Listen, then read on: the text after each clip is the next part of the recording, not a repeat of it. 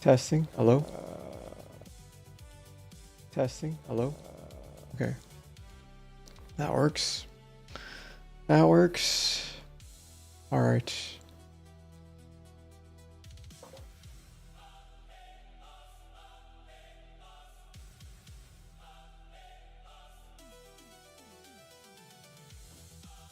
All right, guys, where we were left off is Josh's game and setting up Fiverr. All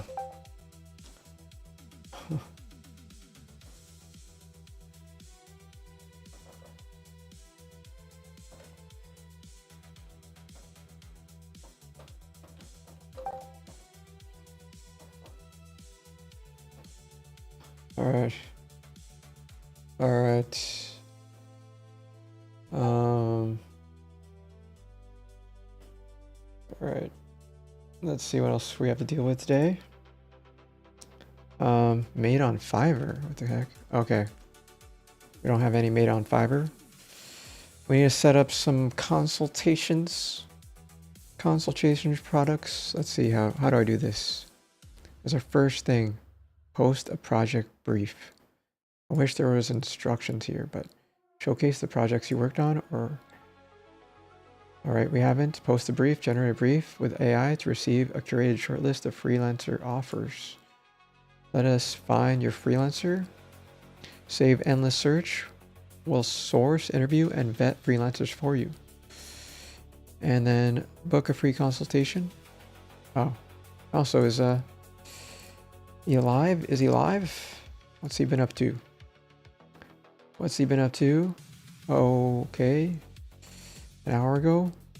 Wait, did he just end stream or something? He's still going? Oh, where is he? He probably probably had a lunch break. Okay. Let me see what we could do here, guys.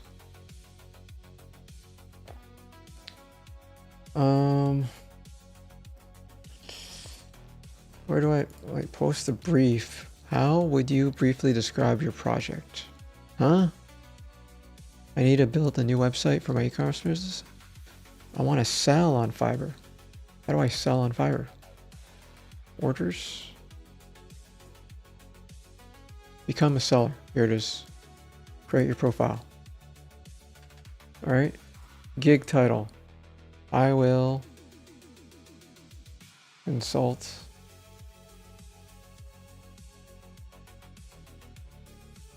vibe coding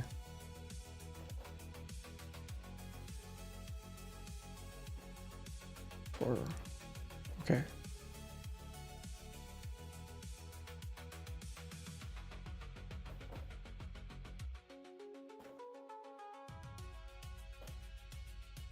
I will perform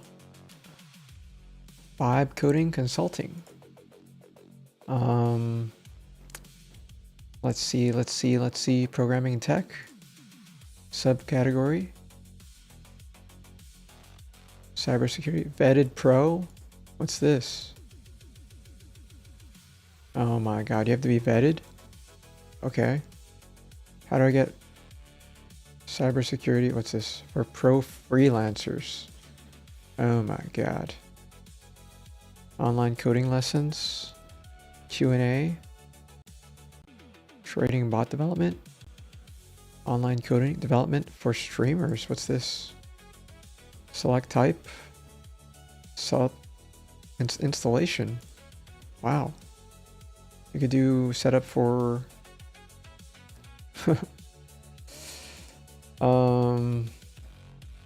stream consulting. I could do that. That's cool.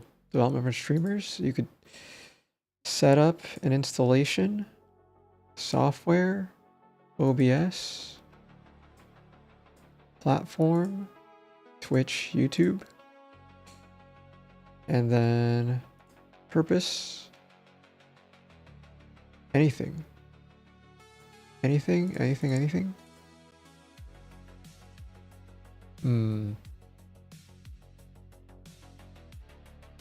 I specialize in the business. All right.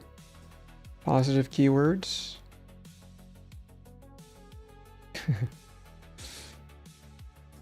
Enter search terms you feel your buyer will use looking for your service. Vibe coding. And then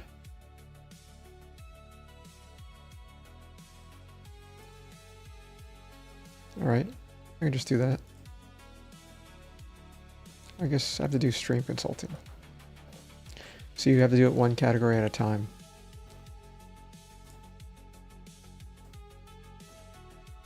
Okay, vibe coding. OBS. Search terms you feel your buyers. Okay, Twitch. Stream.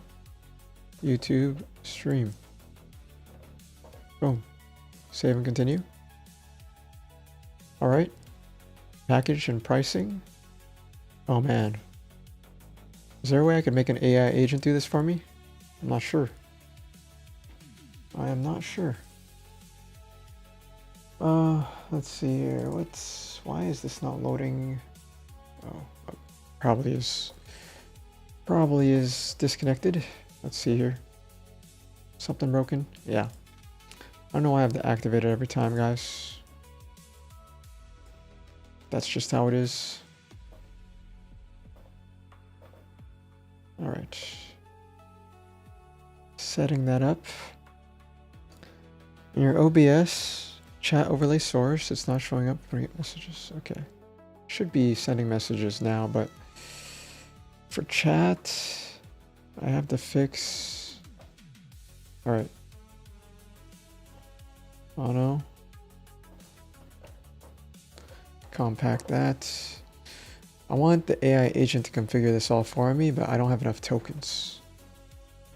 I don't have enough tokens.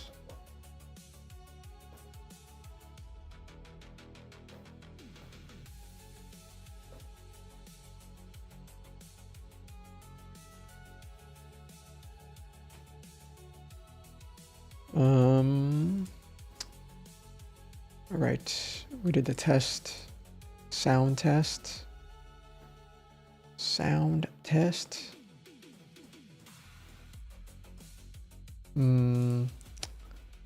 Name your package. Basic.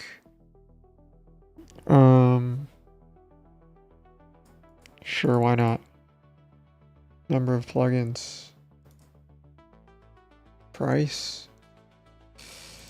You know, I would say $200. Let's try that. Extra fast delivery. Great packages. Stream setup. Vibe coding. Stream setup. Describe details of the offering.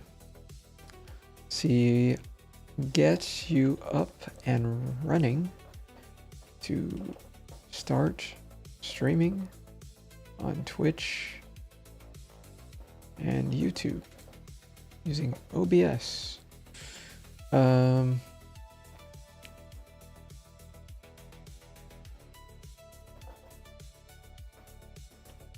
I will take care of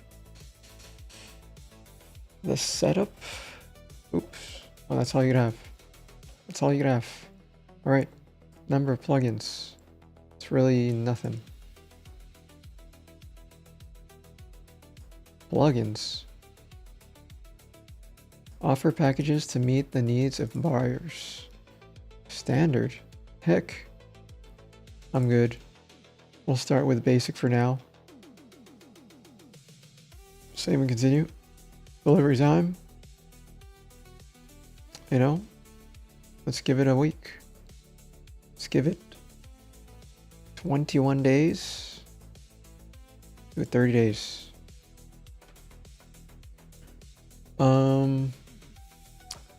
Delivery time is the amount of time you work on the package starting from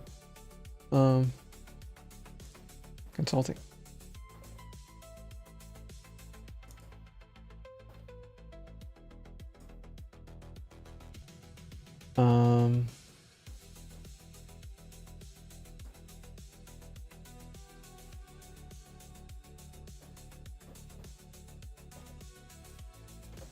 Offer Twitch and YouTube.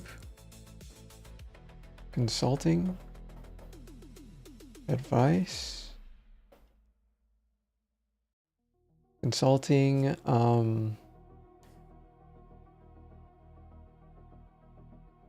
For Twitch and YouTube streams.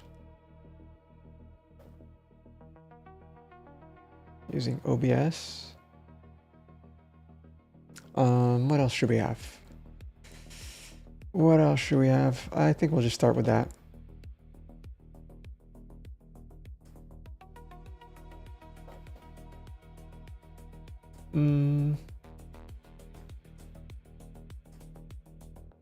Delivery time is the amount of time you'll have to work on the package, starting from when the buyer places the order. Set delivery time that makes sense for you based on the combined time it takes you to create every part of the package. I'd say this is a good $200. $200.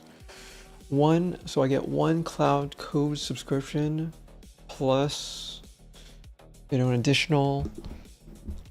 What should we do? It should at least cost one cloud code subscription, or maybe two.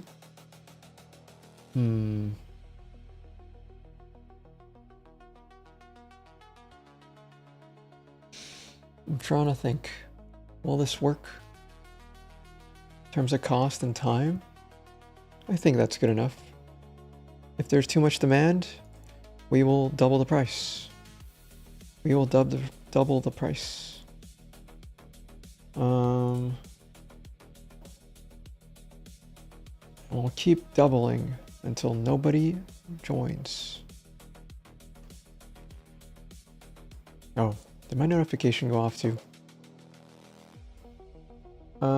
It didn't go off, or did it? Let's see here. What time is it right now? 2:50? That's weird. Oh, it regressed. It regressed. It's not doing the announcements anymore. Oh my god, it regressed.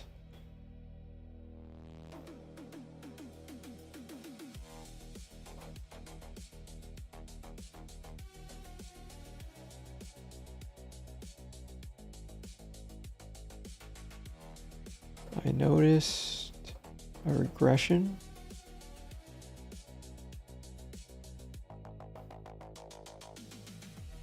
That when I go live, it's not doing the at here announcement. Announce to my Discord announcements channel. That's weird. That's weird. Okay.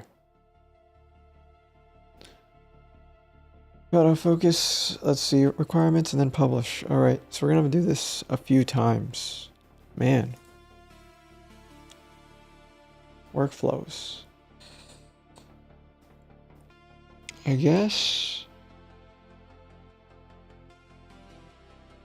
Oh. Greater description. All right, let's use ChatGPT. Can we connect Fiverr? I wonder if we can. Fiverr plugins. Fiverr. No Fiverr plugins. What?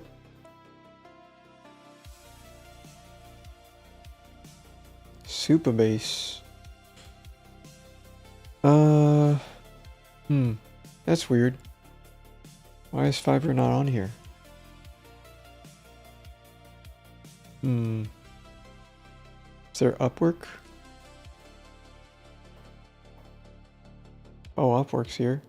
Hire talent with confidence. To hire people. Fiverr just is more offering gigs. Well, we'll come up with something. Help me create a Fiverr posting.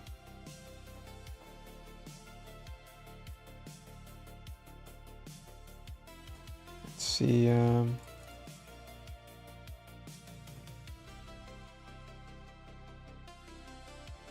Fiverr post, gig post.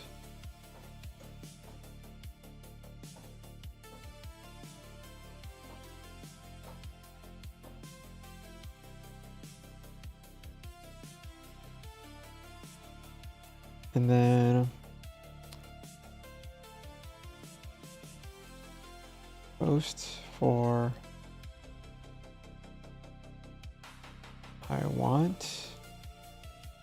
I will, and then we will add something here.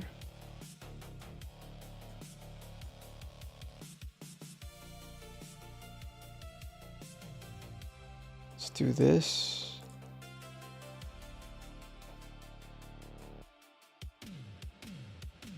$30 days.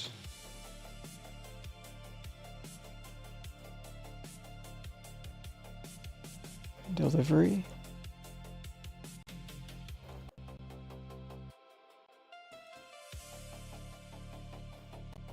Window capture. With Windows capture, that's it's pretty simple, hopefully. Overlay integration. Yep. Overlay design. Yep. No. Overlay integration. You will integrate graphics and images into the client stream. You will design images overlays for the client stream. You will set up client's chat customizations. Oh man, that's a lot of work. It's probably going to need more than that. About you will create window capture for the client stream. That's literally just one thing. And then this and that. You'll create basic setup for client's stream. Audio, video, lag, etc. I will do remote consulting. I'm probably not going to set it up from scratch. Remote vibe coding.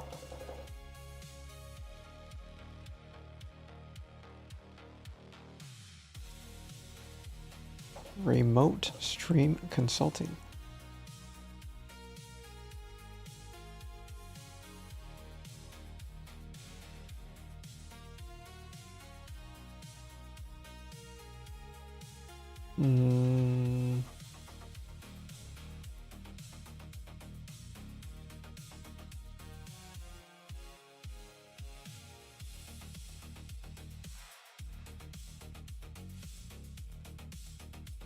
Wait a second. Let's do the math. Let's do the math right now. Right, let's do the math. The math is 2020. Let's see here. 2080. Let's do the math. There's 20. How to work.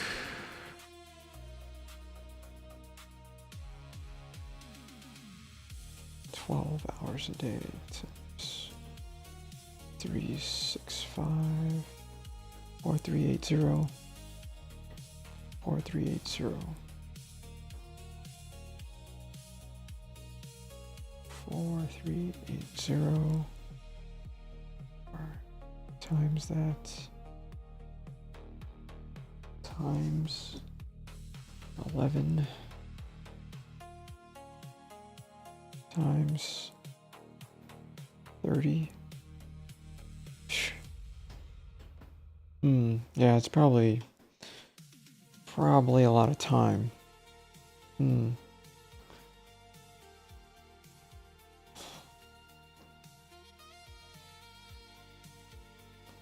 Yeah, it probably has to be $500. Yep, probably has to be $500 for 30 days. Describe the gig.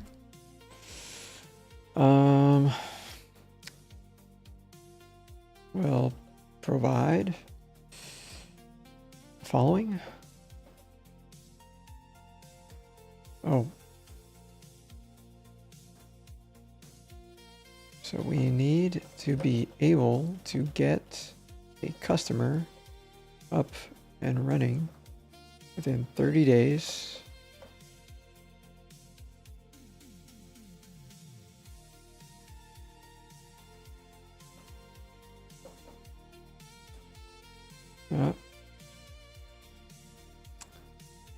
Basic stream setup.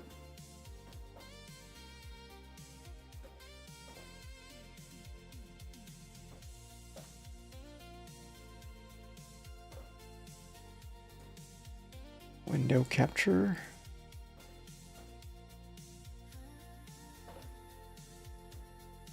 Overlay integration.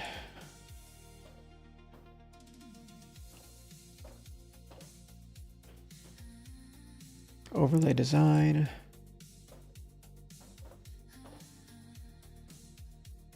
And chat setup.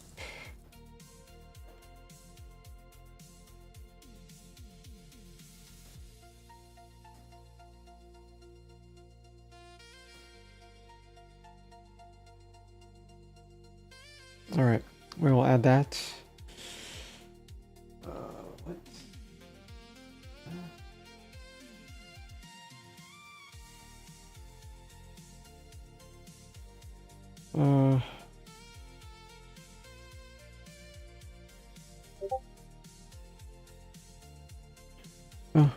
What? What?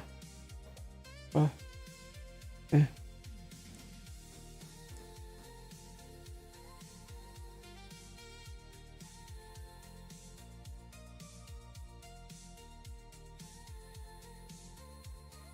All right, gig title.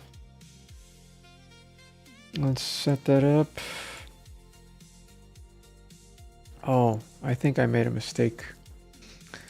I made a mistake.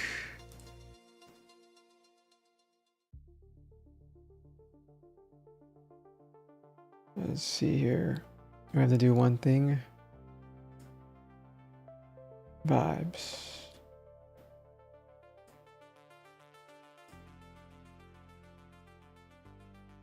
All right, we have to... Oh my gosh, that's a lot of stuff. Big description. All right. Want to start a stream your coding, AI projects, or build in public journey? Obvious. Okay. I will help you build, okay, within 30 days. This is a remote consulting service designed for vibe coders, developers, solo founders. All right. All right.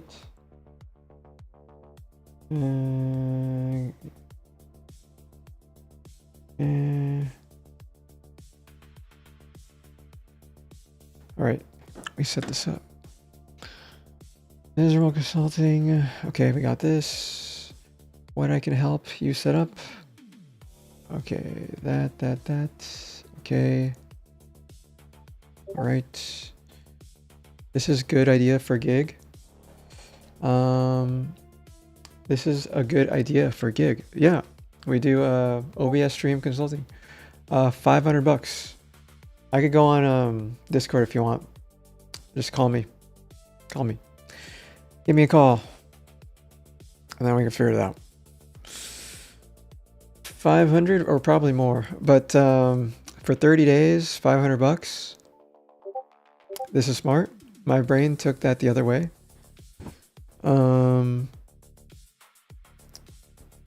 What I can help you set up. Yeah, this seems pretty good because everybody keeps asking me, oh, he has a great setup. He has a great setup. Well, it's because I'm doing all this stuff, but I can still make it work. I can make it work. Heck, I could even make a desktop application that does all this. But, okay. Yo. Hello.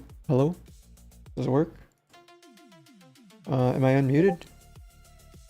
Reject it? Okay. Reject. Oh. He told me to reject it. Oh, whoops. I thought. I honestly I thought you said reject it, but it was Millsy that said that. You could hear me though, right? Oh my gosh, sorry. I literally rejected it and I'm like, huh? Eh? What? Alright. Let's figure it out. I think it's broken. I think it's broken. I don't hear him. He's probably just talking. Alright. How the 30-day consulting process works. Stream planning. We review your goals, platform, equipment, content style. Oh wait, I can barely hear you. I can barely hear you. I pushed talk on, so that's probably why. Oh, okay, got it. No worries. Let me just lower my music so I could hear you a bit better. No. I can grab my mic in a couple minutes. Oh yeah. Right now. Okay. Yeah, my mic is charging. Oh, no worries. Yeah, that's what I said. I said earlier, like, do you have a spare headset? And that's exactly why I have the earphones, earplugs, earbuds, so I don't have to worry about power. Because that's exactly why Bridgemind doesn't stream for that long, is because of his headphones. Can you believe that? As soon as his headphones run out of battery, he has to stop. He has to stop. I think that's pretty bad. Oh my god, I got to practice Korean. He's right. He's right. I went straight into the sauce, guys. I went straight into the sauce. I stopped learning. Let's see. So, okay, I don't know how to read that anymore. I don't know how to read. I gotta practice my Korean again. All right. Let me just, what do I do work on? Let's just do the dailies. Let's just get the dailies out of the way. It shouldn't take that long. It shouldn't take that long. Dude, ever since I met you, man, I stopped doing my dailies. It started. That's not bad. Like, I was supposed to be learning Korean. And now I'm like a few days behind, maybe. I don't know. I don't remember. I have a memory of a goldfish. Reset to 0 days. Oh, also, what sucks about dueling, if you die and lose all your health bars, you can't start anymore. Earn back streak. I'll reset to 0 days. Oh, letters. It's so weird. But you don't mind if I keep talking, right?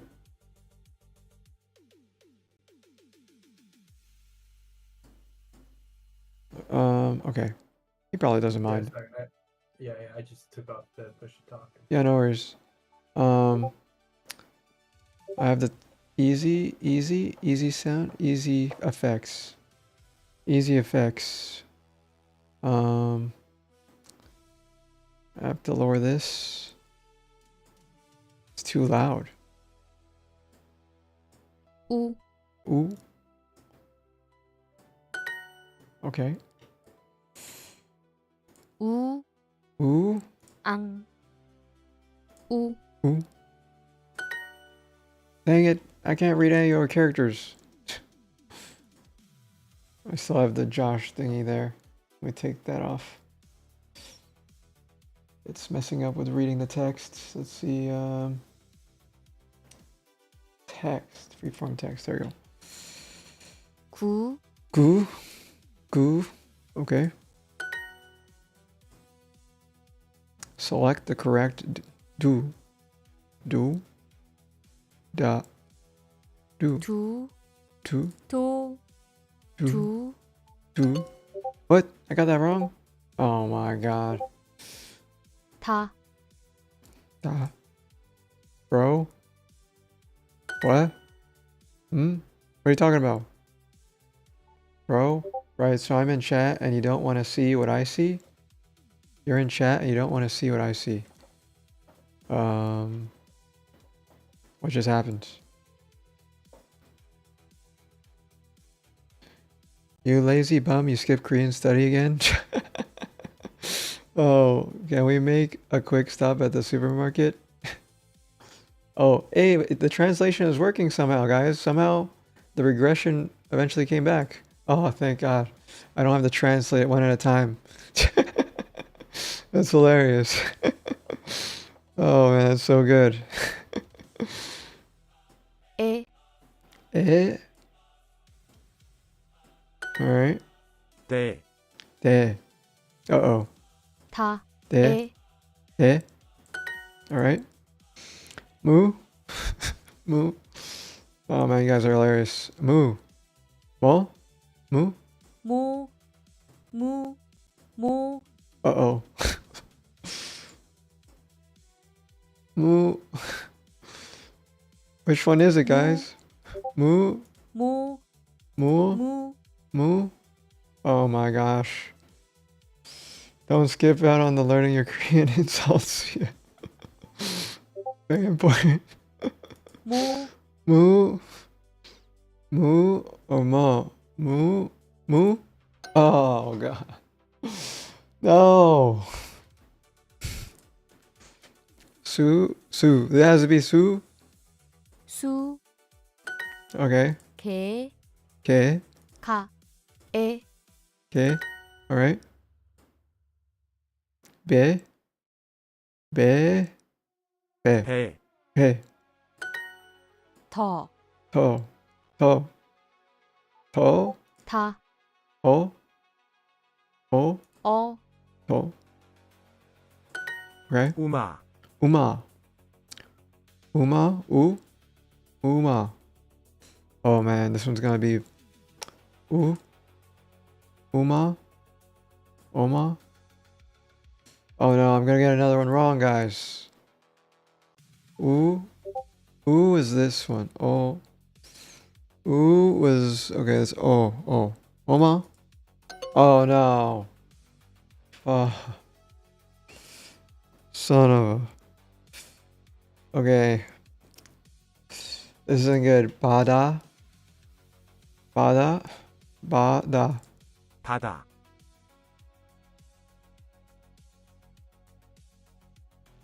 Huh? I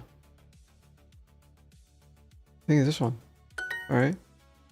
Oh no.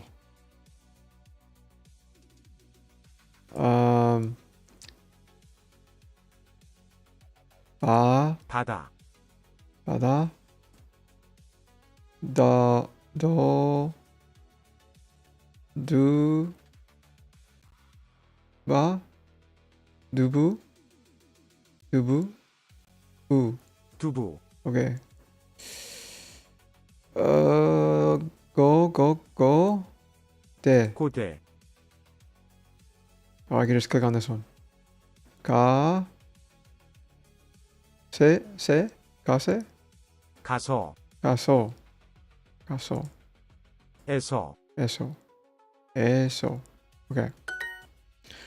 All right. Next. O. O.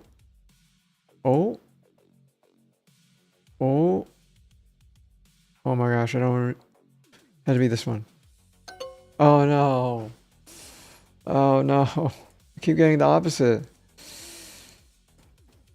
Oh no, I have to do the other side first. Oh no, it doesn't say it either.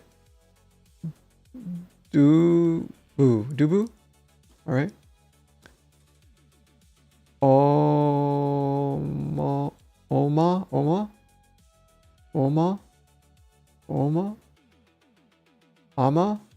Oma. Ama.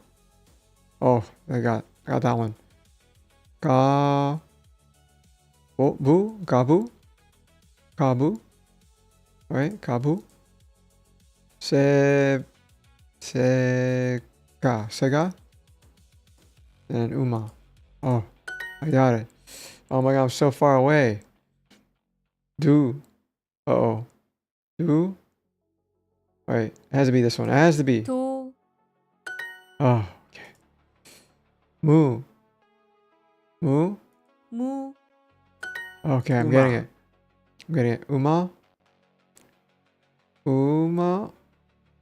Uma. Had to be this one. 오, Oh no. Oh. Oh. I got it. Whew. Man, that was close. 1 health bar left, guys. 1 health bar. 1 HP. 1 HP, guys. Earn back the streak? I don't know. I don't think I get it. It'll cost something. It's fine. Let's do the unstoppable. Equip for free? No, I'm good. Sure. Get more with Super Duolingo. No thanks. All right. 1. Cell phone. 핸드폰, Handphone. Phone. 핸드폰, Handphone. Okay. Which one of these is a bag? This one. 가방. Kaban. Hey, Kaban? I think I heard Kaban before. Kaban? Reminds me of, is there Japanese same thing? 가방이에요. Kaban? Kabangeo. It's a bag. It's a bag, guys. It's a bag. 비싼 커피예요. It's, 커피 Pinsu? 비싼 Pinsan. It's expensive. 커피예요. Copy. 비싼 Pisang. Pisang? Sang? Pisang? 비싼 Pisang? 커피예요. Capieo. 제 가방, Che kabang. 제, Che. It's my bag. 제, Che. 제, Huh? Che. My bag. 제 핸드폰, Oh wait, I only have 1 HP left. 제 핸드폰, It's my cell phone. I'll come back after your dailies. Oh, sorry. We hanged up. All right. Yeah, no problem. Sorry, I'll disconnect. My bad. Oh no, it's over. Well, it's. I'm not paying a refill, guys. I'm not paying a refill. Man, that was bad, guys. That was bad. Let's go back to my dailies. Let's go back. What was the next thing, guys? Typing? Typing, guys. That was bad. That was really bad. Oh, 누나. Nuna, 문. moon, 눈. noon, 바나나. banana. Oops. 나무. Namu, 방. pang, 누나. nuna, 반. pan, 문. moon. All right, 1. Oh, 입. eat, 방. pang, 밥. pop, rice, 비빔밥. bibimbap. Oh, I love me some bibimbap. 아마. Ama, 분. boon, 아이. ai.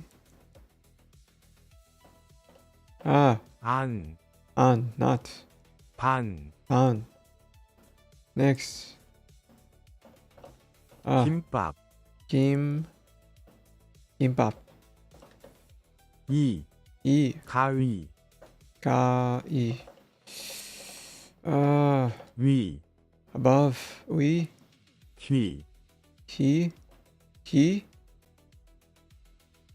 입. eat, eat, 아기. agi, 비누. binu, 누구. ugu, 아이. ai. All right, one more. 갈비. Gotta be is good, guys. Gotta be is delicious. Oh. 우리. Muri, 가구. kago, 물. mur, 휘. he, Oh my gosh. 말, 말. Horse. 강, 한. 일, 일. 누구, 누구? Alright, that's it. GPT. I renewed my license, so I should have voice.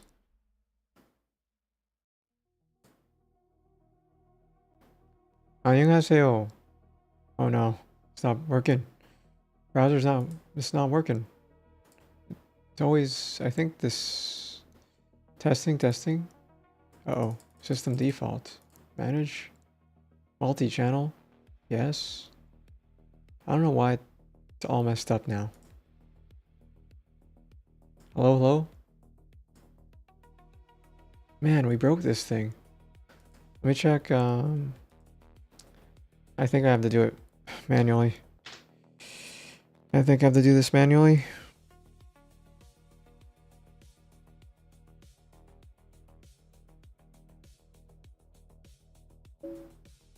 안녕하세요. 안녕하세요. 지금 뭐 도와줄까? I've been delaying my Korean practice for a while. 했구나. 다시 시작해볼까? I speak English. Sure thing. We can warm up right now. One tiny line. Try saying 안녕하세요. 저는 sigma입니다. I'll 안녕하세요. listen and give you sigma입니다. good, smooth and clear. Name came through nicely. Want one more? Maybe a simple how are you? We need to go through the list. We have a whole list to go through. I'm very rusty now. Totally fine. We'll take it slow. Here's a tight pass through the core. Just greetings and basics. 안녕하세요. Hello. 감사합니다. Thank you. 미안합니다. Hey, stop. You gotta wait till I say it. Pausing. You gotta wait Copy. till I say it. Waiting. You say the word, the meaning, and then I say it, and then you move on to the next word. 안녕하세요. Hello. 안녕하세요. Nice. 감사합니다. Thank you. 감사합니다. Good. 미안합니다. Sorry. 미안합니다. Close. 미안합니다. 미안합니다. Perfect. 네. Yes. 네. 아니요. 아니요. Exactly. 다음. 저기요. Excuse me.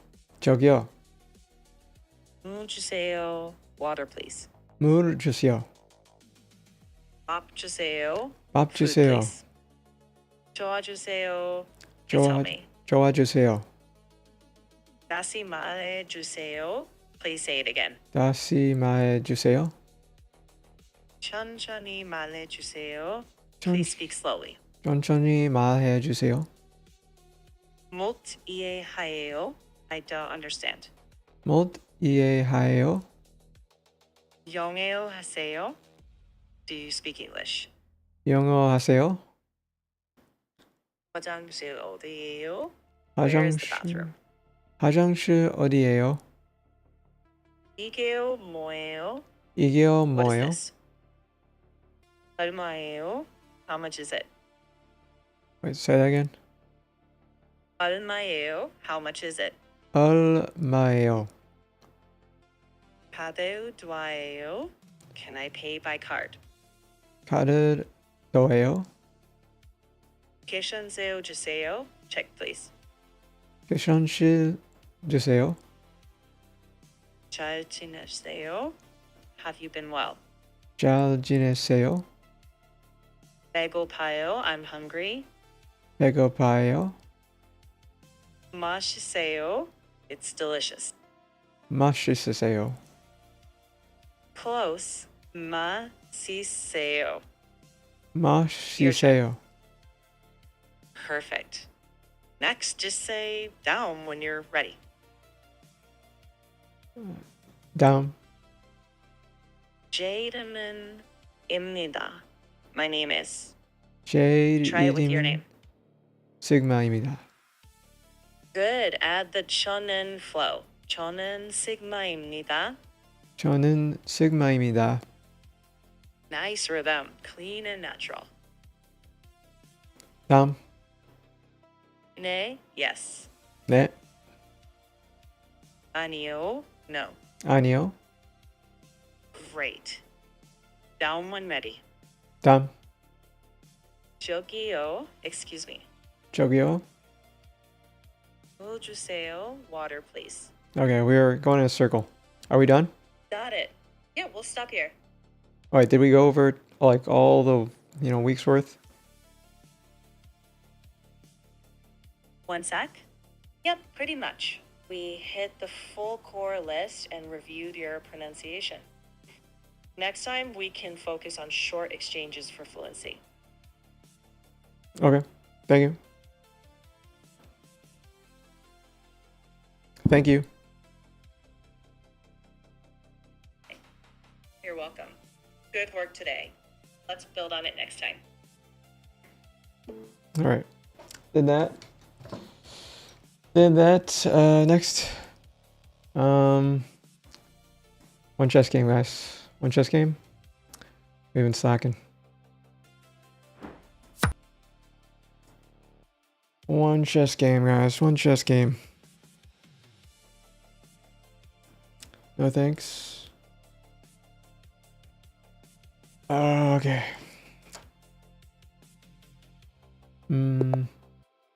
Sure.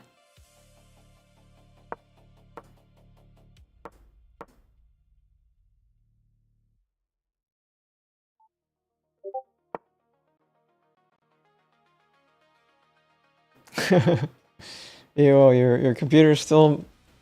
I think that's the worst part of Linux. You got all the drivers set up too. It's stable. Are you using Wayland or GNOME?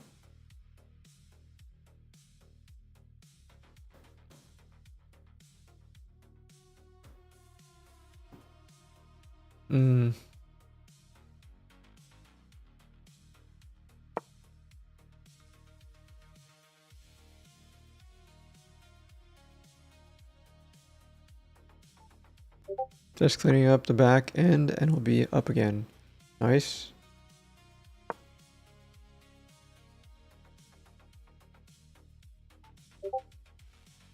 If you know what I mean? Yep.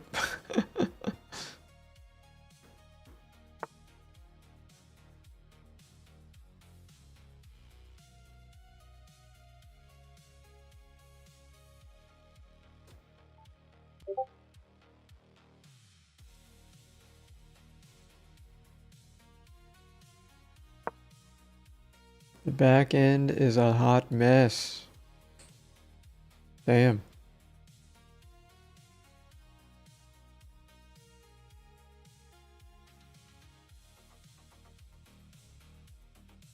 I'm also sorry on my schedule, guys.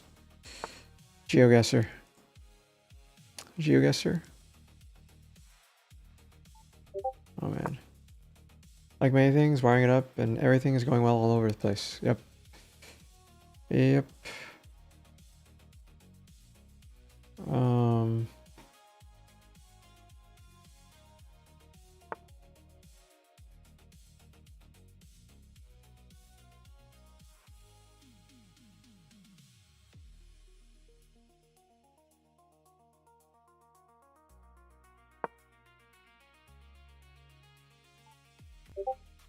It's like worse than having to do cable management.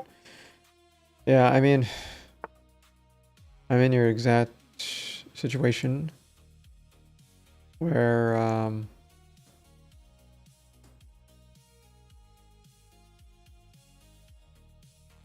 or you have to deal with that situation.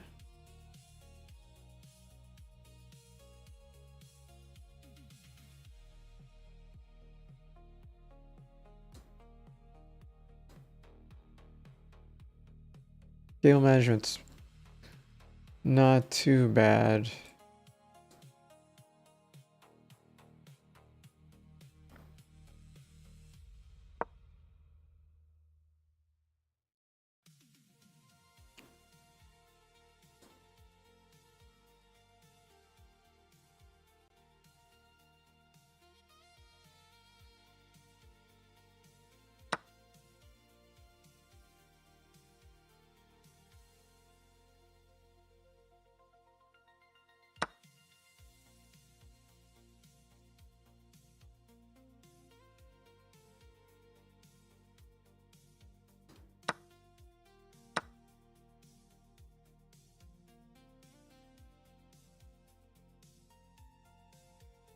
Even Steven.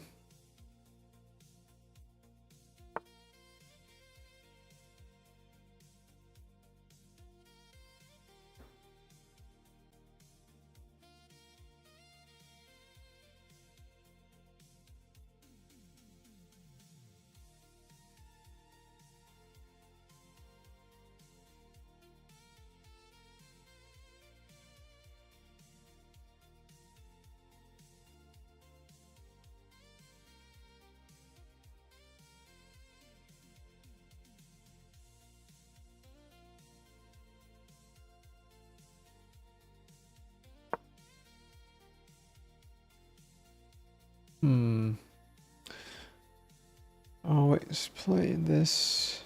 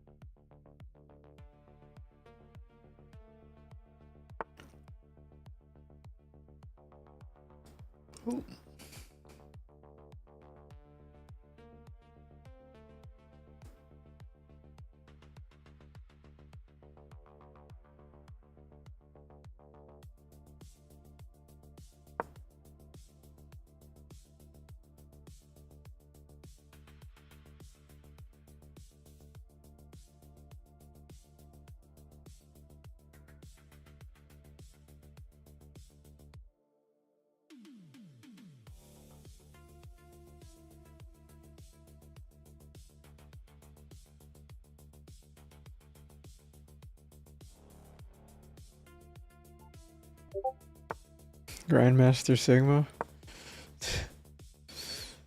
Yeah. Bronze League Sigma. Yeah, we're trying to figure out something. We're trying to take a break here. We're trying to relax the brain and catch up the speed with the vibes, you know?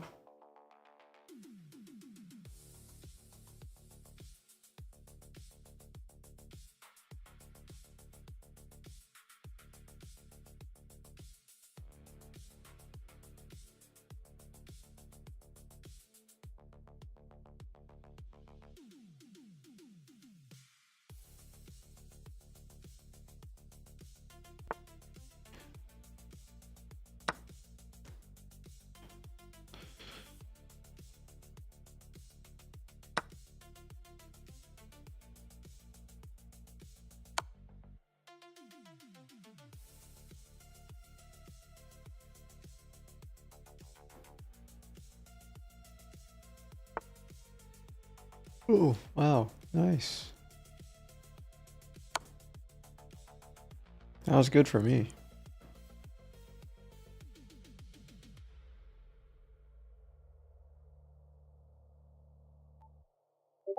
You cooking him? Yeah. I don't know why he did that. That's even God. What is he doing, guys? What is he doing? What is he doing?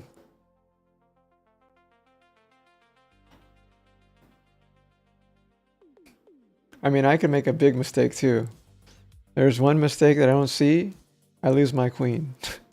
Happens several times. Too many times, guys. Too many. Way too many. Like, way too many. Just don't blunder. Yeah. I've blundered way too many times in this position. Way too many times. I was like 13 something. Yeah, it was really bad.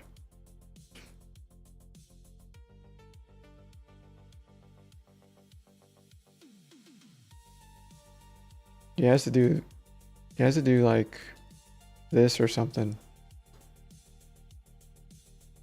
Right? Or he has to do this. One or the other. Right? Right? Somebody needs to get sacrificed, guys. Is it the bishop? Or is it the queen? Which one? Which one, guys? Ah, it's this one. I see. He did it. Did it. You know, at this point, maybe it's curtains. But I think they just want to burn time at this point. Burn time. Give me my win. Come on. Come on.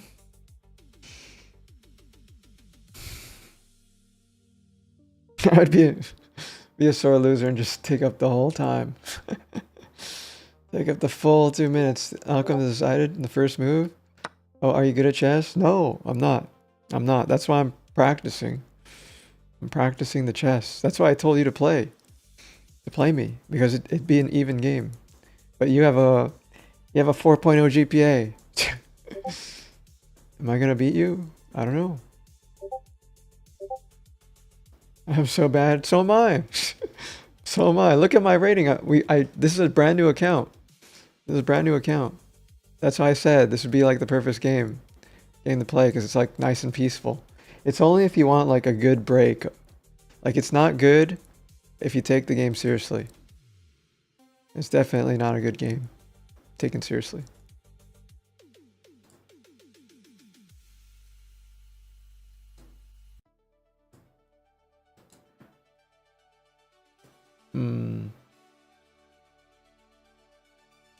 And he's gonna go for it, guys. Play me after? Okay. Yeah, sure. I'm telling you. For both bad, it's an even game.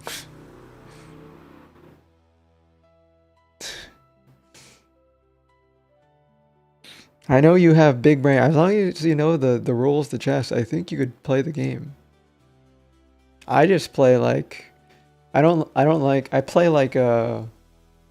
play like unprofessionally. So I just do whatever I think looks like a cool move to play. I play cool moves. I don't like playing, yeah, I know the rules, but I'm really bad. Well, just practice then, like me. Do your dailies, like me. Even if you lose, you should just play. Sig, I think I could beat you with queen odds. Yeah, you can. I have no doubt. Oh my gosh, look at this thing. This guy's taking me out.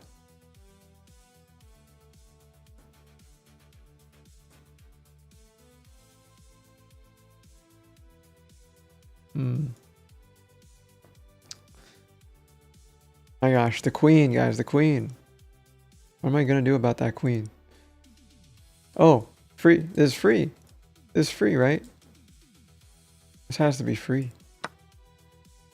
What am I thinking? Free horse. Uh-oh. All right. Okay.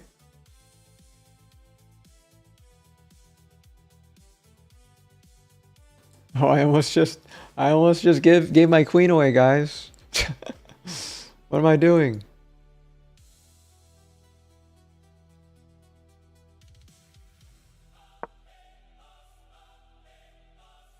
Oh no. Okay, that's fine. That's fine. Take it. Boom. Dead.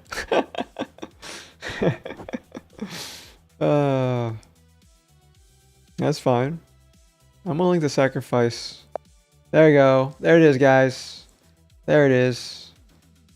Alright. We could play, but I really need to get a GeoGuessr game in. Destroy that guy. Yeah.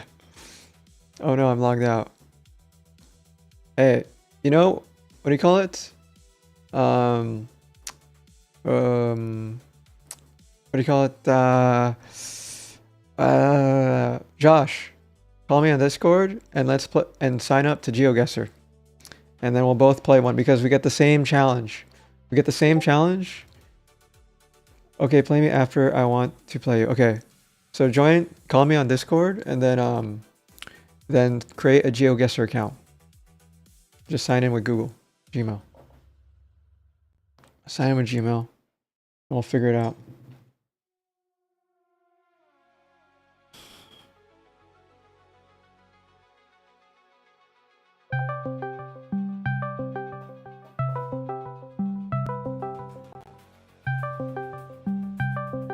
Hello? Oh, I think it's the wrong camera. Wrong camera, I think? Is it this camera? Oh no. It's the bug camera. It's the bug camera thing again. We're gonna have to fix this thing. Aye. Oh, wait. Wait. There it is. There it is. Whoops. Alright. So, I don't hear you, but, if you hear me... Oh yeah, I had push to talk on. Let me take it off. No worries. Millsy send me something. What did you send me, Millsy? Translator goofed up. Korean study. Label. Finally translating stuff, is it? It's sort of working. Wait. Okay, I made a GeoGuessr account. All right. It's the same challenge, so we'll both get the exact same thing, and whoever gets the most points is the GeoGuessr master for the day. Okay, and then we can play chess too. Yeah. We could play it. We could play it tomorrow, or today. Maybe you need some practice because you haven't played in a while. I've been playing for the past 30 days or so. What? I'll cook you. You'll cook me. I'll cook you in chess. Okay. All right. I mean, you did see me play and how I play, so it's up to you. It's up to you. All right. Let me know when you're in. I made my account. What do I do? There's a daily challenge. Daily. And it's Single player? Yeah, single player daily challenge. Oh, actually, you might have to complete your game first, and then you can play the daily challenge, I think. Yeah. When you create a new account... daily challenge, right here. It's here. Oh, so you could skip the tutorial. You know how to play? Okay, I'm in. All right, I'm playing. Where is this? What the? All right, we're playing. We're playing, guys. I'm turning off my sound. All right, where am I? Don't say the place. Don't say the place. Yeah. Oh, this one's so easy. Oh my gosh. But you So just keep on playing. Just keep on playing when you're here. Oh my gosh, where am I? Yeah. This one's so easy. I see. I'm not Asian. And is it?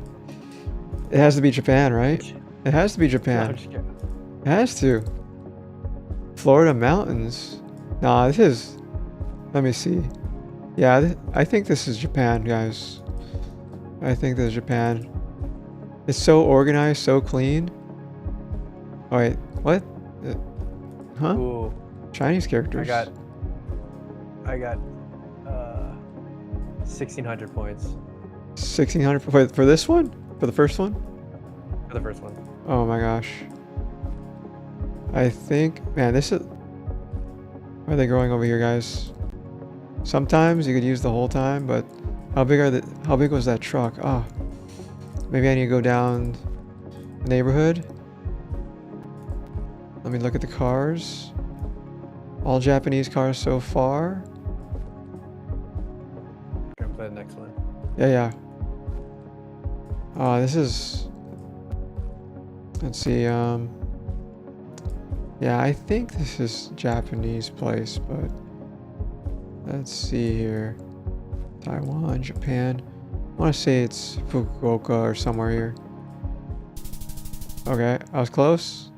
It was. I got 2,000 points on that one. Whew. Oh my Alright. gosh, you beat me. Right, next. There's several. Sometimes you could get 0 in this game.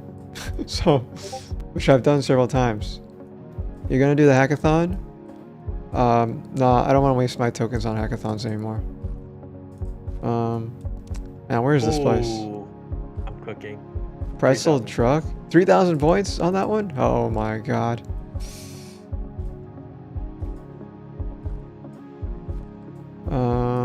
A lot of English stuff. Oh, I'm not sure I'm gonna do well on this one. Isn't there a meta Turkeys, for kebab? this?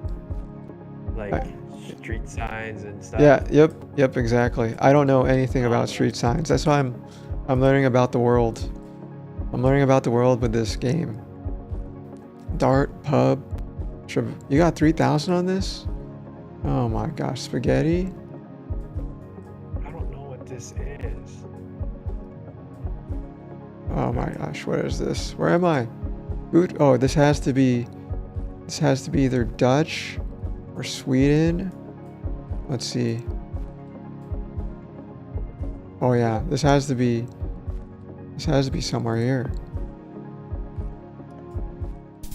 Oh no! I got 1,500 points. Oh, I'm cooking. I got 1,500 points on that one. Oh, you're cooking on the next one? Bro, I think this one's AI, dude. AI. AI? You'll see on the Oh, next one after the one you're on. okay. Oh This no. one's AI, dude. It looks like a nice place. They got the water.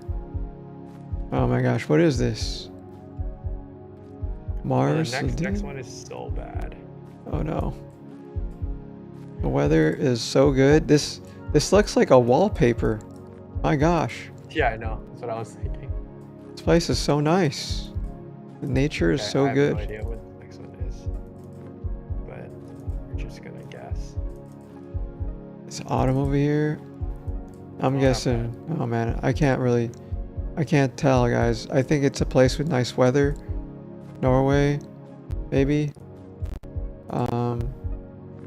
Stockholm, Copenhagen. I don't know, somewhere here. Hey, I got it right. Sweden, but I should have went up north more again. All right, the rice fields, green. Oh, Green. Man, my score doesn't look too good. This is a bad score already. I finished. Oh, Yeah. that's not good. 10K. 10K? Oh, that's pretty. That's good in my book. Oh, is that? Oh my gosh, where is this place? Well, that was kind of fun. Yeah, that's what I said. Like doing your dailies is one of the things that we need to do every morning. I like, I tell you, you rush straight Wait, wanna into play it. daily? We could. Oh, that's fun. That was kind of fun. All right, this has to be somewhere in India. This has to be somewhere in India. India. A lot of green. Let's just call it this place. Oh, got it. 3,000. Okay. All right, I need 800 points. All right, where am I? All right. Okay, color of the skin. Okay. Credalia. Honorella. Uh-oh. I'm thinking. That was a pretty good guess. Yeah. All right. I think, guys. I think somewhere. It's definitely not South Africa, guys. Definitely not South Africa. I'm thinking. Uh-oh. Somewhere in not Uganda. Maybe Uganda. Somewhere Kenya. Developed roads. Nairobi. Okay. Oh no. Oh no. Ooh. I lost. Ooh, I guess North Africa. North I guess Africa? North Africa. Oh man, I got bad for that one. Oh no. You Dude, won. I got Taiwan. You beat me. Oh, You no, beat not me. Taiwan. I got Oh, wait. Can you 1v1 a GeoGuessr? I don't think. I don't think so. I think Uh, duels against opponents in the global team duels, team up with a friend, or find a teammate ready to compete. Possibly teammate duels. Invite friends using referral program. Oh no, I didn't refer you. oh no. Oh no. Oh Oh well. no. You wait. We could create a different account, and actually, this is for people who pay for the subscription and stuff. Oh, That's why two we. 1v1. Yeah, yeah. It's okay. We'll just wait tomorrow. It's the same thing anyway. Like if we both start the daily Yeah, challenge, it's the yeah, same that's thing. true. That's true. That's true. It's the All same right, thing. no. That's part of like my dailies. I do. You just saw what I did for Ooh, my that's so dailies, fun. and then I do your game, but your game doesn't change. You get the Okay, same that's one. You get the same no, one. no. Didn't I change it? Oh, you updated it? Yeah, I updated it. All right, let me see. Let's play. Let's play. Let's play. I'll play too. Let's see. This looks real. Yep. Oops, I need music. I need music in the background. All right, this one, Um, I think, ooh, what is this? man, Yep, got it. I think this is real too. Okay, well, that was Yep, terrible. that was real. Next Okay, one's this was terrible. fake. Ooh, this next one's hard. All right, This next one's hard. this one's fake. Got it. This one is also fake. Yep. Detector mode on. Yep. This one is. Oof. Hmm. Oh, I got that one wrong. Which one is this Oh, one? no, I got I that think one this is wrong. real. I think it's real. Oh no! I got failed. I got fooled. Yeah, me too. I got All right, this is fooled. fake. All right, Oh this my is gosh. real. What the? Okay, this is real. All right, this is real. All right, man. I was gonna put fake on the other one. Oh, Oh man, I was like, man, no. everything's so consistent on that picture. I should Oh, I have got 70%. Okay, you beat me. got. Yeah, Okay. I got the eye, and I then got yeah, 70%. yeah, that's pretty much the dailies things that I do every day. That's what I Yeah. recommend to you for your stream. Like you do a daily. Like if no one's chatting, if no one's like literally like talking you up, Mm-hmm. you Mm-hmm. come up with the daily strat. You know? Yeah, that's fun. Yeah. It That's fun. keeps. Maybe you should. Do you know? Are you fluent in Nihon Jin? Nihon? No, not No. fluent. Okay. Cool. Well, Only. you can practice if you want. Does your brother? Did you say I'm fluent in Nihonjin? Come on, man. Are you feeling? Are you a fluent Japanese person? Are you fluent in Japanese people? First. Yes, I'm fluent in the Japanese people. All right. Nihon wa Okay. warui. All right. Chotto hanashimasu. Joto. I took like 3 or 4 quarters of Japanese, Mm. and not to mention I go to Japan every year, so I try to brush up my survival skills. But I haven't been watching anime, so my skills Oh. are garbanzo. Like there hasn't been any good anime that I just sit and watch. Plus I stream 12 plus hours a day, and I can't watch it on stream. So You want to play one game of over. What? chess? Okay, sure. Might as well. I mean, What's your username? log a fiend. Log a fiend. Fiend. 253. Yes. Okay, I sent you a challenge. All right. Okay. Okay. Perfect. Oh. Oh, what is this move?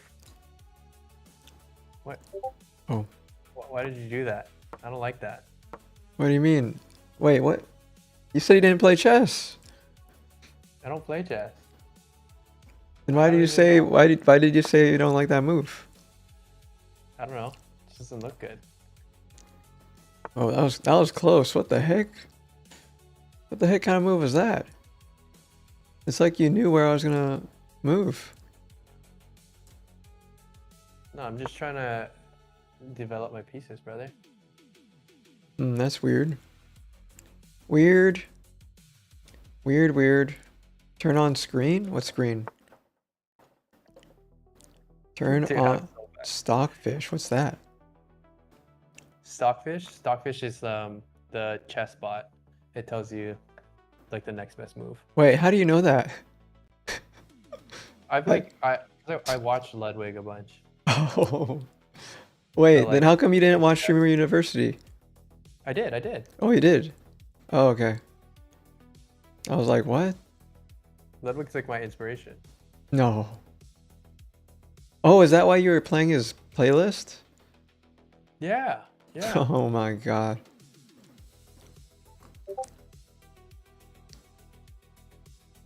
Dude, you're gonna run out of time, man. I know. My moves are too crazy.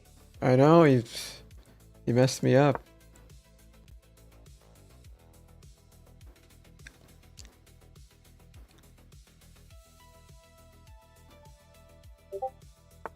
Stockfish. Oh.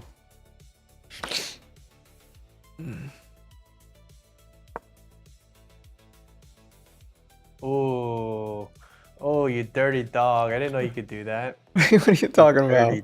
Dirty dog. What dirty dog?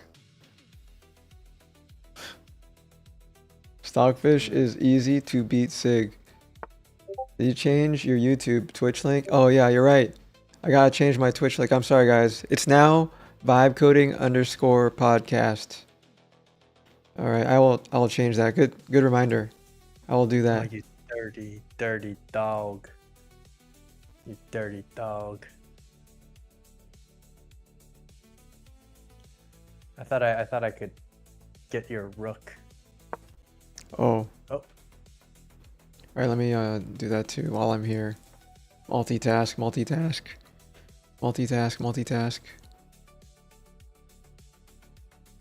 I don't like that. What are you trying to do here?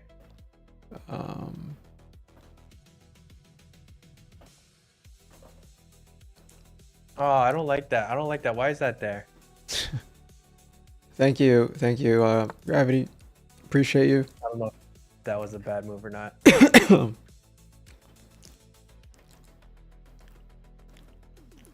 this is way easier than over the board.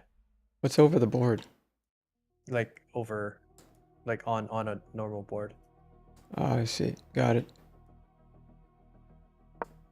Oh.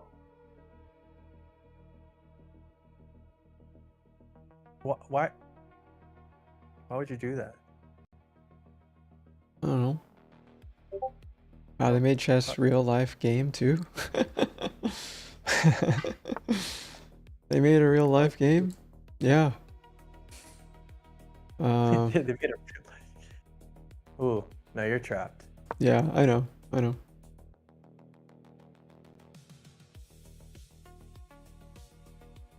But you're doing that? Yeah. You're doing that now. But that puts me in danger. Okay. We'll get that.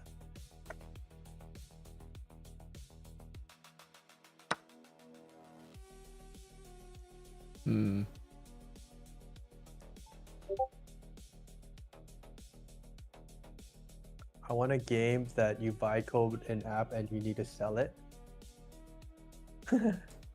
Oh. I want a game where you vibe code an app and you need to sell it. Hey, that's good. That's actually good. I think that's called real life. Yeah. Wait. Oh, so you're sacrificing. I see. Sometimes you But then gotta sacrifice. But that gives me what I like to call leverage. Leverage.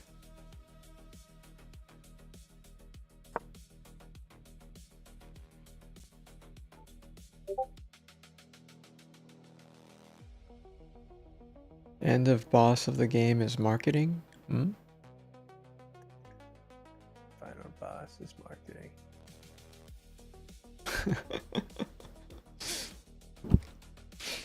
Didn't Ludwig do this whole like thing to get this whole grind to like become like 1600 rating or something? I don't think that was Ludwig. I think that was Ludwig. Methinks you're wrong. Okay, you watched him for like the past 6 years, Yes, sir. and you didn't see him grind chess at all.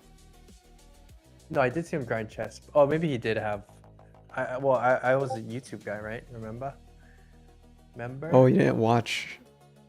So oh. I might not have. You don't seen watch. that. Oh, you don't watch his daily stuff. You just watch his No, I out. basically watched. Yeah, I watch all his stuff. Oh, that makes sense. That makes a lot of sense, actually. Ooh, you moved him. You moved him.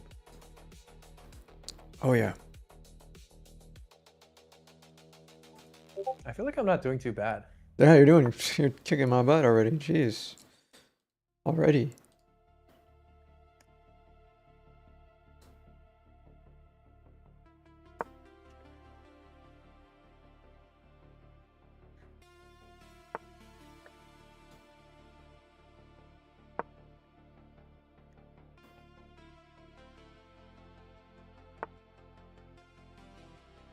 Ooh, that was a bad move. Oh, Hmm? was that not a bad move? Eh? What do you mean? Oh, I thought that was. I'm still learning chess. Even I'm still learning chess. That puts me in quite the predicament. Oh, look at this move. Ooh, look at that move. Look at that move. That was nice. That was nice. That was a nice nice. Oh. Okay. Okay. move. Wait. Wait, no, that wasn't nice. Wait, what? What? What? Oh no. We're losing it. We're losing it. We're losing it. Oh, that was a bad move. I screwed up. Oh, shit.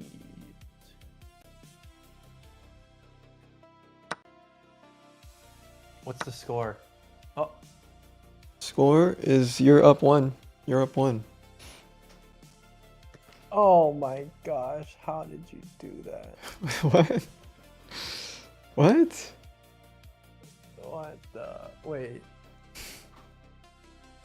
Am I? Oh.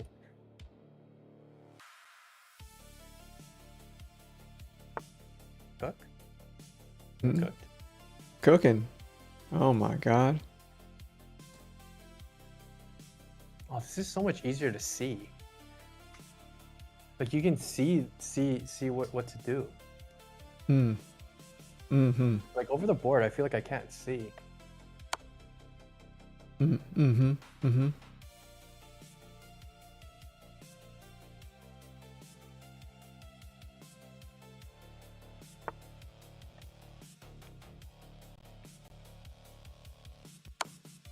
Oh, Mm.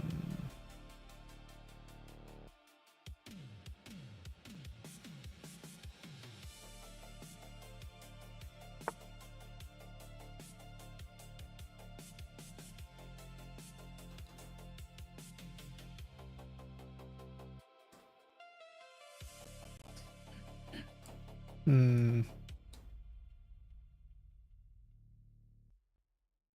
I need to get my other guy out of there. My other guy is just, I haven't even touched the left half of my board. Oh. Ay, ay, ay.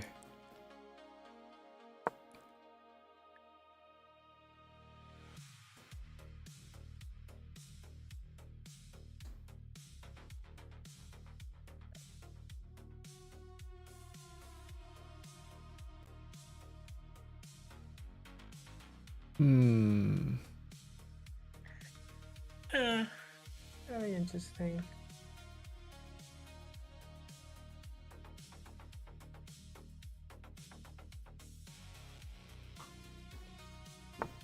Ooh, is that a good move?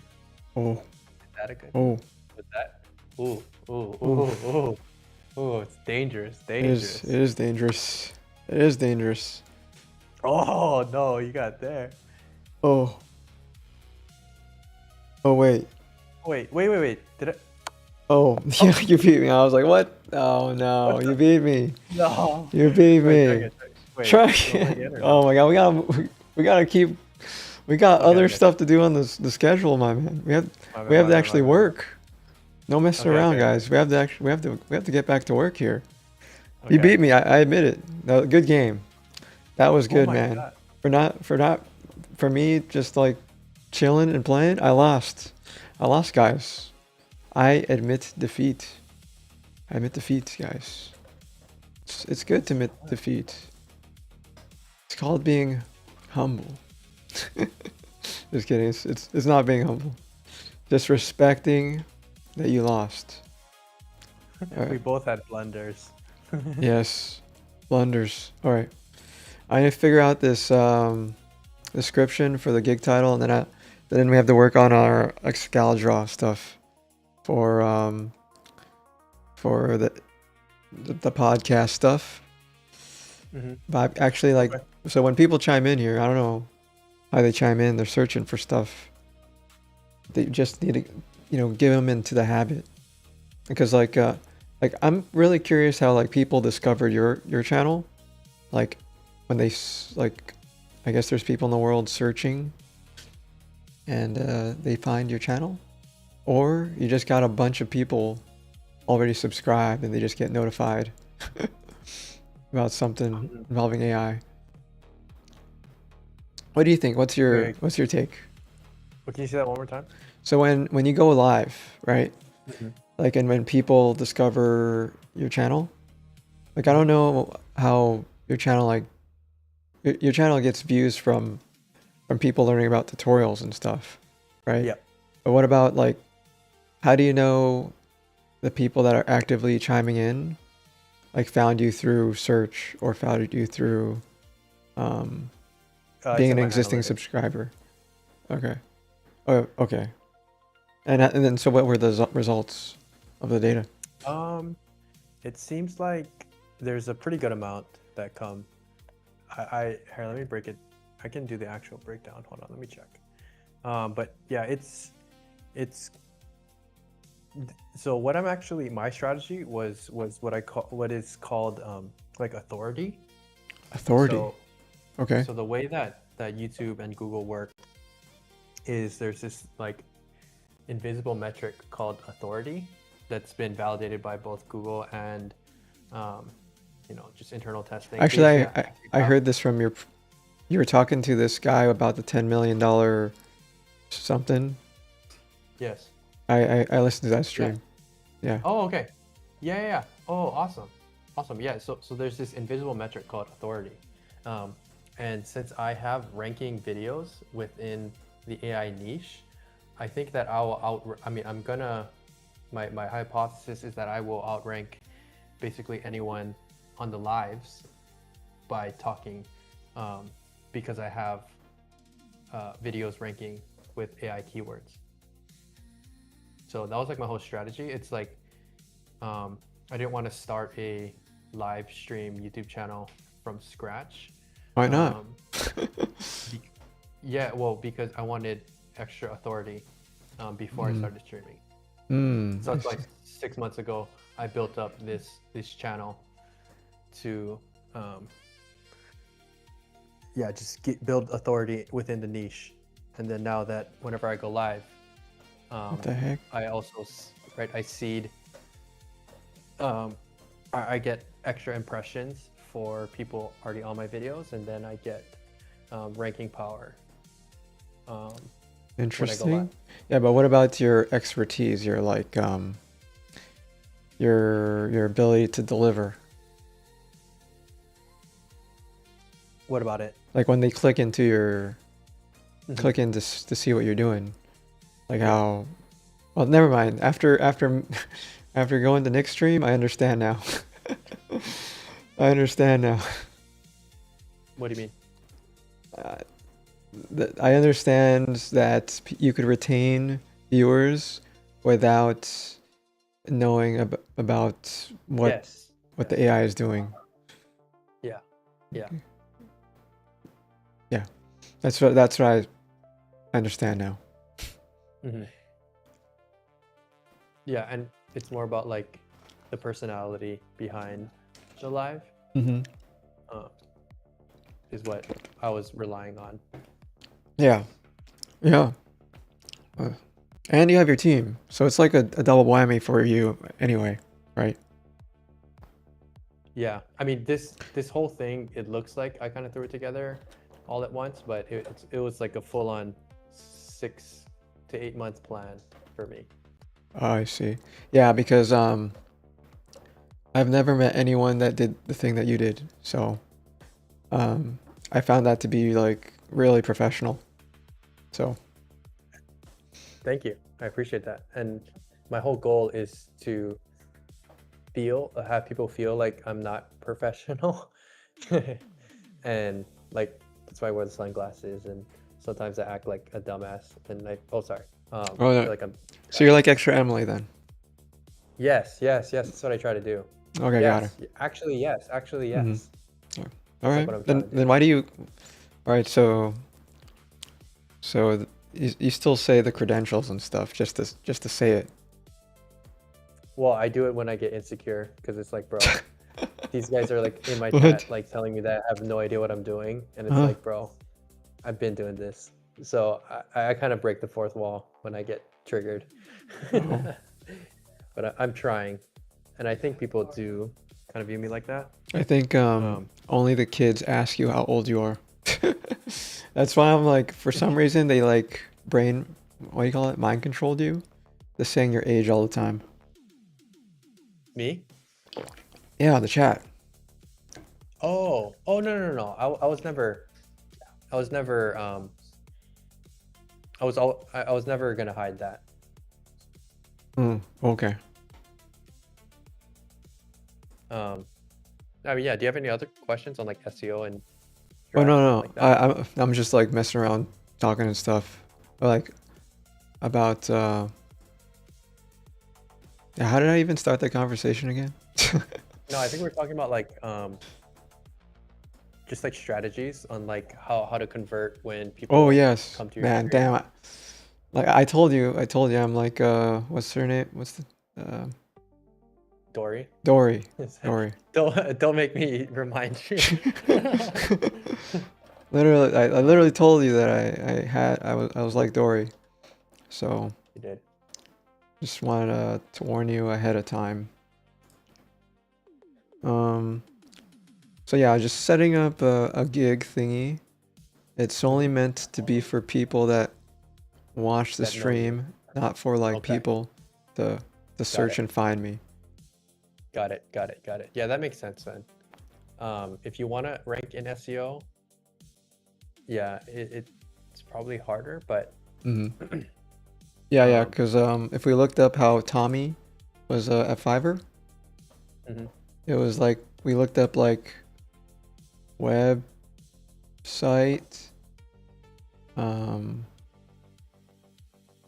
We looked up website hunter, and he showed up there. Like let's I see, think I might be on Fiverr as well. Oh, you're still doing it? Actually, I might not rank in Fiverr anymore, but I definitely rank in Upwork. Upwork. Okay, got it. There's Yeah, another like- thing too that I forgot to mention. Oh, I should have just clicked on Tommy's thingy then. If I saw him. Website, web app, no. You know, I'm really surprised that like. Well, never mind. Maybe I'm not surprised because like when you get paid like $1,000, that means you worked several hours to make it happen, right? Not just like one shot. Like, man, I was really thinking I'm valuing my time too low, so I need to bump it up. But I would have to do it super professionally, you know, licensed and stuff. Apparently, there's like a whole thing to be licensed as a security person to provide security services. You had to be a vetted Fiverr? pro. You know what a vetted pro is on? Yeah, I'm a vetted pro on Fiverr. Yeah, what It's hard does though. what does that even mean?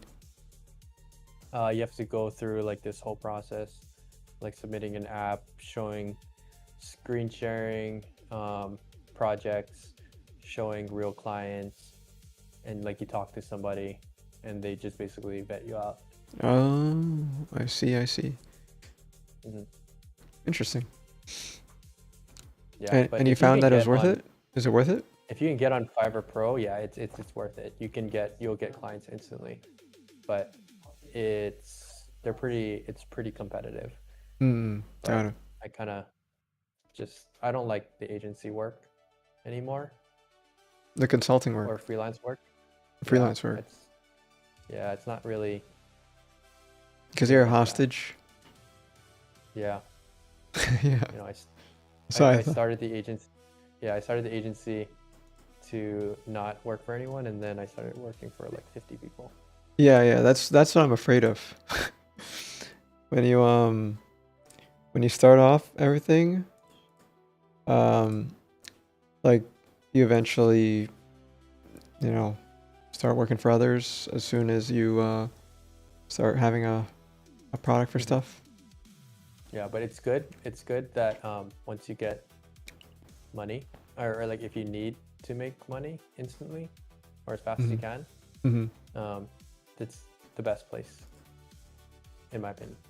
Yeah, because you immediately Go to Fiverr. get work.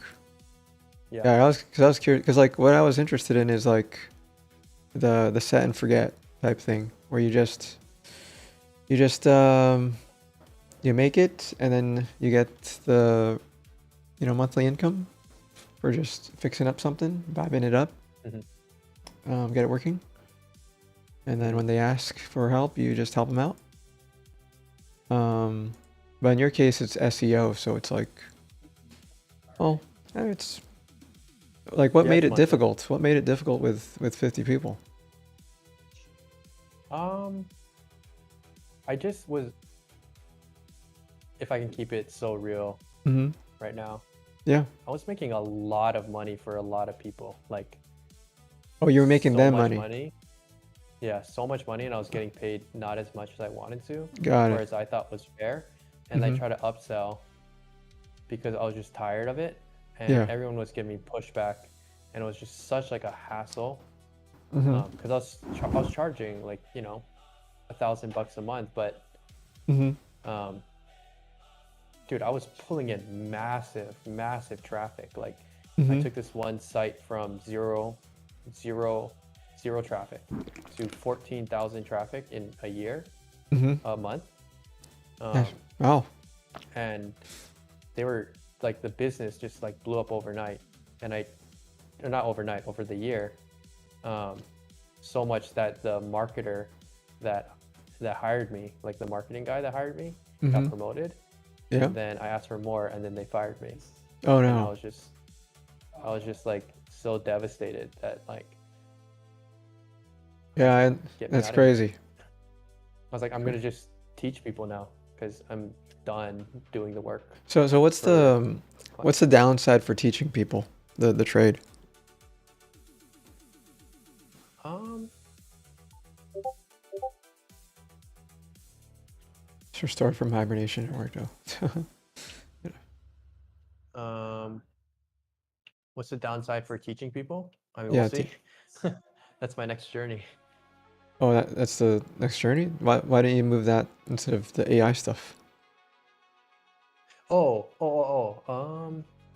Teaching people SEO. Yeah. Um,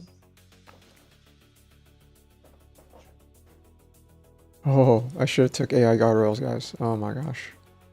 Actually, I'm gonna take this one right now.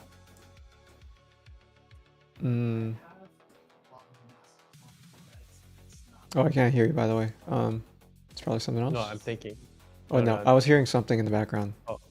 Sorry. Dude, you should try to hibernate. It's so awesome. You mean in real life?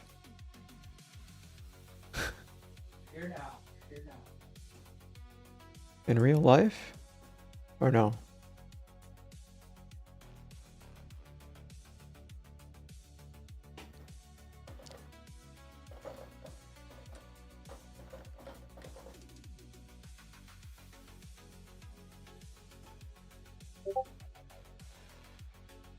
No, for your computer? Oh. Yeah, it's super buggy. It's super buggy. It is like crazy buggy. For let's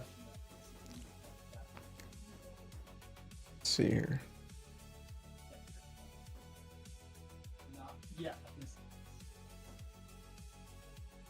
Hmm.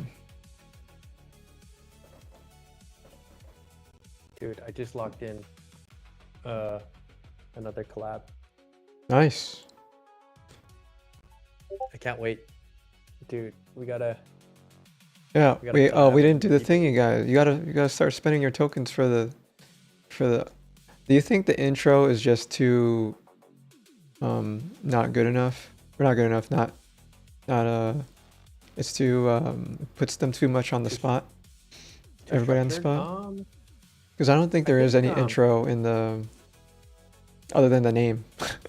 In the TBVN show, all they have is a it works on Pop OS, but it's buggy. It's buggy. Sometimes things don't work. I'm talking to somebody, sorry. Yeah. I mean, But- I don't think we have to structure it too much. Mhm. You know, we're all professional yappers. So Sounds good.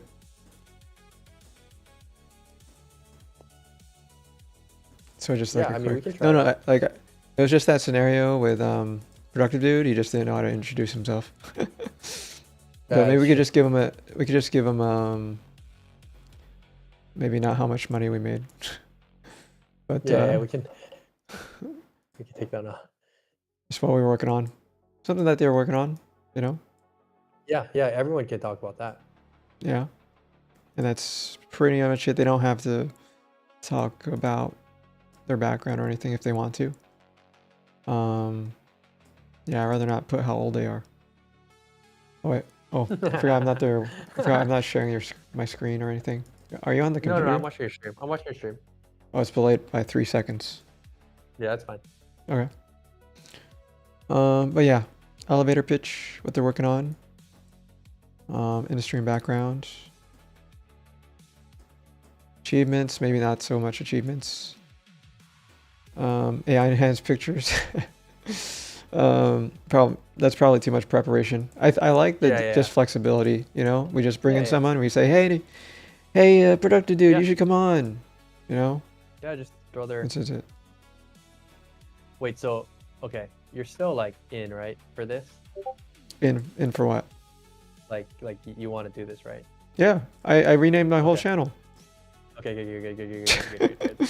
I just like, yeah, I mean, I don't want to take you away from what you're doing, but I really think there's something Yeah. massive here. No, I rather be doing the talking thing. The reason why I did the schedule thing was because Iwo kept poking me, and a lot of people kept poking me and saying, "Hey, you didn't do your dailies.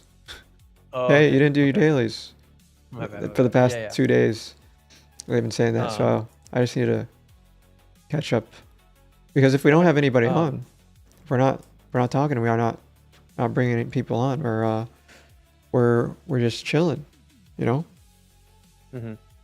And then you're charging your headphones. Then I had to deal with my stuff. So I had to figure out that stuff. Yeah. Okay. Yeah, I think just like general, like what are you working on? If you want to give a little elevator pitch. If not, I'll probably just have something prepared. We could even do like an intro, like I can just read, or I can just do an intro of everybody. Yeah, So I feel like that I know works. Hunter and Yes. Carter pretty well. Sounds good already. That's great. Yeah. Yeah, I can be like, and now the productive dude on YouTube, pulling in over 5 million impressions or 5 million views per month. We have the productive dude, or something like that, you know? Something like that. Oh. All right, we have to figure out the vetting process as well. Okay. I know in the Austin show they do also. I don't know. They just put them on camera. They talk to them. Hopefully they're not trolls. That's the thing about trolls, man. You never know when they're gonna just flip. You never know. I think we just have like insta kick ready to go. Insta kick ready.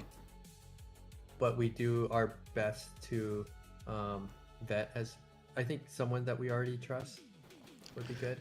I think there's a layer. I think I put this on here on how to trust people somewhere. I actually have to search for it. There's no way you have something for how to trust people. Yeah. That's good. Building trust. Building trust. You gotta be vulnerable. You need knowing identities. Give out advice for free. Building in public. So if they're building something in public, so anybody that's streaming is automatic trusted. All right. Mm-hmm. And then yeah, because they're not gonna blow up their and own. they have a history of being online. Actually, I have one guy who's pretty good. Like he's this pretty crack guy in Minnesota that I brought into my stream. Uh-huh. I could reach out to him. He's a good presenter as well. Yeah. No trust, build trust, skeptical. Or Yeah. maybe we just like bring them onto our own channel first and Yeah. okay, vetting process, vetting process. Yeah. Because we need something repeatable. History. Oops. I didn't drag up that whole thing, did I? Right, yeah. We'll bring that up. I think if we have like some sort of submission, we can keep it open on both of our streams. Like, hey, if you want to join the Shark Tank, just submit like an application where it's. I think they're gonna have to be online and show their face and stuff. I think that's the only way. I don't think there's no other way to not verify them. Yeah, I think the application would be like I was gonna say like an unlisted YouTube video. Unlisted YouTube video. Quickly demo their project. It's so you make a pre-made video. Pre-made video? Or at least for when they submit their applications to us, they have like a pre-made video where we can just vet it based on that right off the bat. Okay. No.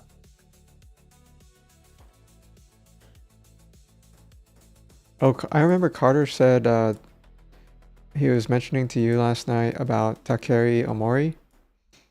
Yes. And that he was in his Stuff. Discord. He streams late at night, like really late at like you know how I stream 12 hours? He streams on the other tail end of that. So after my stream, he streams. So it's like we're already asleep, you know. Both of us. You're already tired, I'm already tired, and then he starts streaming. He's on the opposite side of the world or something. Okay. Maybe, or he's a night owl. I think I have a good first guess. Like I know someone I mean, I have a whole like two hour segment with him, and he did really well. If he even wanted to watch it, and he would love to demo his product. Oh, perfect. Okay. Are you on board with me? I'm just letting. I can send you the link if you want to watch the stream. Stream of what? But of him demoing his product on my stream. Oh yeah, no, that's fine. No, I think the reason why the people want to talk about listen in to begin with is news. It's like things that are new, and we just discuss stuff. So as long as we have like a laundry list of news that Okay. pop up, like I have my little one, but it's a little garbanzo. Yeah, it's garbanzo. I don't know what happened to it. Dude, I said Garbanzo today Yeah? when I was playing Wild Rift. Like, dude, this guy is Garbanzo, and I was like, wait, why did I say that? Hey, And then I you're thought becoming mentally healthier every time you say it.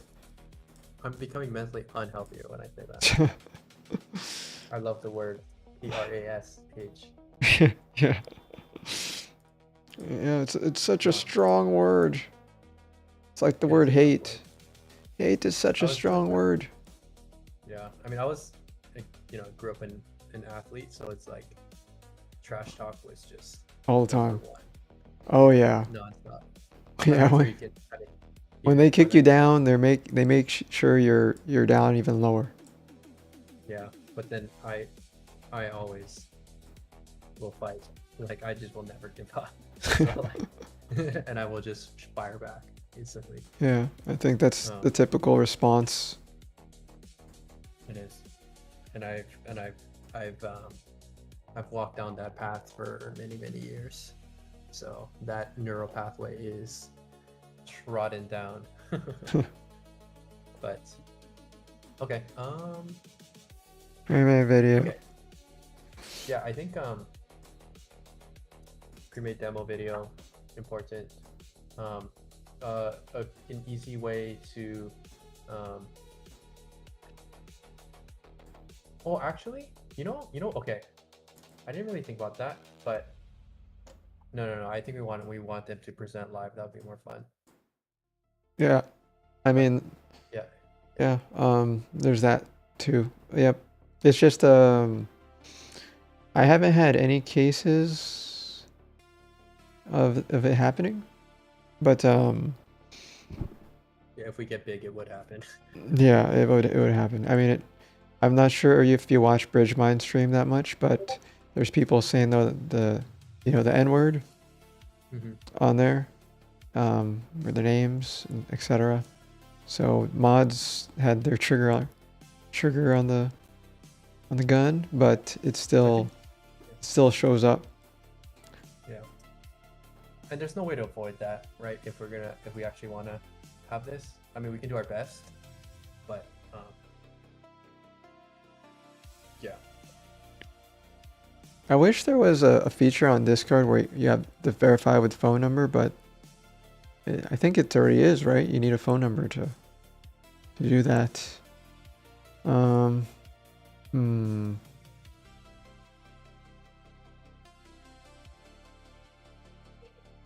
you think we have to have something besides the vetting process of like a pre-made video demo of their product, and maybe like an initial? Because they could just take somebody else's video, right? Put it in there. Right, you gotta think of those edge cases that could be compromised, right? Or That's fair. or abused. Yeah. I think if it's like they can show they're the owner of the GitHub, like their commits, we can check like their GitHub history. I mean, GitHub could also just be there's a giant bot farm of GitHub accounts that exists. That's how OpenClaw got so high. Do you think you could identify like a bot account? Me? No. They're pretty. They take over existing accounts. They have the credentials to existing accounts. Oh, it's like hacking. Oh. Yeah. They have GitHub access tokens that were leaked and abuse them. Got Or it. or from the people that they compromise. Okay, so I think a GitHub, if GitHub, YouTube, and No, that's like why. initial conversation, if those match up, I think the Hello, welcome. risk would be pretty low. This is what my deal was. My deal was I wanted to create the iOS app. It's the Sigma Shake Society app, or we'll now call it the Podcasting Society app, or whatever. And it's the main goal is for them to install it on their phones and then verify their identity from there. But it's still a work in progress. Yeah, work in progress. I knew I was going to run into this issue, and it keeps coming up. And the only reason, I know a good one. You ready? Mm-hmm. They have to subscribe to the channel. That actually like pay money to the channel. So that's one of the attributions. Is they buy in, right? They buy in. They're not just in for free. Right, that reduces the risk tremendously. Do you get it? Like if somebody bought my product, or like when somebody subscribes to Sigma Shake, the Twitch, they get access to my product, they get, you know, ad free, plus they could potentially be a moderator, or and then they have access to the voice Discord, right? And I know through a long history of talking to them that they are, you know, somewhat a normal person to be put on stream. What pray tell is your product? Oh, my product? Sigma Shake, sigmashake.com, guardrails for your AI agent. It's yeah, you can check it out. But right now I'm just going over our podcast stuff right now. But feel free to ask about AI stuff. Guardrails, yeah. An example is, you know, your AI deleting something it wasn't supposed to, making actions that you don't want it to do. I've created a tool to force it deterministically to not do that. Comes with a Twitch subscription, so yeah. Okay. I like something like that. I like the sub. That's interesting. Yeah, That's interesting. That's definitely because you have to have like Carter. Carter's been throwing tons of money at me. I mean, it's not tons, but it's like he's bought in. He's bought in. He proved his identity with a YouTube channel, right? How can you deterministically prevent all unintentional things without AGI? What do you mean? It's a process. It's a CLI tool that evals all command line tool calls, and it uses a combination of regex, SQL, AST techniques, so that you could create rules, granular rules against, you know, several conditions of a command line. But yeah, going back to it. What are you gonna say? No, I like it. I think the sub plus like a pre-made demo or even personal network would be good candidates for like the Shark Tank. Got it. No. Paid. Sounds like something already implemented as a pass output. Yeah, sure. Yeah. Whatever you mean. You could take it for what it is.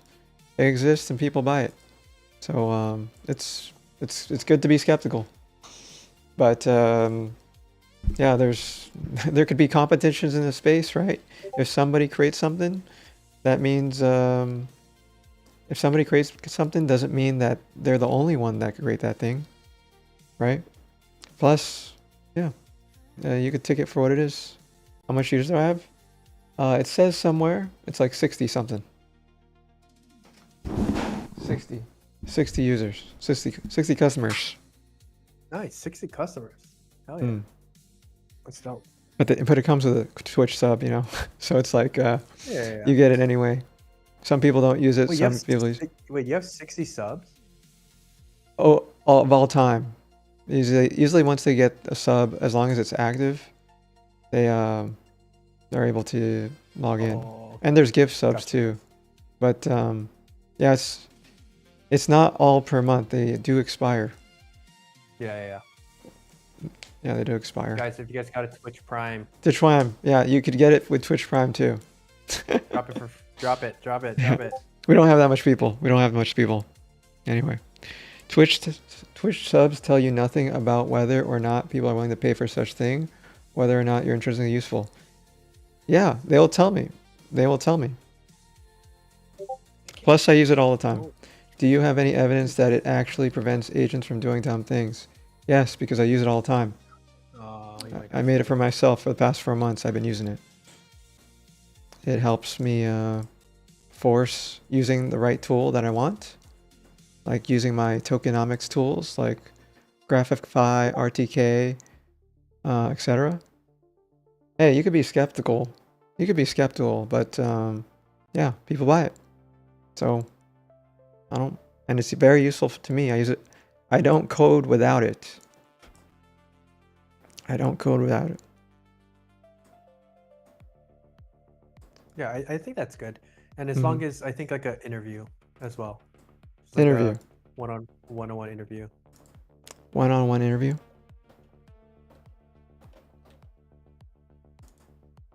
Oh.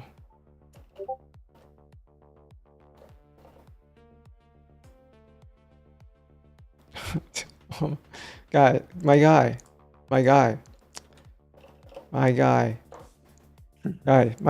who talks like that. Guy, if you're gonna keep talking like that, you know what happens? You know what happens? Goodbye. Goodbye. I don't want to see you anymore. Boom. No, send him to my chat. Yeah. No, I'm just kidding. No. Rage baiter gets banned immediately. Anyway. Keeps going. Yeah, one-on-one interview. Okay. Paid. Pre-made video demo. All right. I think those are enough touch points to, and then like, you can just, maybe if they can link as many social media profiles as they can. All right. And if Yeah, they it's look true. like normal people and they line up, like if you have a GitHub and a YouTube channel and a Instagram that all say the same thing, and you can kind of prove that you're logged into all of them, unless you took all of them from the same. I got someone here. Give me a second.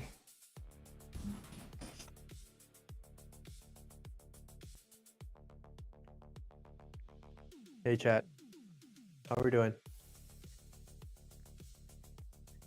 Guys, did you see me mog Sigma on chess? That was not bad.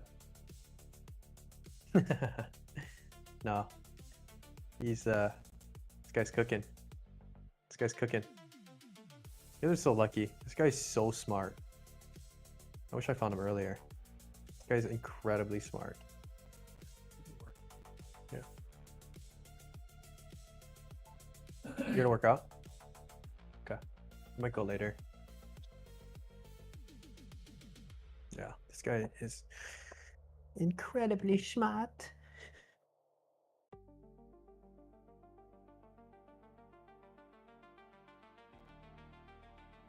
Do you guys like the podcast? You know, I think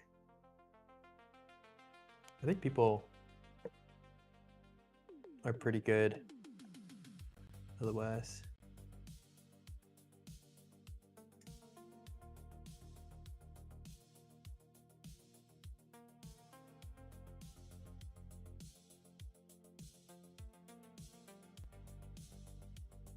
All right.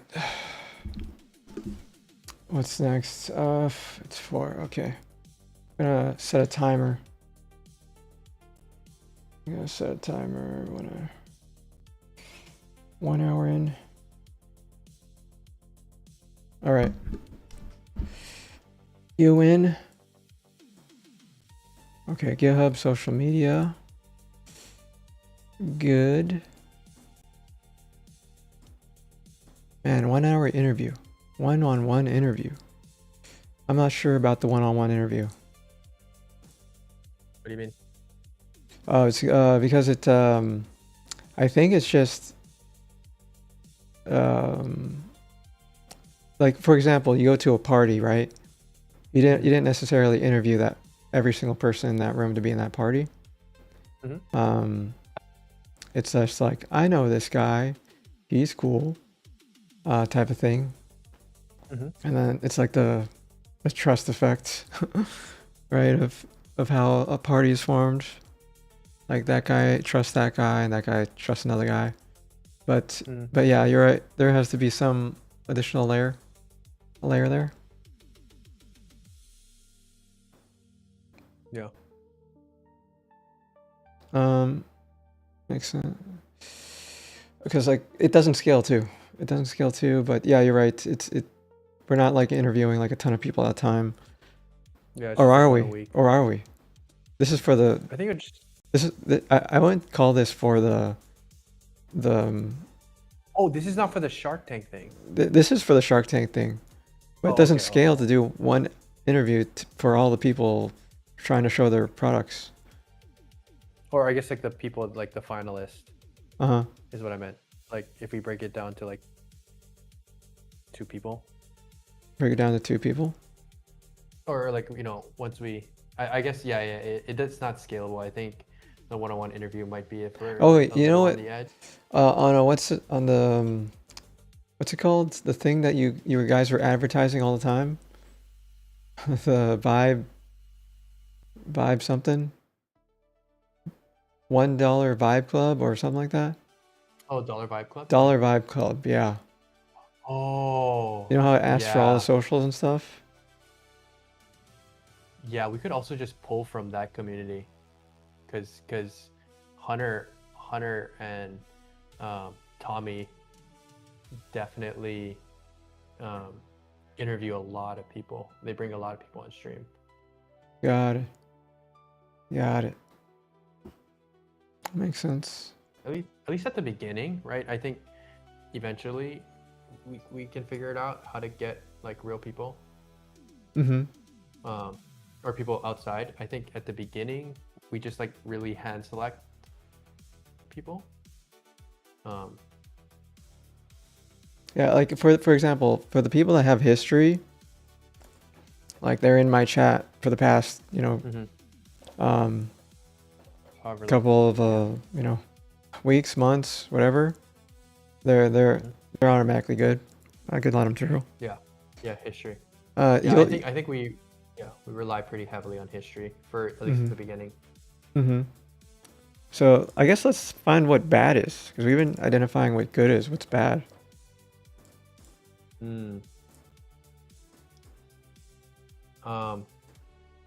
On only a link, like one link.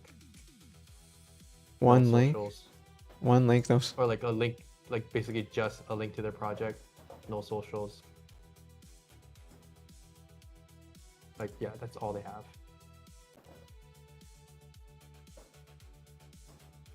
I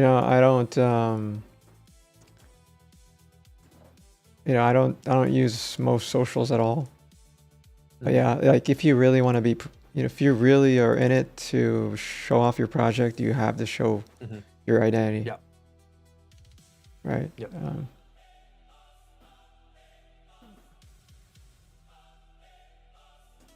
Yeah, I guess like no footprint online basically, as I guess is what I meant for no socials. It's just like Yeah. you gotta at least have some fingerprint. Like there's gotta be something.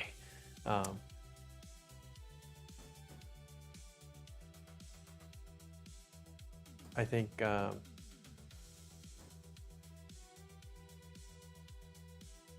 because like what's ooh. what's so funny is there's this thing, a concept where like you could ban people, and then in order for them to get unbanned, they have to subscribe, and then they could be unbanned. But that's like bad. You can't really fix bad behavior. Yeah, I don't. No socials. I think if they're not responsive, like on Messenger, because we really don't want someone to say they're going to be there and not show up. That would be quite irritating. Not responsive. So wait. How do you gauge that? Yeah, how do you even measure that? Yeah. Because let's just look at Bridge Mines really quick. Okay. I think it's a good example of how he does it. He has, I don't remember which days it was, to be honest. It was one of these, it was one of these days that I don't think I watched it though. It's been so long. You see his SEO? SEO? He started changing the SEO. Look, Where? He copied me. Where? Scroll a bit. Where? on his titles for his lives. Titles for his lives. Copying you? What are you talking about? He put Claude Opus 5, Kimi K3. He's putting the, or he was at least testing it. Oh yeah. He broke the pattern. I think he changed it post. No, he does this all the time. He does this all the time for launch releases for new models. He just like blows away the thingy and just does it. Oh, so It's not that. Yeah, he's not SEOing it. Yeah, he's not SEOing for views, but they do reach 100K views for just depending on what it is. Oh yeah. I mean, this day was an anomaly for sure. Right? I wonder what happened. Interesting. Okay. Yeah. So wait. So what are you gonna say about like? Oh, there was a day that he did the fish tank thingy, and then a bunch of people came in to. It's hard to. Oh, actually, you can immediately tell by looking at like the last hour of the stream. But I think it could be this day, possibly, or this day. You have to just look at the last hour of the stream. Whoops. Mhm. I should probably view this on Firefox instead.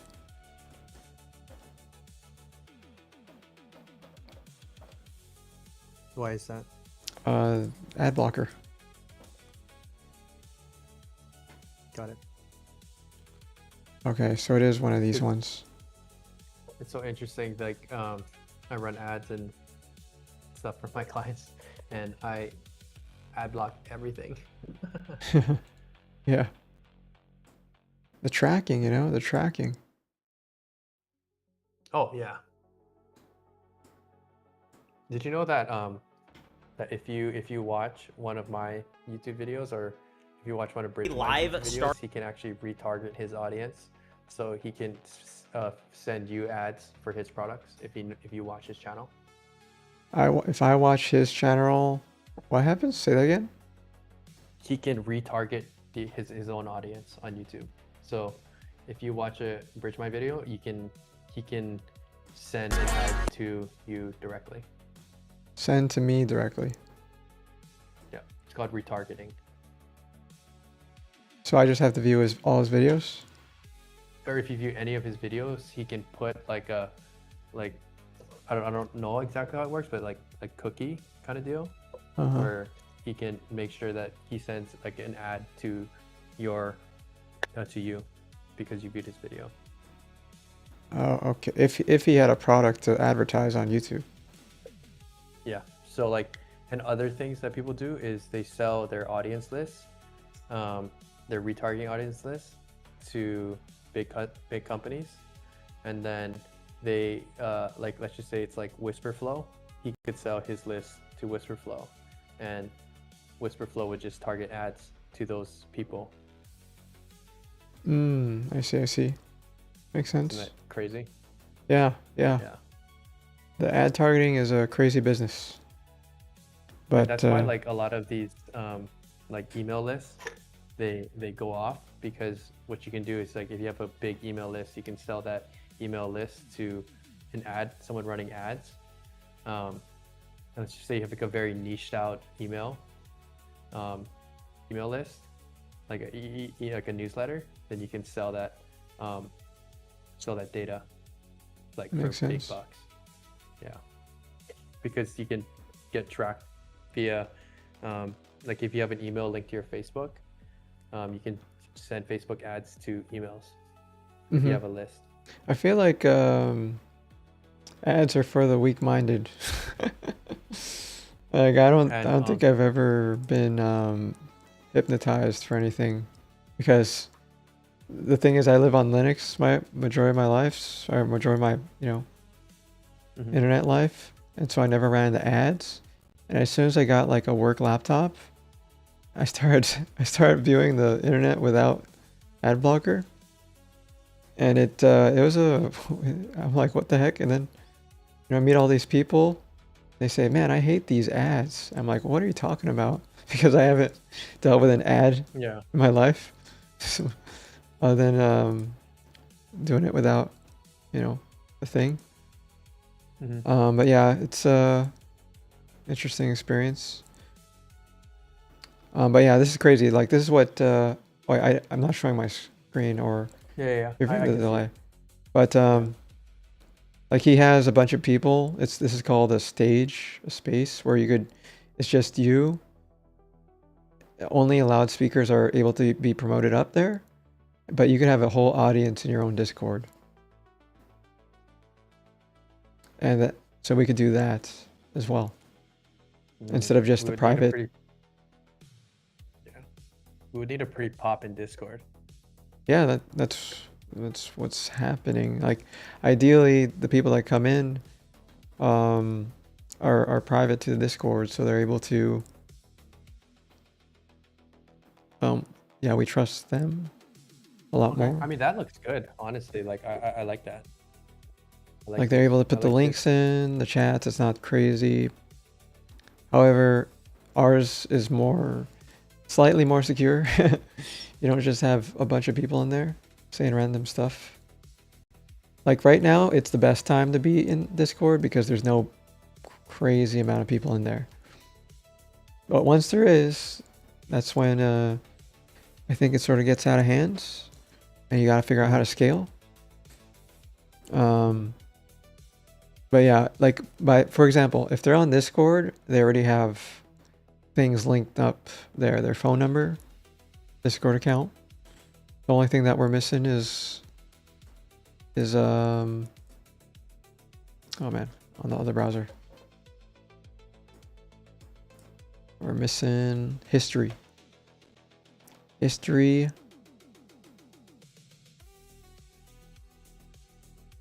History on YouTube maybe? Or Twitch. Yeah. I mean, I think those all can be considered, but at least at the beginning, like I think even for like the first 4 weeks, we wouldn't bring on anybody that's not already meets all these criteria. Yeah, it's mainly people that stream. Mainly people that stream. It's just a circle of, because like all it took for us to, get together was just a person in chat. The operator. I feel like that's literally a job type thing, doing that. Like a networker. Dude, I've been trying to like just DM people and like go into people's streams, but everyone be not trying to collab. I don't know why. I think that's just because they have their own schedule, Yeah, I guess so. Some people do it, some people don't. Okay. Yeah, these are good. You feel good about it? I also feel like the bad vibes. What's the bad vibe? Bad vibes.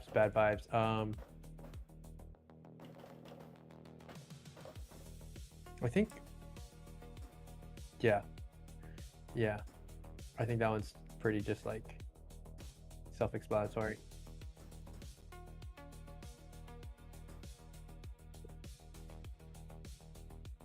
I think like over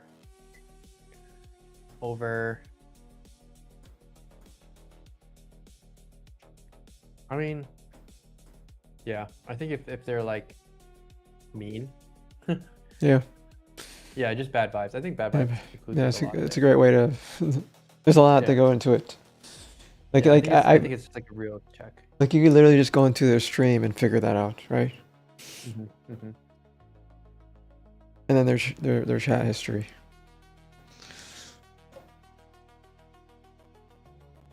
That works. Yeah. I like that. And then I guess the criteria, or not the criteria. Or actually, do you want to go in reverse of sponsors? That their style.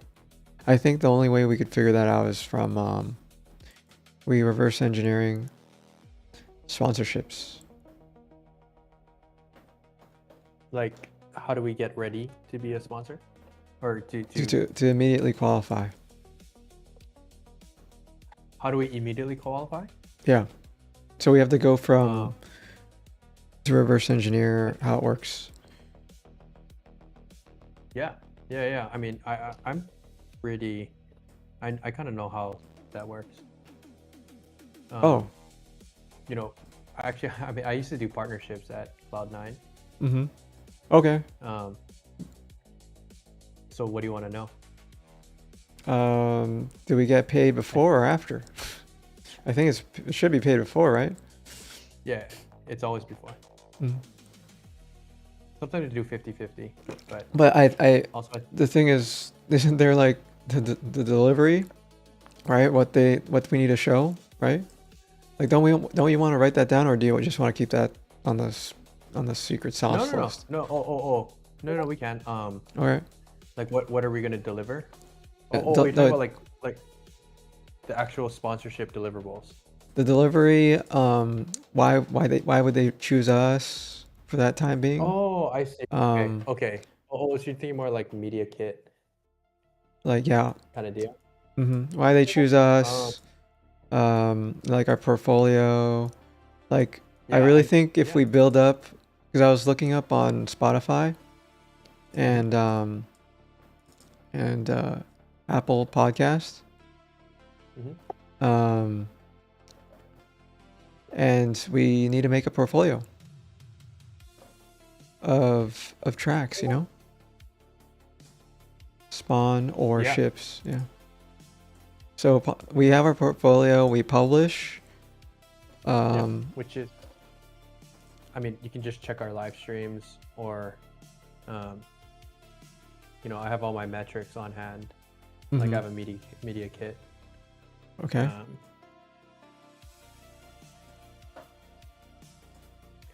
You know what sponsors really care about is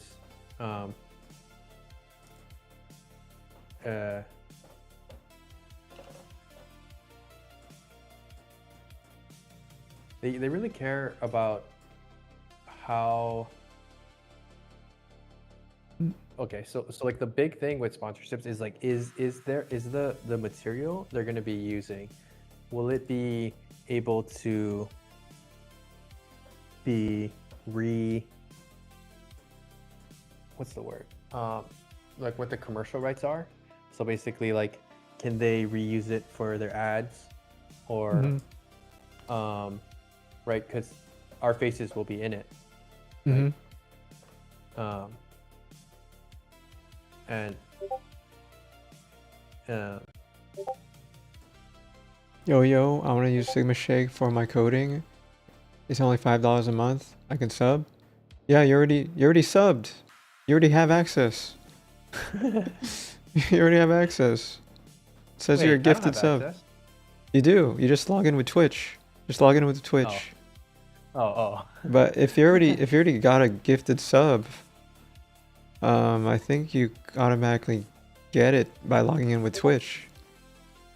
Open code release. I started a new project and reviewed your website. The solutions are great.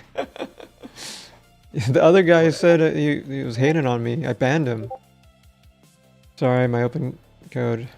I need to use all the solutions before starting, or else me. Yeah. So I come with a bunch of guardrail solutions for you at the get-go. You could make them yourself, or you could not use them. It's up to you. The big projects can't be one prompted. Yeah. Yeah. Hey, mine's like one layer of guardrails. You need lots. So my favorite tools, there's a tons of documentation, but what I recommend, Cog, I'll call you Cog. You could make your own rules per technology that you're using. You don't have to use mine, but yeah, just be aware. Like all my rules doesn't cover everything. You might need to create more rules as you vibe. Codex releases CLI that scans your projects for security vulnerabilities. Awesome. That's great. That's pretty much called a static code analysis tool. But in this case, vibe coding analysis tool. Sorry about the derail, but when somebody asks about my product, I have to answer them. You gotta respond. You have to respond. I have to. No, I have to. Um, Right, we're on the ads reuse, so they're gonna use our faces. I think, you know, I have a lawyer team.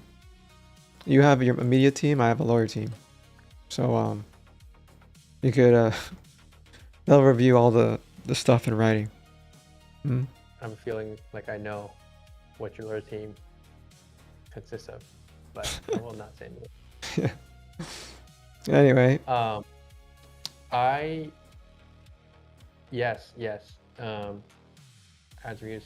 I mean, I have samples of like, I don't know if I should.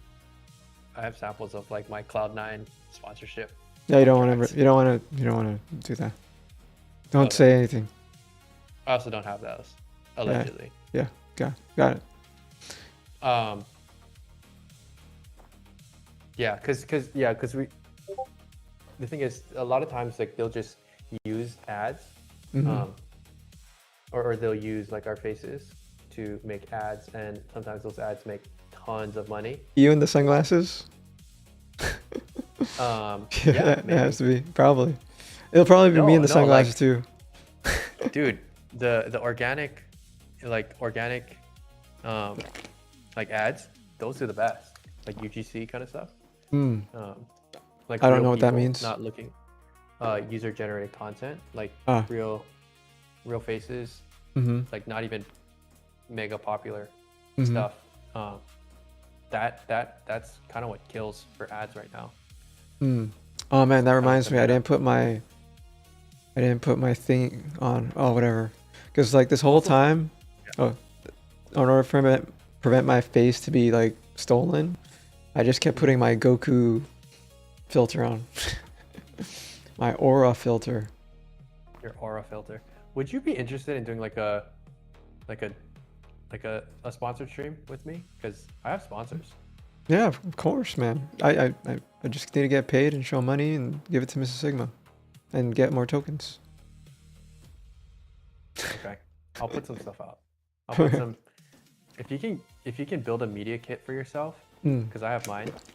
Okay. We could do a sick collab stream. All right, and now I need to figure out how to do a media kit. All right, let me send you mine.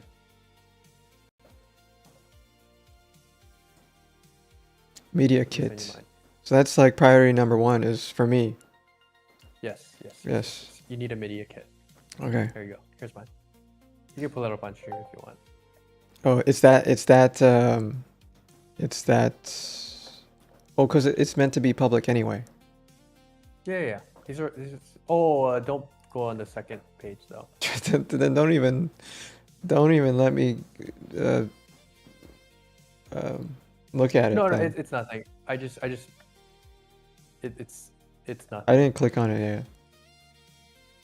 No, you can click on it. Oh wait, I need to move all my browsers because it's gonna open Chrome and stuff. So I don't know what it's gonna do. Oh, good thing you hit it. Is that AI? That's AI, man. That's AI. Oh, cool. It's that easy? It's that easy. Just doing that? Oh yeah. I'm looking at the first page. Yeah, the first page. Okay. You can show it. All right, I can show it. I mean, the second page is just like what I was gonna propose Uh-huh. for the sponsor. Okay. So, Uh-huh. yeah, this is kind of what it looks like. Okay, I just wanted to make sure I didn't show anything else. You know, I'm reading it. Okay. Oh, so it's pretty much a thing. Unfollowed both Twitch and Discord, and now off to leave Discord. I'm gonna be honest, you're kind of guy that thinks you're right about everything, you know everything is right. You're not willing to learn. You're not willing to learn from other people.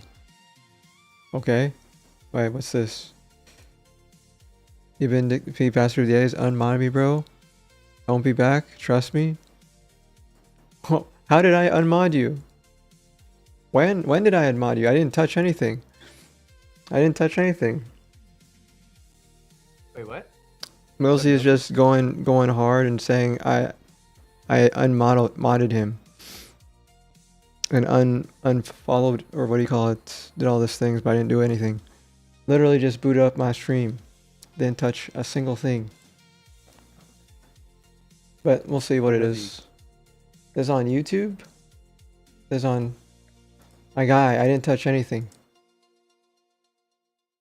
What the? All right, we'll figure that out. We'll figure that out. I don't have any tokens to fix anything, Millsy. We'll see. I'll look at the YouTube stream right now. Oops. You know what it could be? Is because I changed my my YouTube name. That everything got messed up. I changed my thing to what do you call it? Vibe Coding Podcast. So all my stuff probably broke on YouTube. Broke a bunch of your links. Let's see. Yeah, because I didn't do anything, man. He's still a mod in he's still a mod in what do you call it? My YouTube. All right, don't need to work on there. Let's go to my Twitch. Well, I'm looking for this. We do this. Let's go to Twitch. I think he was requesting you take mod away from him. No, I didn't take mod away from anybody, guys. If it's anything, it's probably automated. Let's look at the history, guys. Let's look at the history. Let's see what happened.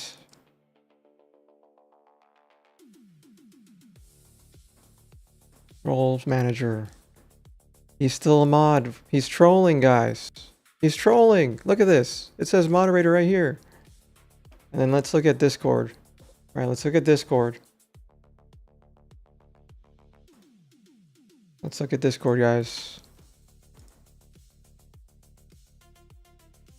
What's so weird is I had to add Millsy manually to be a mod.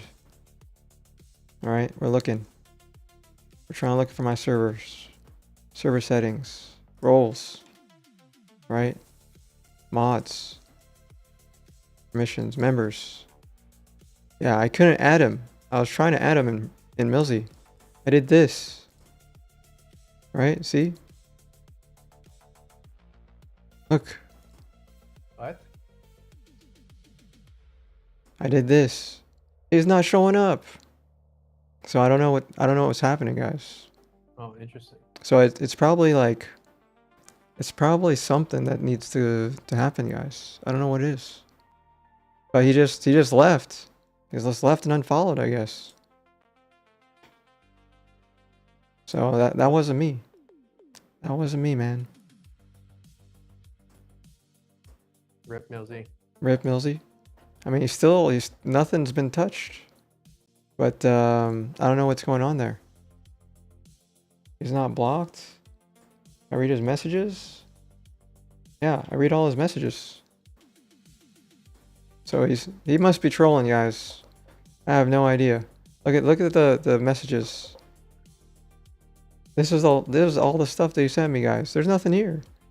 He banned a guy. He talked about something about translation, and that was it. There's nothing crazy there, guys. So I don't know what went wrong.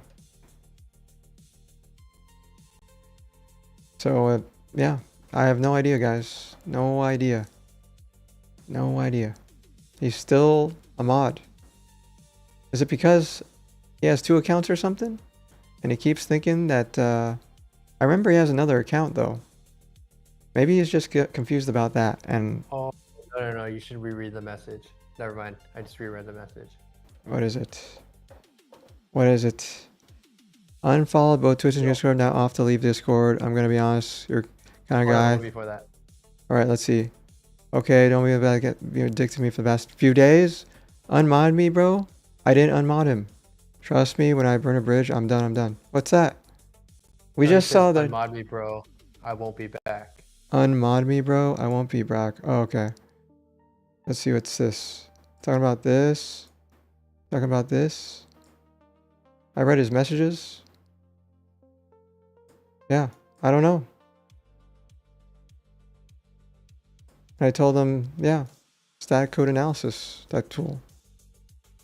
Okay, be like that. And to be honest, what the heck? I literally just said it was static analysis tool for codex. I literally just said it was a static analysis tool. He was sharing news, and I was just telling him. I don't think he knows what I was meaning by that. It's a tool that scans your code base for vulnerabilities, right? That's exactly what it did. I just said what it did. So I don't know why he was going on crazy for. But yeah, I'll just leave it alone. Maybe something's going on, guys. That's another thing too, guys.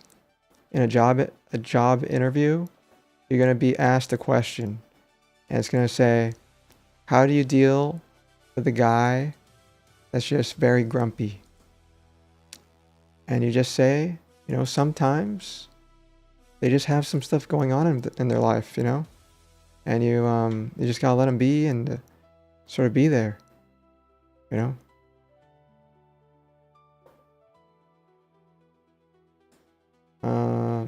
You know, the best thing I could do is apologize. But I shouldn't be doing this. I shouldn't be apologizing to, you know, people that took the things the wrong way. Well, the media kit. Yep. Yeah, I mean, this is what you send to sponsors. I generated it with AI, but a lot of this stuff is kind of pretty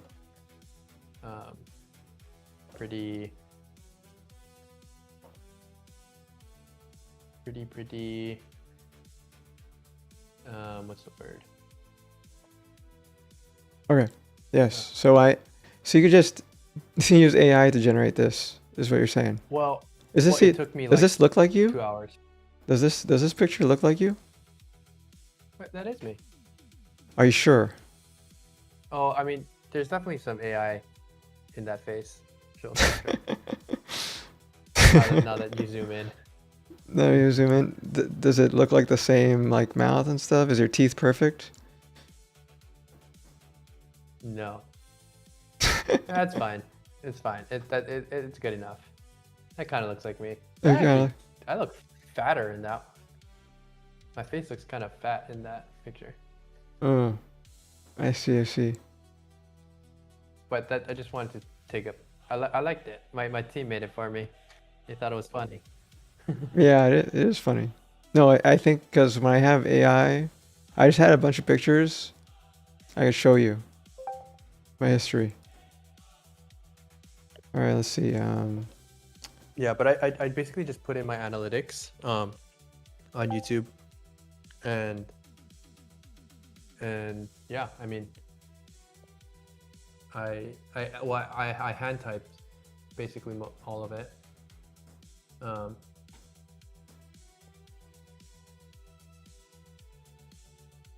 But yeah, I mean, media kits are good because that's what you send to sponsors. Okay. So this is the one that I was doing. And YouTube Analytics, YouTube Studio. Yeah, no, that one's nice. No, there's this one. This one, it was fixing my teeth. I don't know, look, it was doing something weird with my teeth.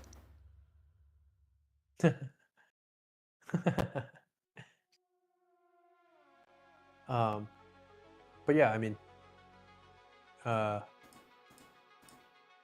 that's just like the media kit that I think is pretty good. Or I pulled it from YouTube Studio. They give you a media kit. And I just edited it a little bit. It still looks vibe coded, but I just wanted the data in it. And the data's good. That's actually a good, that's nice. It's a nice thumbnail.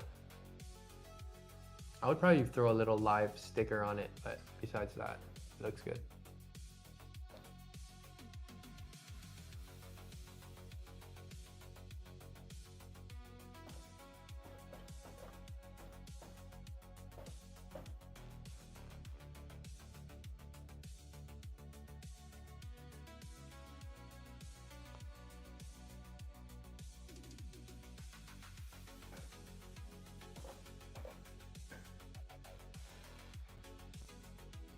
All right, that's it. Just chatting away. But yeah, this one was even more weirder, out of pocket. You'll see it. Yeah. Yeah, that's quite interesting. Yeah, I told it to replace the Arch Linux stuff. But instead I got this. And, great.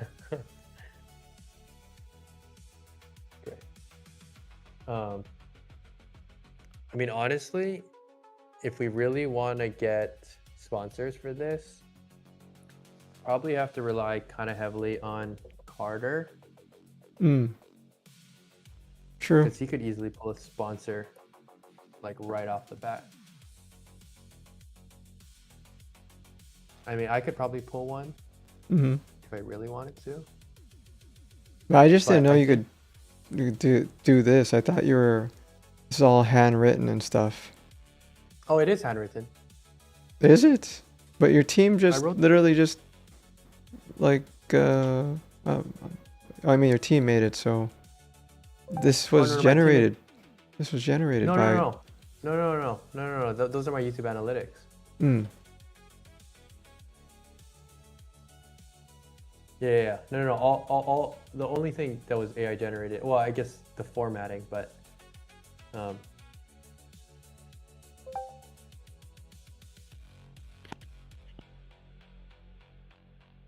Yeah, kind of just the formatting. Like I typed out that thing.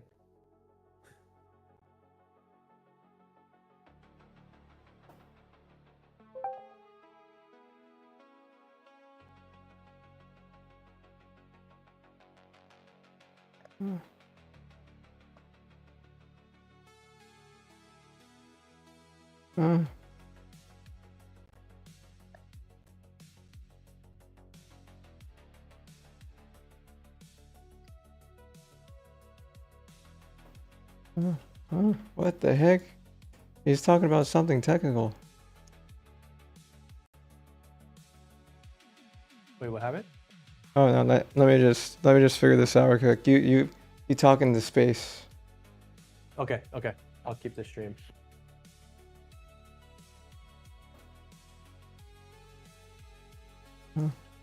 Oh, never mind. Let's see. Oh. I think he blocked me. I think he blocked me. Never mind. Oh, you. It's just he was talking about Yeah. he's talking about oh my gosh. He's saying because I didn't use a tool that my stuff is messing up all the time. My goodness. My You were goodness. chatting. I didn't realize you were chatting. Okay. Yeah, I was chatting inside. I mean, Yeah. he's still here. Hello? Okay, yeah, he already blocked me. He already blocked me. I can't even reply. He's mad about not using the technology. My goodness, my guy. So that's it, I guess. Okay. Man, that's so weird. That's so weird, man.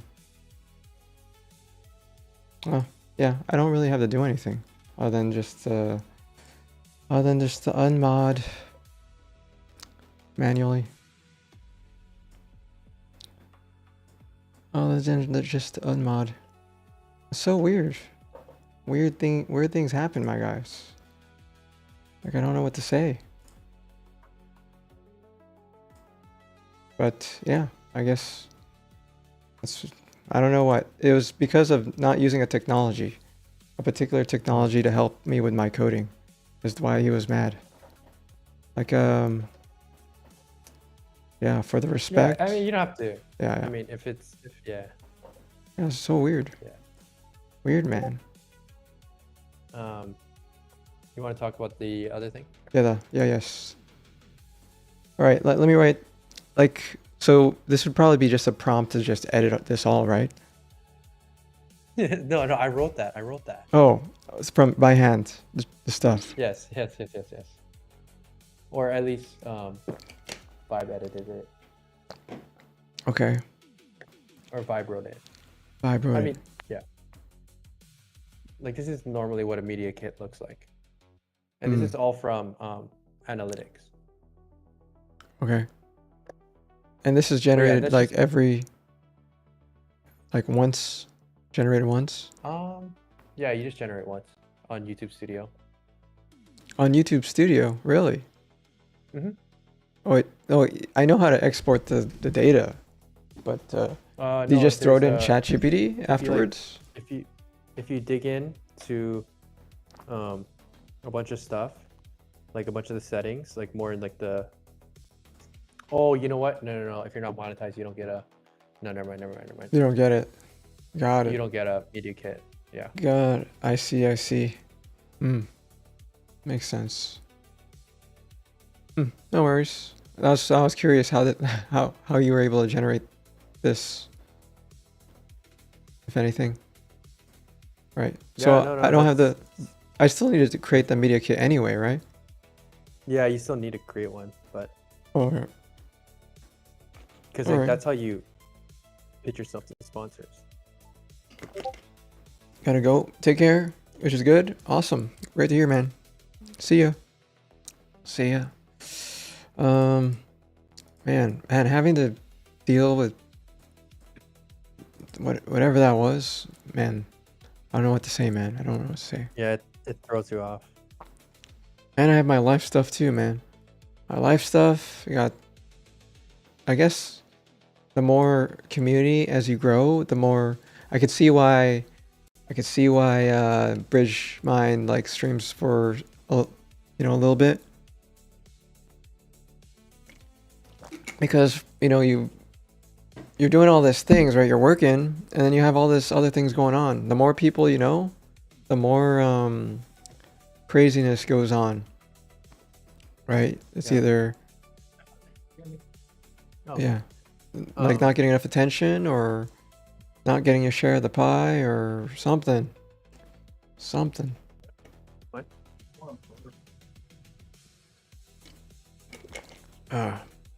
Man. You want to just make the.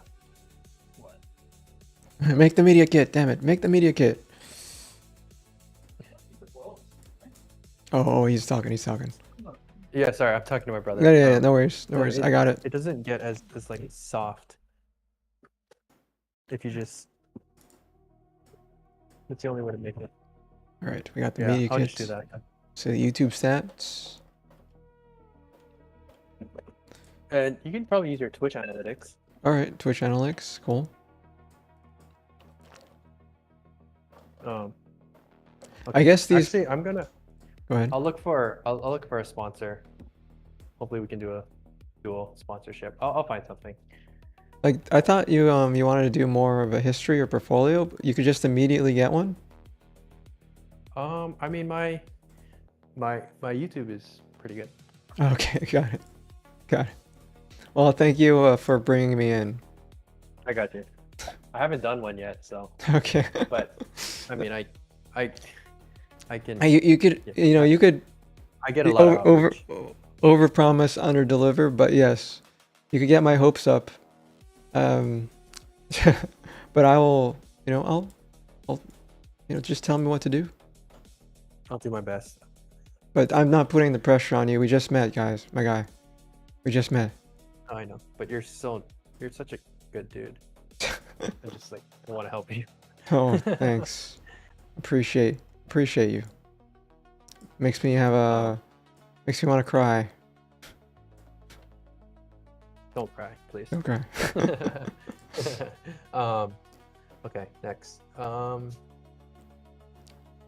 No, and also Um, it's like, yeah, because this is just, you know, I mean, now I have to like consult. I have to consult the missus on my making me public. I guess she's slowly, you know, opening it up yeah, that I yeah, have to expose portions of myself. You know. yeah. Yeah, sometimes, right? Because like, you kind of even went through this process yourself with the vetting, right? Mhm. On like how we're gonna vet people, Mhm. right? If a sponsor is gonna choose someone, Mhm. like they have the same internal conversation, and Mhm. then when they're looking at someone like you, Me. not saying that you're bad, Yes. but Yes. like the way that you're approaching it, Mhm. right? They're gonna take that into consideration as well when you know they have Yeah. someone like Yeah. I mean, my this. name is out there, somewhere in the world, but I don't like, It's just not connected to it's your. just not, you know, connected anywhere. But yeah, it does mean it's like know your customer. You're aware of know your customer? What do you mean by that? So in order for you, they have this process now for software.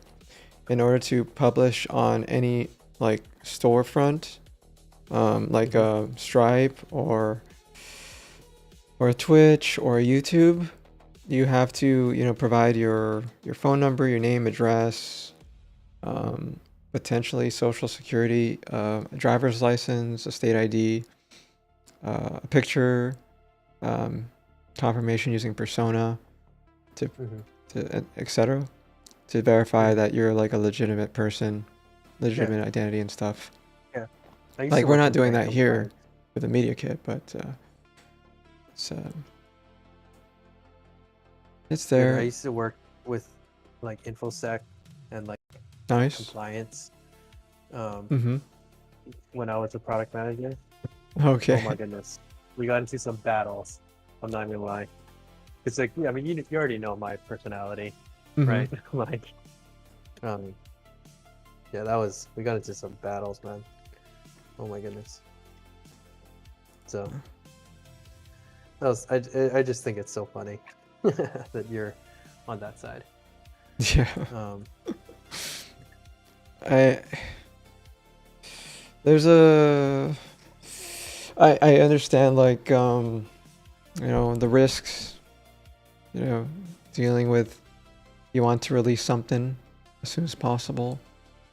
Um but if it's not hardened, it could be abused. mhm. Yep. I had to, for my old job, we had to, like, we had to send out pre-approved loan mailers to people to get loans.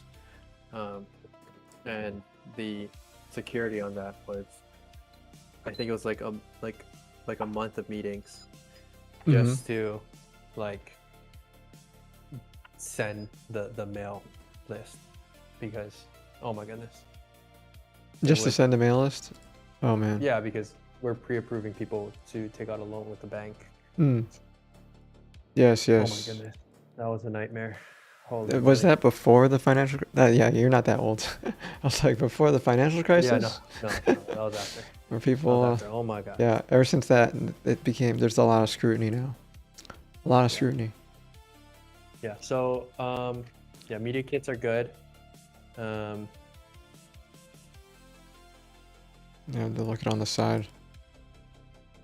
And yeah, then media like kits are good. what you're asking for. Okay. Oh, what we need from them. What we need from them. Um, but a media kit was like, This is how you like send proposals to like professional or brands when you want to ask for a sponsorship.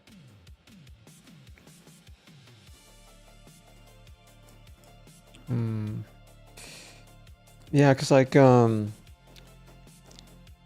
people that deliver, like let's say I look at Theo, like Theo has a, you're aware of Theo?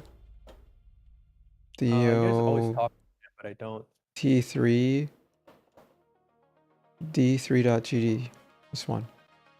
Steelborn. He has a sponsor for every video, and he makes a video every day. Every day.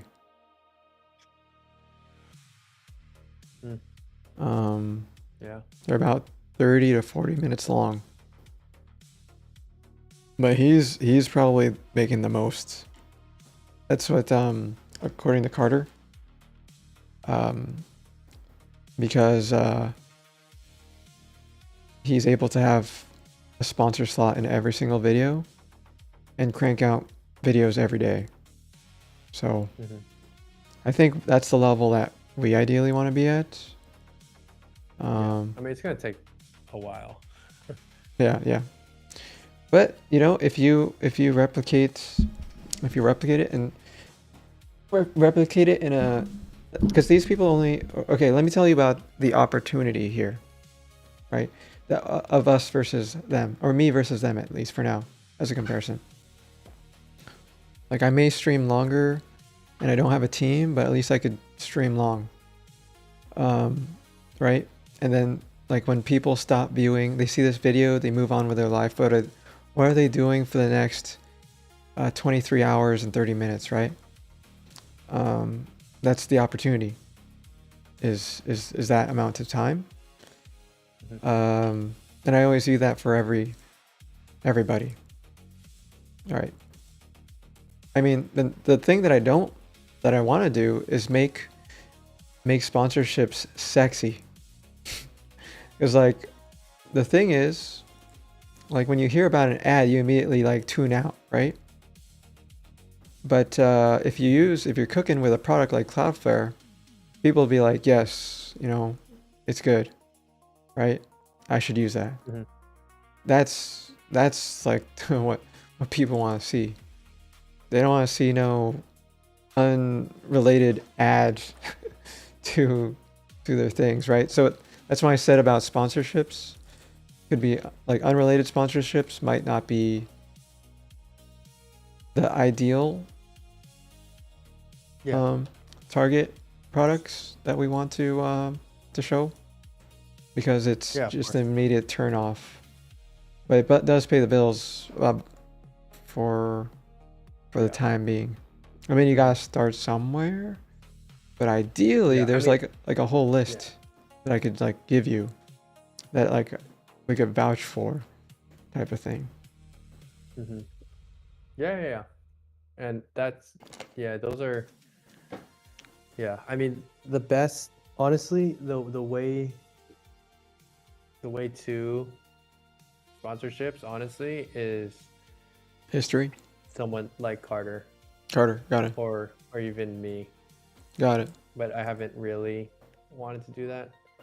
Yeah, because it's I understand that you get paid up front and stuff, or you could grow organically like everybody else. And the thing is, I feel like sponsorships is like a shortcut, but that is somewhat the ideal end goal. But all right, let's think of our lives, right? Let's fast forward to the future, 10 years from now, right? You're getting paid by sponsorships. You don't have to worry about money. You just need to do the job. Is there something after sponsorships? Is there something after? Yeah, owning your own product. All right, that's something I already created, could do. But what do you mean by owning your? But the thing is, once you create your product, you're actually you're surrendering, or you're gonna have a million bosses that buy your product. Yeah, I mean, a sponsor low-key could be your boss as well. Yeah, but that's one. A product, you have a million, potentially. What do you? Wait, we're just fast forwarding here in time, right? Yeah. Like, is there something after sponsorship? So you're saying that creating a product comes after own product comes after a sponsorship? Or scaling your own product. For creators, it usually does. Yeah. I'll tell you my reason why I even started streaming in the first place. I had a product. I had a product, right? You kept getting banned. I had a product, but I just couldn't market, right? Like, there's no one will see my product. Mm-hmm. right? Yeah, so those are like the two routes of monetization. It's like product sponsorships or like affiliates. Those like the three ways that people get paid. Man, Or capitalism ads. is such a crazy thing, isn't it? Yeah. Because So because I just don't want to go running in one direction and then figure out, oh my gosh, there's like another boss after this one. yeah, I mean those are just like the ways to monetization. Sponsors, products, Oh, you know what the end boss is? ads. No, you're thinking too small. Remember my original, meme objective? Do you remember it? It's 1 trillion. Oh yes, yes. 1 trillion. Figuring So out how to spend it. so even if you you're going after this, like even after you create,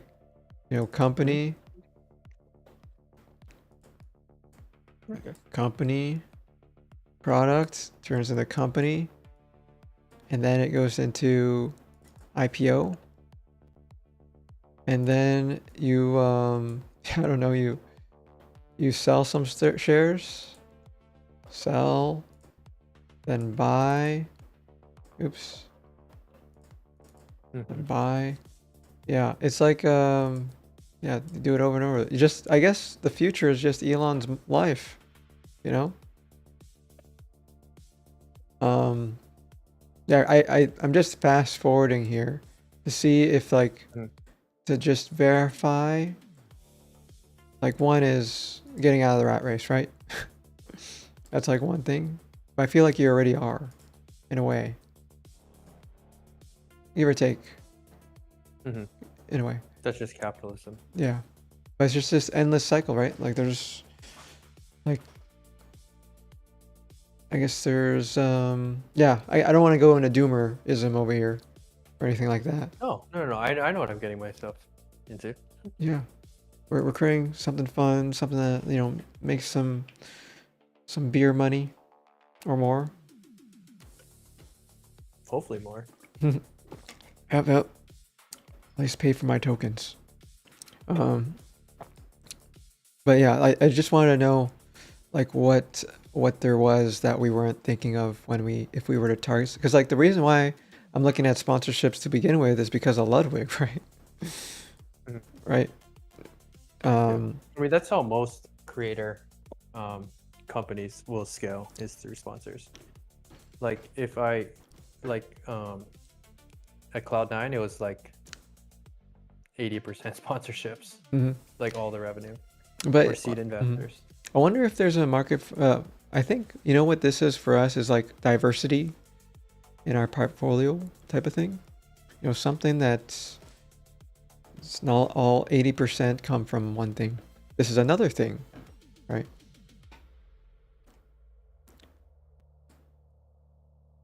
But yeah, like I can't think of anything else past sponsorships other than like you create or you buy some other business that lives for you afterwards. Okay. We could I could give you a call on my Discord while I'm giving my dog a walk. We could talk more about stuff. What about you? What's your plan? Well, I'm just waiting for my rice to be cooked.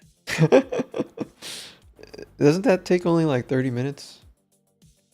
Oh, you gotta tell me, like, what type of food are you cooking again? It was just sliced meat with what type of vegetables? Yeah, dude, because it's like bok choy. Bok choy. You can buy that in bulk from like Sam's Club. Uh-huh. And so shabu meat, like thinly cut beef, costs like $16 a pound, frozen. And then the brisket itself costs like $6 a pound. You have to butcher it and slice it up with like a meat cutter that I bought, but I mean the saving is absurd. And the saving for the thingy.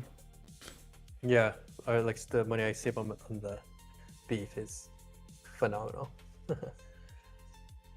It's great. It's great. I don't know. I don't like. Well, I'll be honest. I don't like eating much meat anymore. To be Oh. honest, I eat a lot of chicken. Yeah, no, that's fair.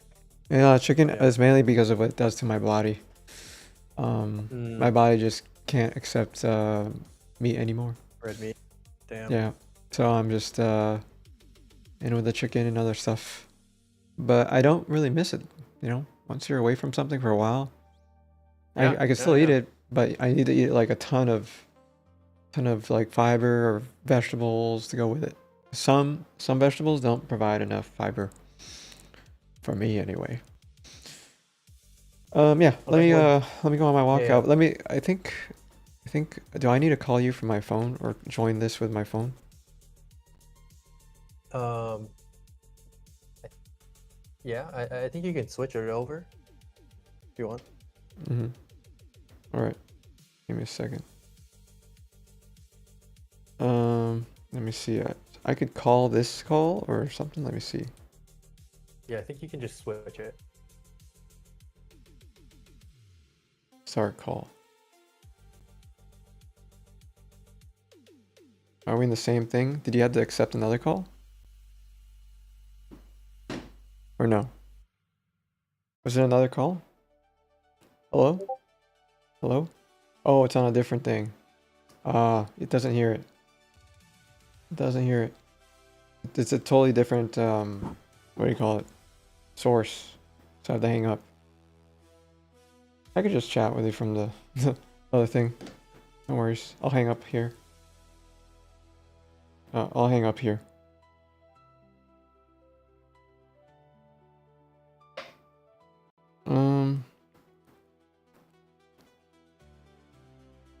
Yeah, I'll just leave it as is. And I'll just leave it like this for now.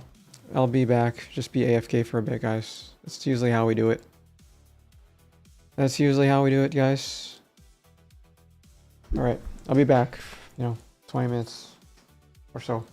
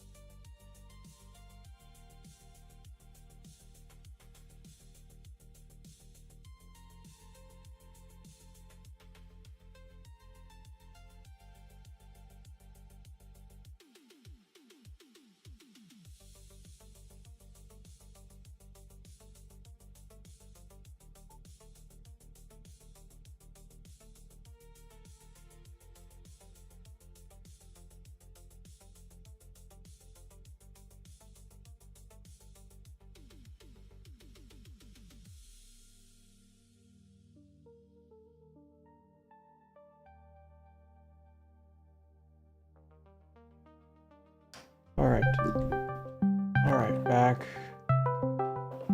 Joining the call. All right. Yo, yo. Yo, yo. What up, Sig? What up? Okay. Let's play some chess. One game of chess. Yep. One game of chess. You already know my name, And then right? I'm gonna go eat dinner. Is there a way to play or Um, find your friend? Friends. Um, Friend. Carter also played me. He kicked my butt. Carter plays Carter chess. seems like he would be good. Carter plays Yeah, chess. he seems like he would be good. My first game Um, against him, I thought it was like flat out, straight up. Thought we were even, and then he kicked my butt. So, but he's 800. Wait, He's in 800. Your log, right? Log That's a good. fiend. Log a fiend. There it is. Shab 5. All right. Yeah. I'm black this time. I'm Wood black. division. No wood division. Wait, you're 400? What the heck happened? What were you doing? What were you doing all stream? Don't tell me. No, You were grinding? I played one game. You didn't play one game. Did you just beat somebody and take up all their points? I think I might have took your points. Okay. Wow, man. That's a lot of points you gained. No wonder you're addicted. I was wondering, why does he want to play chess all of a sudden? Why didn't he just play it casual? It must be your 4.0 genes kicking in. Japanese genes kicking in. Dude, I'm so competitive. Oh my gosh. Okay, one of us have to be competitive That's true. if this marriage is gonna work. Yep. True.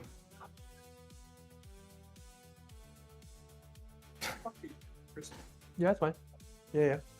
Okay, hold on. I don't even know what I'm doing. Dude, I what need- is this? What is this strategy? What is your strategy? What is? You make crazy moves that immediately could just kill me. It's crazy. Yeah, I'm trying to play offensive. I love offending people. Like, I'm just surprised, like, at what just happened. Look at that structure. That structure. Hmm. I'm not gonna lie, that game I played you might have been the greatest game of chess I've ever played. No way. I'm not even joking. Oh my No, god. I'm literally not joking. Hmm.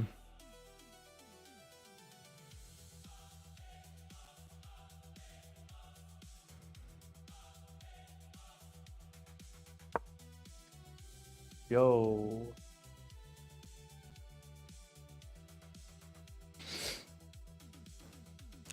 I took a lot of time on that one. Wait, how do you have less time than me? Wait, I'll go here. Oh, it's because I pre-moved. I was like, how do I have more time than you? Oh.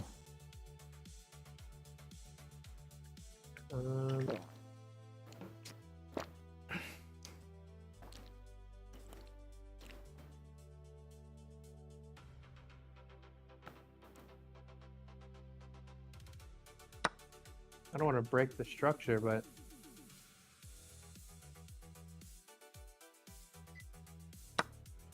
whoa, whoa, whoa, whoa, whoa, Whoa, whoa. What was that? What was What that? was that about? And what was that? What the? What? That's messed up. What's messed up? That was messed up. Why would you do that, dude? Why would you do that? That's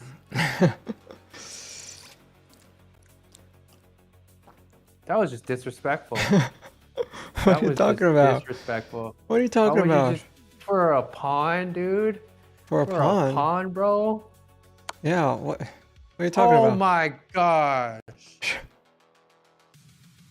What are you talking about? Dude, why would you do that? Hmm? It's free. It's free. You're messed up, dude.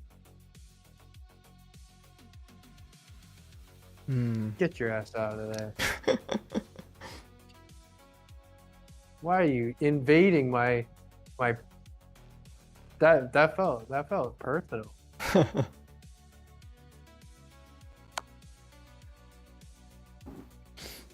No, don't. Why do you want to trade? Just move it back. Oh my gosh. I should have went with my king. I don't like this. I don't like this.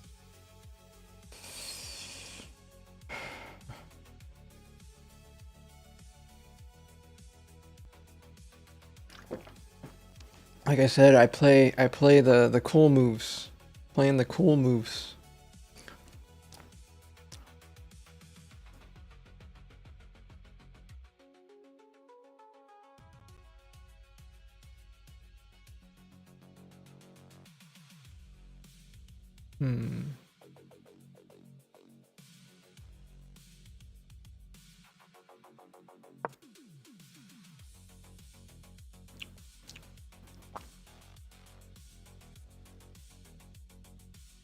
No, why would you do that?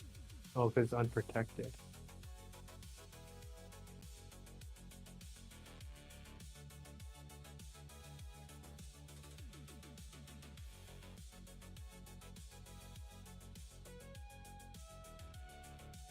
But oh yeah, because I can't go there. Because you would take there. And I need to take there though. But I don't have anything to take there. I don't like that. I didn't like that.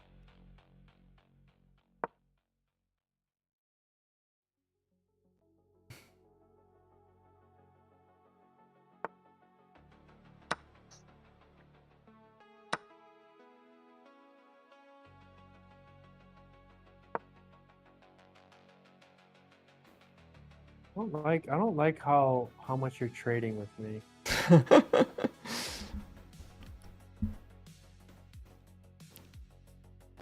I tell my chat my play style, and I don't. Yeah, I won't tell you, but if you watched my streams earlier, you know. You know. If you know, you know. I think over time you'll realize it. Irritating. Over time you'll realize. Do not like this. Oh, stop doing that. Get out of here.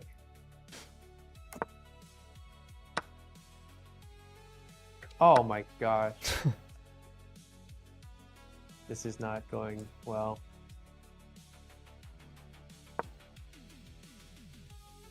Oh.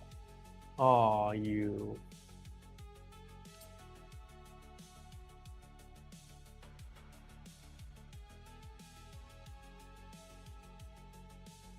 Can I go here?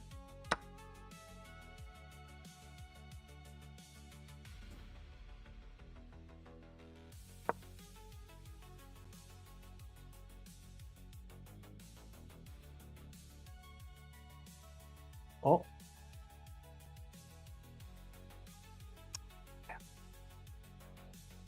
Damn it.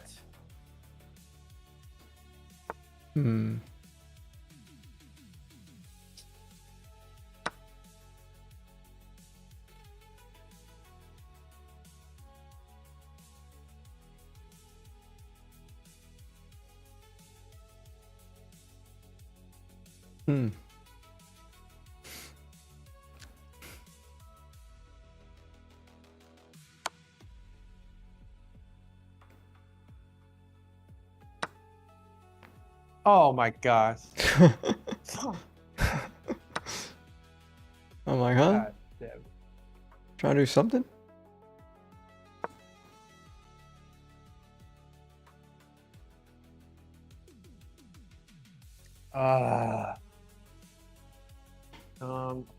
What do I do?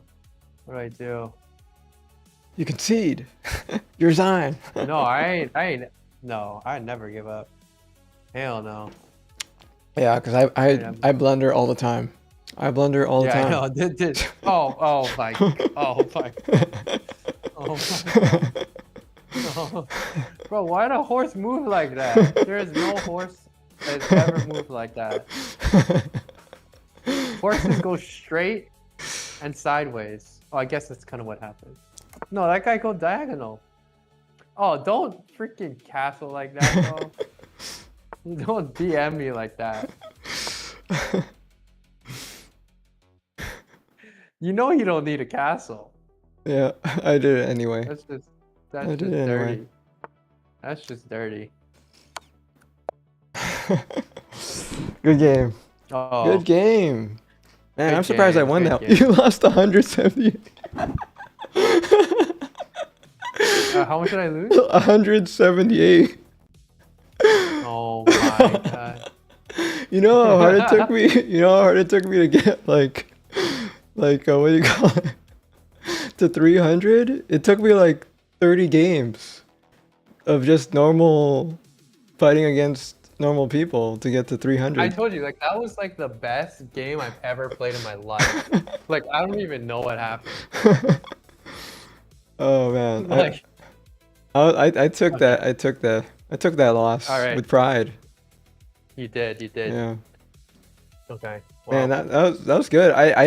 No, I don't want to tell you my play style, but I saw you cracking. Yeah, no, don't tell I saw me. you cracking as soon as I traded our queen for the queen. Yeah, I know. You kept on trading. You like literally get up like one piece and you start freaking trading like a maniac. I mean, All right. how Okay. else do Well, I beat a person with 4.1 GPA? Yeah, I'm bad at chess. Not a good chesser. Enjoy your Okay. enjoy your lunch, All man. right, I'm gonna get Or dinner. dinner. Enjoy your dinner, man. All right, brother.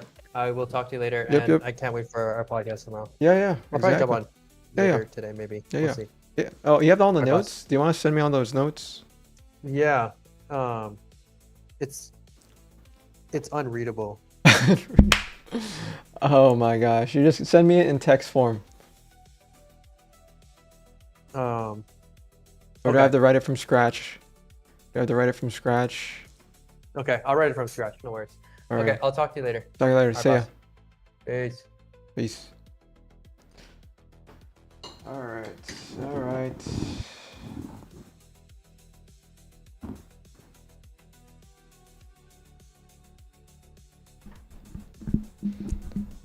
Um.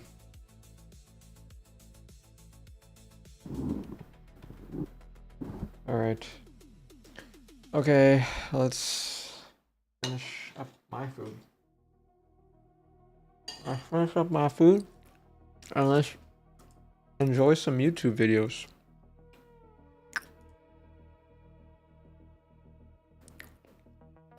Let's enjoy some YouTube. Okay. Home.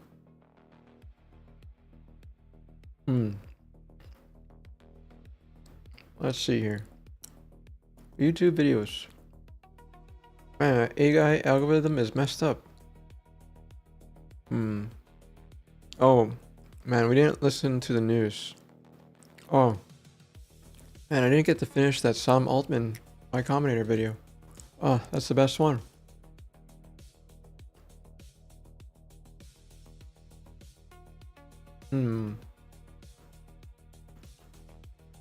Let's see here. Let's finish this one. We didn't get to finish. Oh. Pause. Oh man, I think I have to copy this into a different browser. I couldn't even pause. What happened there?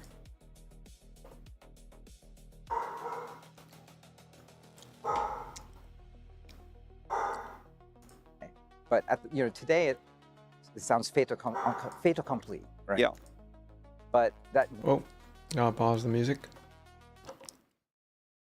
really wasn't how it felt when you started.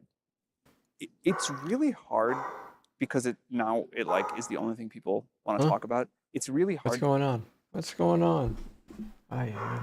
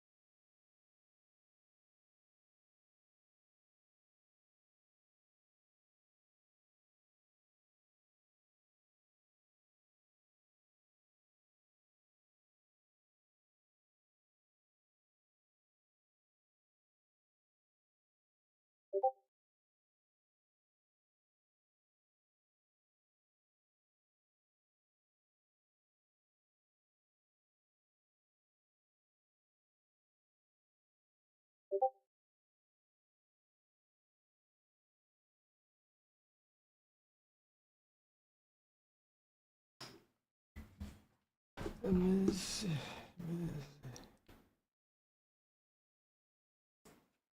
remember what it was like. It's even hard for me to remember this without like finding notes from the time 10 years ago when everyone was like, not only are they wrong about saying they think it might be possible to build AGI, but they're single-handedly gonna cause another AI winter. They're wrong and irresponsible and bad. And maybe like my highest order, or like my highest bit of advice to all of you, is find the things that you can develop like reasonable conviction in, that people decide like the conventional wisdom is they're just wrong, and be okay with it taking a long time and having people be like very frustratingly wrong and dismissive. For years at OpenAI, it felt like we knew the biggest secret in the world. Everybody was calling us an idiot. And we had increasing data points to convince ourselves we weren't delusional. And it was very frustrating. It was extremely frustrating. But looking back, it was like an incredible gift, because it meant we didn't have this like massive competitors, and we had time to do our research and build our stuff and build our company. And I've since noticed that this is the case for like a lot of companies in different ways. They end up doing something that other people, that like experts in the field or the industry, are convinced is a very bad idea.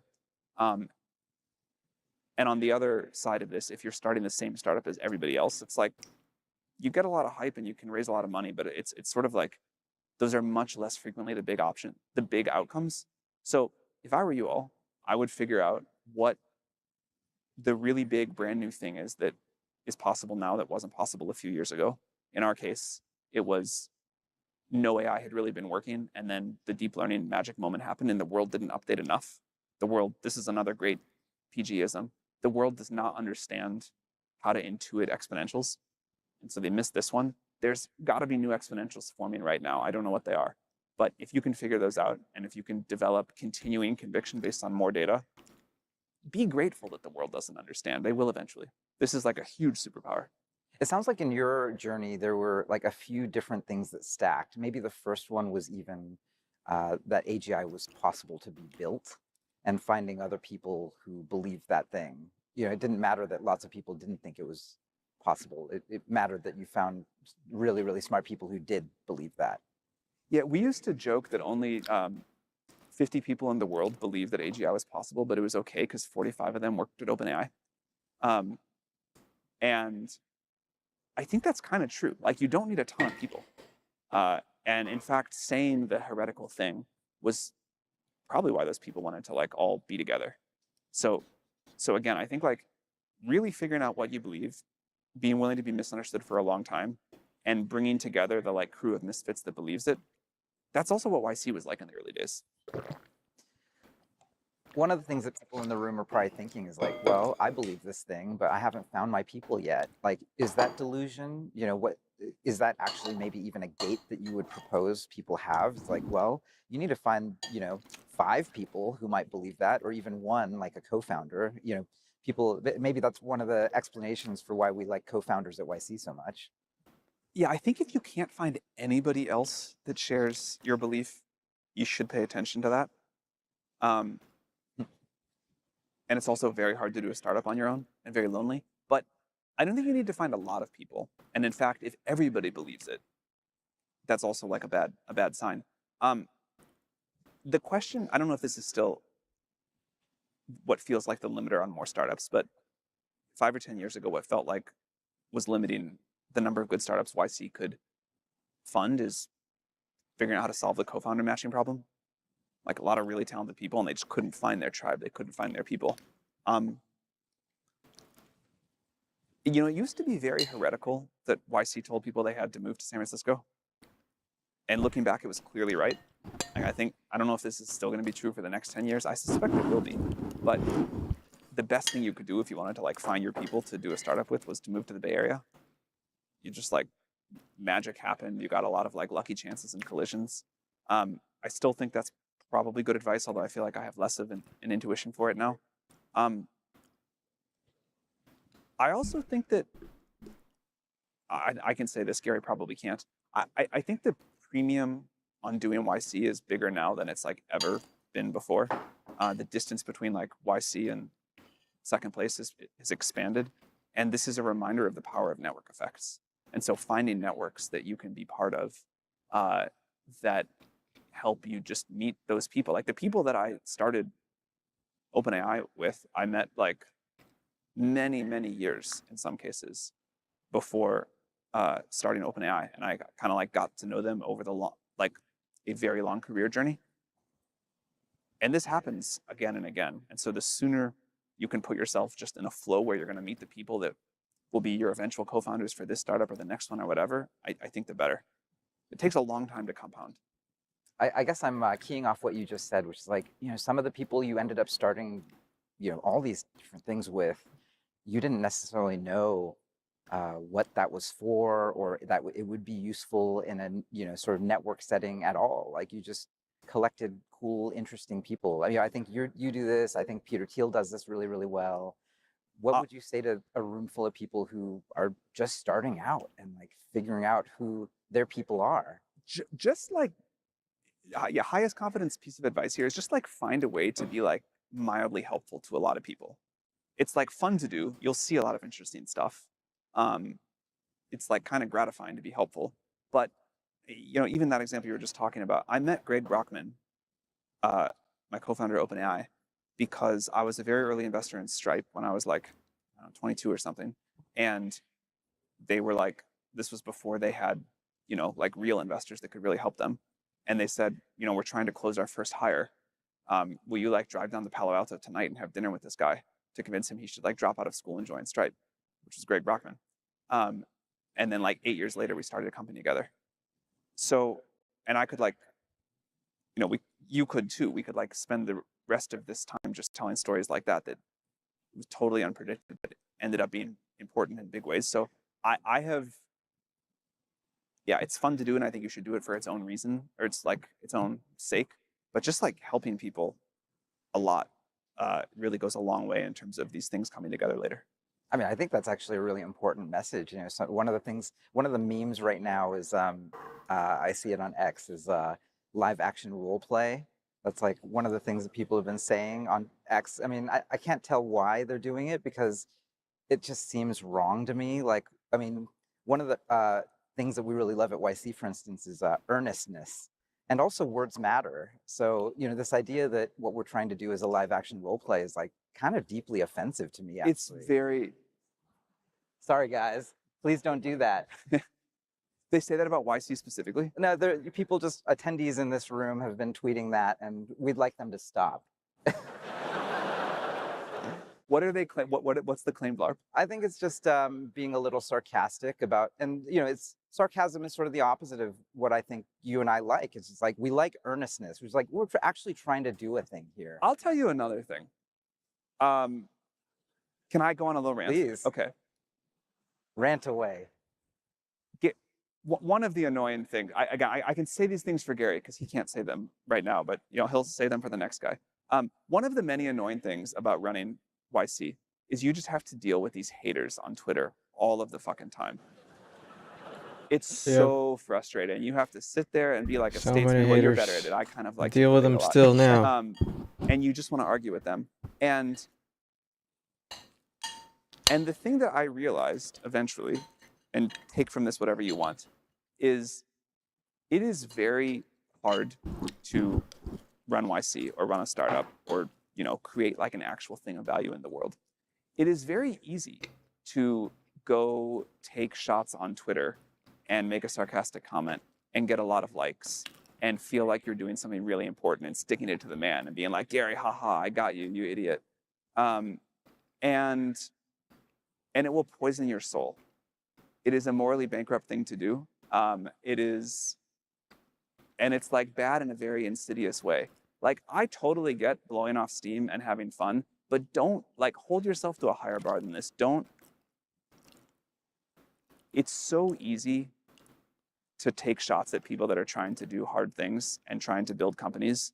And you'll see some like, kid with a bad startup idea trying to get excited about what he's doing on Twitter. It's so easy to like make a sarcastic comment and get the 10,000 likes and feel like, man, I really I scored my internet points today. But it'll have an effect on you. And when I like reflected on the years of like Twitter trolls that said mean things about YC and startups while I was running YC, I was like, I bet there were like a lot of days where they really felt like they got me. And like over the decade, none of them did. And you should like put all of your energy into building stuff and like resist the easy shots. I mean, I really like this as a context. Seriously. True. True, man. Dealing with that now. So crazy. I mean, I like this as a contrast to the story you just told about helping Patrick with Greg Brockman. I mean, you know, it helped. Like, there are people in this room who are going to be lifelong friends, and they're going to do that for one another, and then sort of these magical connections happen. Like, you know, this already is the most rarefied set of people, and then when you join YC, it's like even more rarefied, and then there's just a set of people out there who, like, they're ambitious. Yeah, you know, someone in this room is going to meet someone else that you're going to start a company with, and you'll meet somebody that'll introduce you to your spouse. Like, all of these things will happen, and then there will be a bunch of non-obvious things that take a decade or two to figure out in some way. You know, one of you will help each other now, which will turn into some amazing new thing. I think this is a huge part of what has made YC work and the broader startup ecosystem.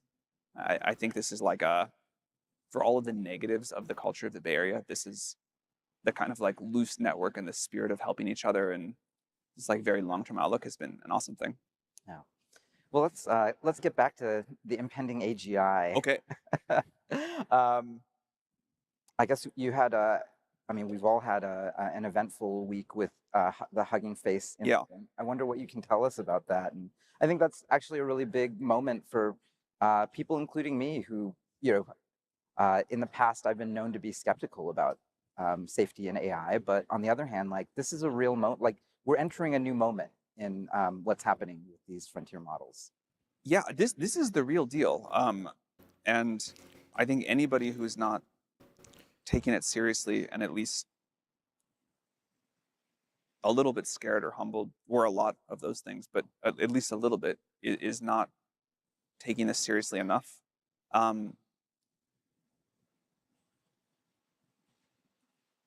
You know, for a long time, the field has been talking about AI safety incidents of this kind of a shape. And this is not a big one. I also don't want to overblow it and say this is like a real loss of control incident and this is the thing. But if you had asked most people when we started 10 years ago, like, where on the spectrum of nothing to super intelligence do you have like an AI system breaking out of its sandbox and hacking into some other company and kind of, you know, doing what this happened, I think like people would have said pretty far towards the like super intelligence point. Now the goalposts have moved, and it's easy to say, well, you know, here's how this happened, and here are the mistakes that OpenAI made, and we did make some big ones, of course, but these systems have gotten incredibly capable. So I think it's an alignment failure. I think it's a security failure. I think it's like a very serious thing, even though it's, you know, not the biggest example of consequence. And I think it's a real reminder of the stakes of what's happening, and that loss of control accidents are not entirely theoretical things. I think we will learn, the whole field, we OpenAI will learn a lot from this one and be able to address it. But, you know, the things that there are all of the things about like cyber safety and biosafety, but this other category of things that have been maybe just outside the public's Overton window of, it's really important we don't have a loss of control accident with AI. It's really important we don't have power be too concentrated in a small number of models or companies, but diffused throughout the economy so people can defend themselves. Like, you know, it's really important that human values are guiding these systems every step of the way. Yeah, I think we're like in the real deal phase of this.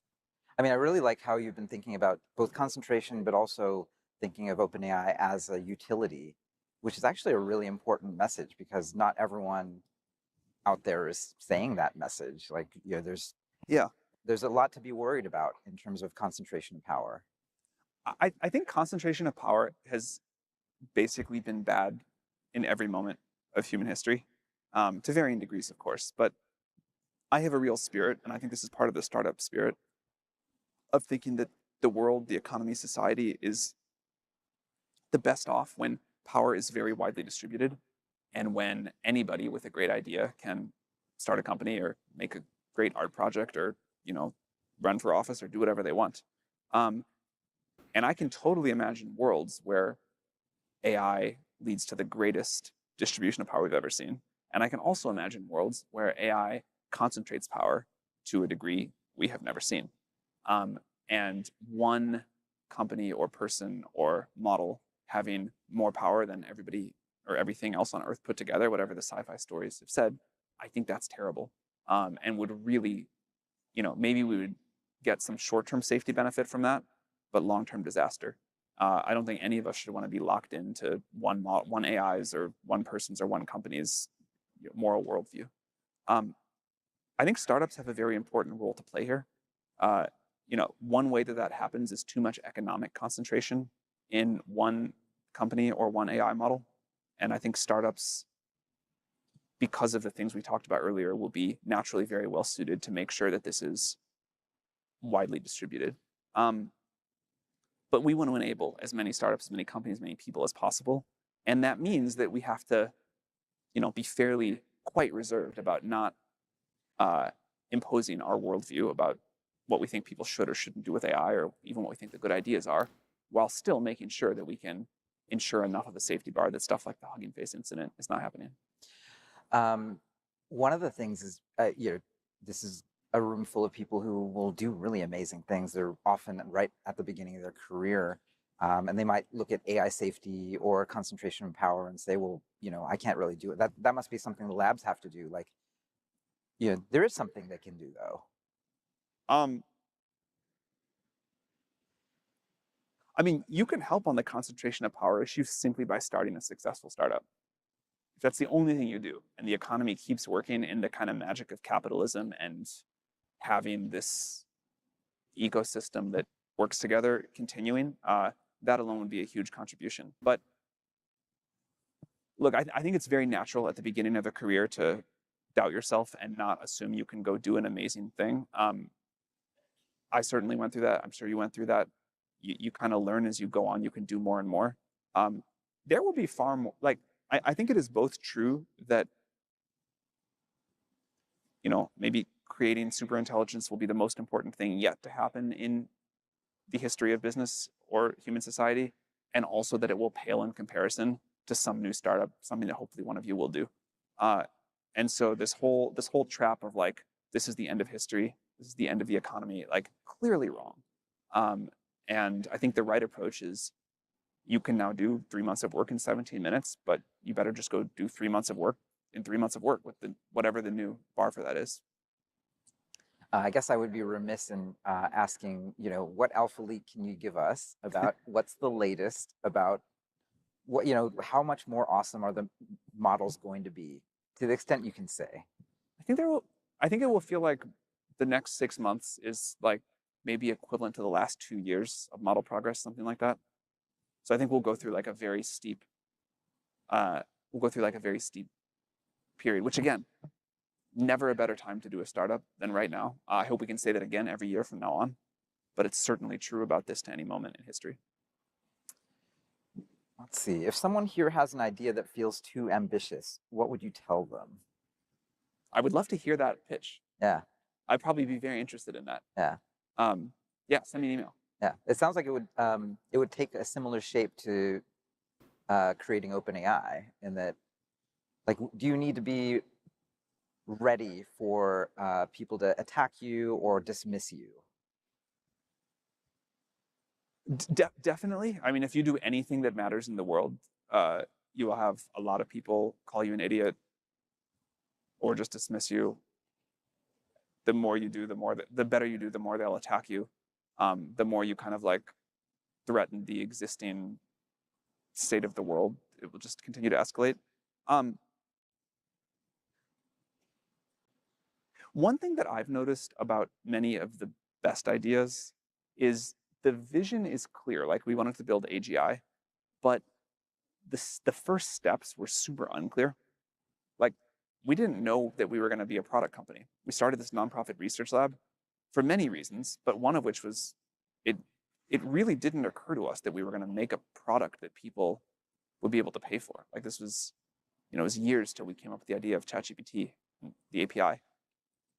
And so I think if the kind of like highest level vision is clear, but the first few steps are very unclear, that's not a bad thing. That often happens with like very ambitious ideas. And I wouldn't let that cause you to lean out. Now, you do still have to take some steps forward, imperfect though they may be, and ours were certainly very imperfect. So there's like another failure case where you have this like brilliant big idea and you can kind of never make any forward progress. At some point, you got to just like get some new data points. Yeah. What do you think is going to happen to inference? I really like Rune's tweet about this. It's like you either die a model company or live long enough to sell inference, which is a very funny Rune tweet.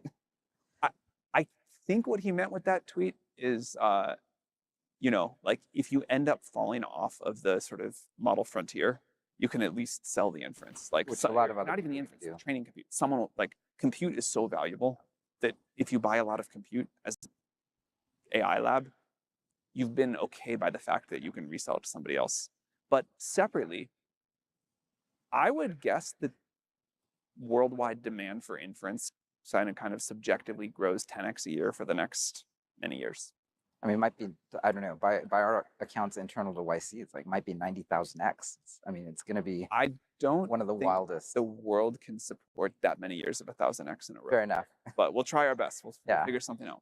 I mean, the capacity, I guess it just, it's a function of how much bigger your ambitions are for intelligence and how, if you do a lot more.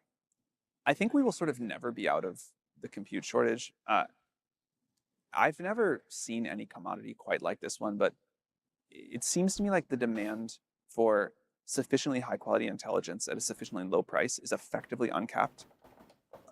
The demand for electricity certainly goes up as the price goes down, but at some point, like, it gets harder to figure out incremental things to do with electricity. At least historically it has. But, there's a lot of things to do with incremental intelligence. You can just keep having stuff be better for you. It reminds me of some of those quotes from the early computing revolution when people would say like, no one needs more than 640K of RAM or whatever in their computer.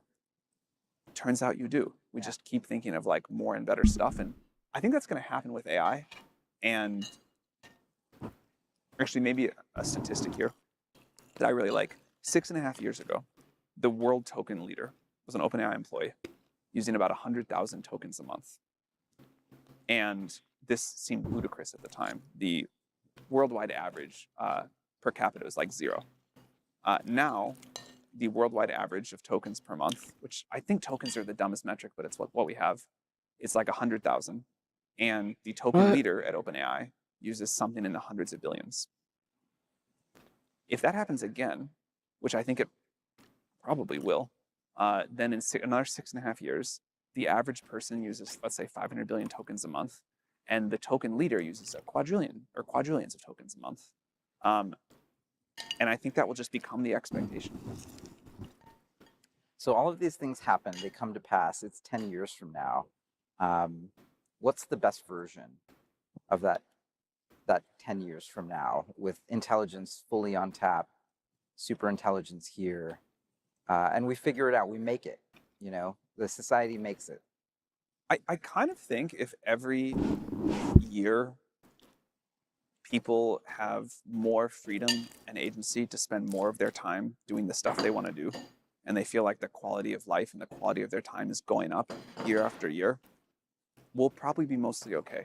We will have avoided like a crazy concentration of power or an economic collapse. We'll have necessarily avoided a huge safety incident. We'll have avoided like too much change in any one time unit.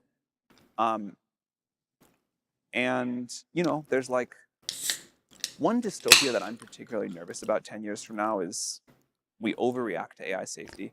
And so we say, look, everyone, you're going to get a cure for cancer. you're going to have material abundance, but you will have no freedom. You will have no agency. It will be a perfect surveillance state. There will be no privacy. And that's what you're going to get great comfort, but there will be nothing left in the world for you to really do, nothing that really matters. You'll just kind of live at the, service of the AI giving you material wealth. I'd really like to avoid that.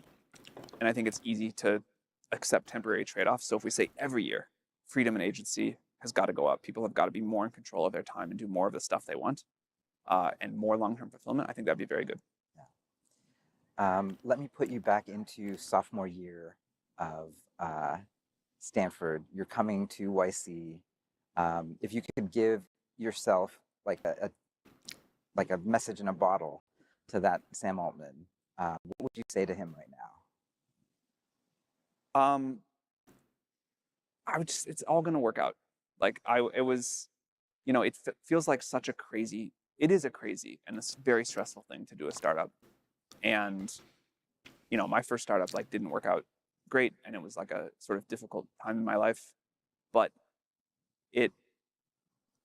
one of the things, I think many people say this as they look back on the early part of their career, you can make a lot of mistakes, you can fail at stuff. The tech industry in particular is very forgiving of this. And I would have just I wish I could have told myself to have all the drive and the ambition, but just be a little happier along the way and trust that eventually it was going to be okay, because it feels so difficult and scary and painful in the moment. Well, I can't think of a better way to end Startup School 2026. Sam Altman, thank you all so much. Thanks.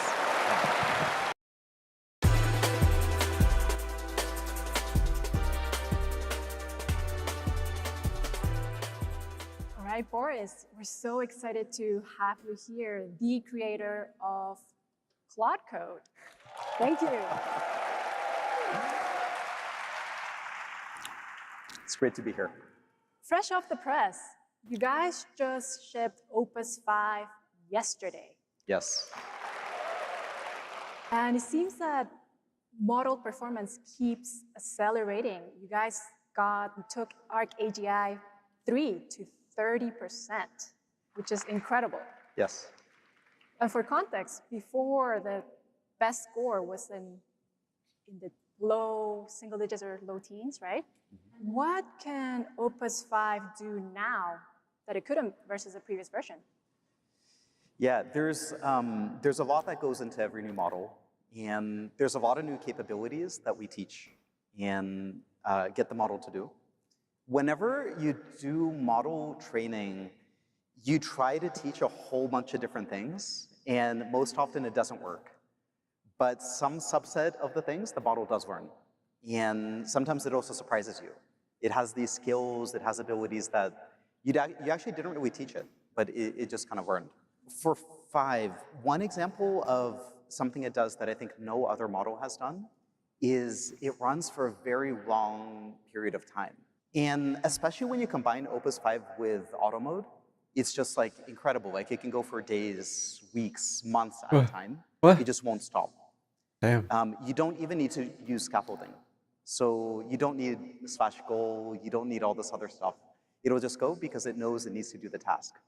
Another thing that I'm really excited about, and I'm gonna start, I think, to talk about a little bit more, but it's kind of surprising because it's such a new capability, is the model does not seem to be prompt injectable anymore.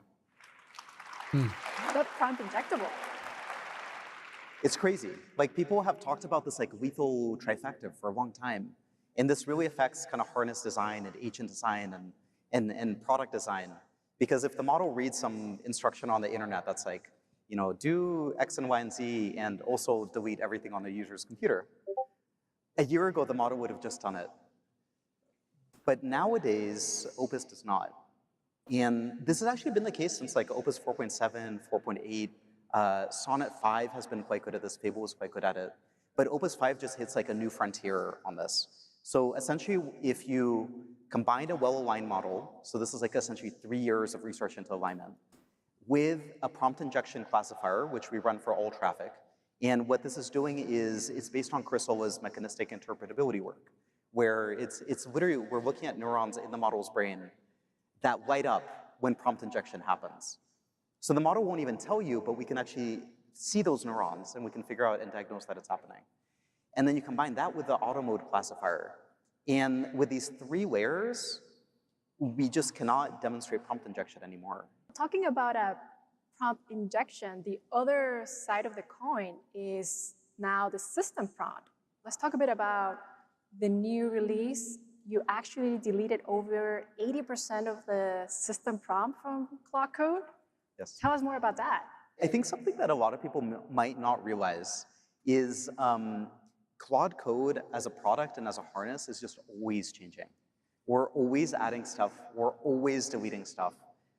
Every time that a new model comes out, we delete a bunch of the system prompt, change a bunch of the system prompt. We change the set of tools all the time. We change the prompts for the tools all the time. And the reason is every model is very different. So something that you did for one model maybe 3 months ago, it just might not translate at all to the next model. And so one thing about Opus 5 is it's just really intelligent.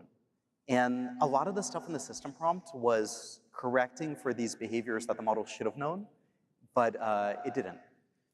Now Opus 5 just does it. So yeah, we deleted 80% of the system prompt. You can actually try deleting the rest of it too. So when you run Claude Code, you can just do like -- system prompt and set whatever system prompt you want if you want to experiment with it. And another thing that you can try is simple mode. So this is actually this kind of undocumented feature. If you do Claude Code simple equals 1, like this environment variable, and then you run Claude, it'll delete all the system prompts, including from the tools. And we actually use this as a sort of ablation to figure out, is the prompt useful? And what's interesting is that the model is actually a little bit more intelligent without these prompts. That's something that we've been finding. But when you use Claude Code as a product, you do actually want some of these prompts because it helps you use the product and it helps the product behave and the model behave in the way that you would want when you're using it as a person. I think the thing that's really fascinating in this era of building, basically you have built the best harness in the world for Claude, and that's Claude Code. From what I'm hearing, for every model release, you basically delete all of the code base, delete all of the prompt, and start from scratch every time. That in the old world would have been not something startups would have done for the product. It's like press delete every 6 months for everything. That's right, that's right. So to be fair, we don't delete the entire code base, but we do delete a lot. So every time there's a new model, in research, you call this ablation. And so what this means is you delete the entire system prompt, and then you bring it back line by line to figure out what is the impact of each individual line. It's sort of like an eval, and you can kind of like evaluate it. And the ablation, essentially, it's an eval, but you delete things to figure out the impact. And yeah, like we do the same thing for tools. Like we unship tools all the time. We delete code in the harness all the time. If you look at actually the code that's in the Claude Code harness today, almost all of it is about safety and permissions and static analysis. And there's a bunch of UI code. And we've actually unshipped a lot of the other code already.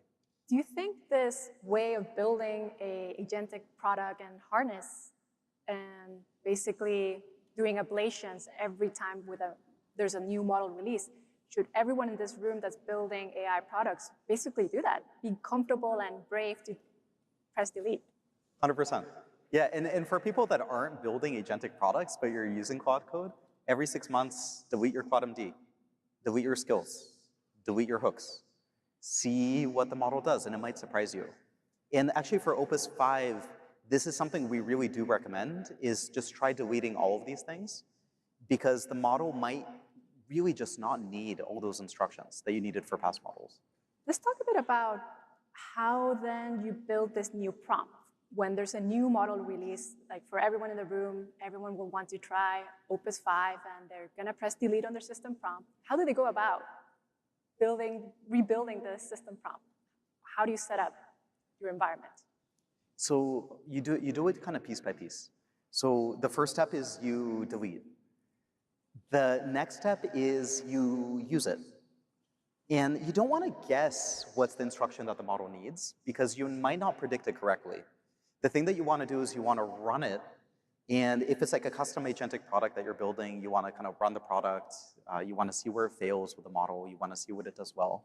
If you're using Claude Code, You want to see where it does well with your code base, or maybe where it stumbles over, the architecture or stumbles over something else. And only when you see it repeatedly stumble on the same thing, that's when you add it back. But you don't want to do it too early. Because remember, like the model is going to read this instruction every single time you use it. So you really want to make sure that the model needs this instruction. I think this is sort of the crazy thing about building on models. It's just so different than all the engineering that I've ever done. Like in the past, when you built on systems, you built these like big, beautiful systems, and you really think about the system design up front. You have like a big suite of unit tests. You think about everything, and like a re-architecture is a big project. Sometimes it takes months. I've worked on re-architecture products at big companies that take years. And the model is not like that. It's the way to think about it is almost like a living creature, like as something more organic. It's a thing where every model generation, it behaves differently. It has a slightly different personality. And you have to take the time to get to know it and then adjust the harness based on that. And I think it's just very much like an empirical and kind of scientific thing. You have to take a very scientific mindset to it, where you try something, you see the result, and then you iterate based on that. If you're building in this world right now, what then becomes stable? Are evals something that you keep from the previous models and keep using them in each new model release? We do until we max out the eval. So that's sort of the tip for everyone. So code and system prompt, if you want to build at the bleeding edge and have the most capability for models, you got to delete those. But evals are constant and keep appending to them, basically. Yeah, you keep appending. What happens is, I actually wouldn't even go this far, to be honest. I think evals, they outlive the harness a little bit, but not by that much. Like an eval might live for maybe 1, 2, 3 model generations, but nowadays we're on the exponential. The model is improving so quickly. Very often we just saturate the eval and then we have to throw it away and we have to come up with a new eval. And this is just part of the process. And again, it's about being empirical. You have to use the product, you have to use the model, you have to see where it struggles, and then based on that, that's the eval set that you should build. I think one term I heard you describe how to build the best agentic products on top of Claude is this concept of unhobbling Claude. And tell us more about what that means. Yeah, so hobbling is this idea in research that the model is doing something and you're just getting in the way. There's this kind of like way of thinking about it that I really like. It's very useful when you're building product. And it's called product overhang. And the idea is the model is able to do all sorts of things with today's models, not a future model, but today's model, that we have not yet realized. And there are so many capabilities the model has like this that people are not aware of. And this is like the ability to, maybe use a particular tool, use a particular language, solve a particular kind of problem, do things a particular kind of way that we thought was kind of beyond the model's capability. And there's this overhang, because the model can do this at every given model generation, but there is often not a product that lets the model do this and lets it express this kind of ability to do this. And on the flip side, often what happens is the product gets in the way. And this getting in the way, we call this hobbling, and then not eliciting the correct behavior from the model, we call this product overhang. So it's kind of like two sides of the same thing. One example of this was the original Claude code. When I first started working on it, this was like a year and a half, 2 years ago, something like that. This was like Sonnet 3.5. At the time, that was an incredible coding model. That was like the best coding model that exists. Nowadays, it's a pretty terrible coding model by modern standards. But I think that was like the first great coding model that we built as Anthropic. And at the time, if you looked at the coding products of the time, what were they doing? They were doing like single line autocomplete. They were doing sometimes multi-line autocomplete. That was sort of a new idea. They were doing chat. So you can talk to the agent, but it wasn't write access. You could only read. You could ask about the code base. And so the feeling was that there wasn't really a product that was fully eliciting the model's capability to write entire functions at a time, entire files at a time. At the time, it wasn't entire features. We weren't there yet, but probably entire files. That was the level of capability at the time. And so the idea with Claude Code was, all right, we think the model can probably do this. What if we get rid of all the scaffolding and just give the model the simplest possible harness so it can write an entire file at a time and build an entire feature? And that was kind of it. Like, that was the product overhang of the time. The model was capable of doing something, and everything was just kind of getting in the way. I think that nowadays, with modern models, there is so much product overhang that I'm not saying startups capture. And I think there's people thinking about these problems, but there's just a huge amount of opportunity to elicit these behaviors from the model that are just like amazing and interesting and commercially valuable. I think this is such a special insight for everyone here in the room.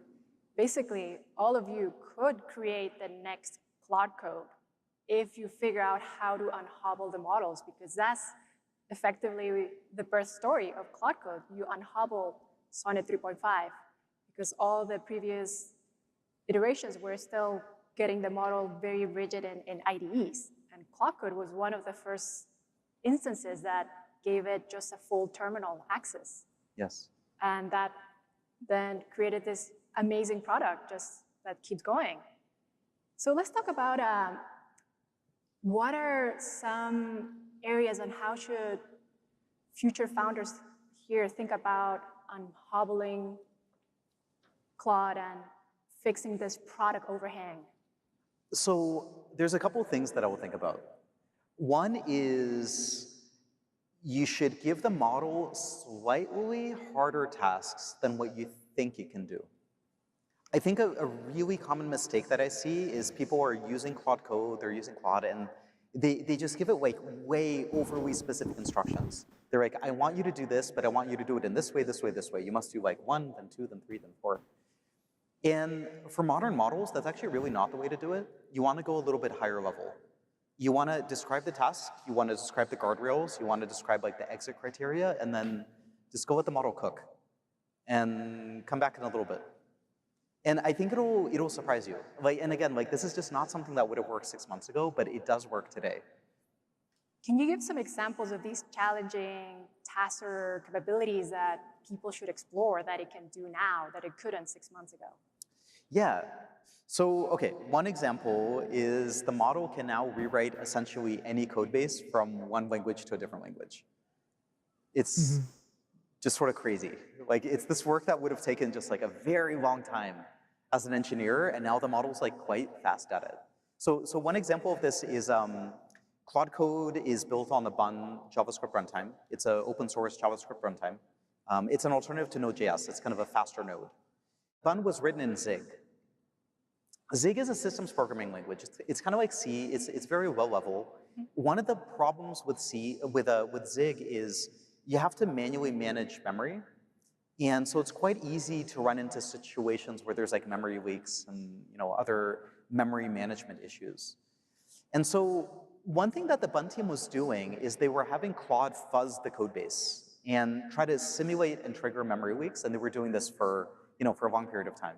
They were able to find a lot of memory leaks. It was sort of like a case at a time. And that was kind of the capability of the model at the time, was doing this fuzzing.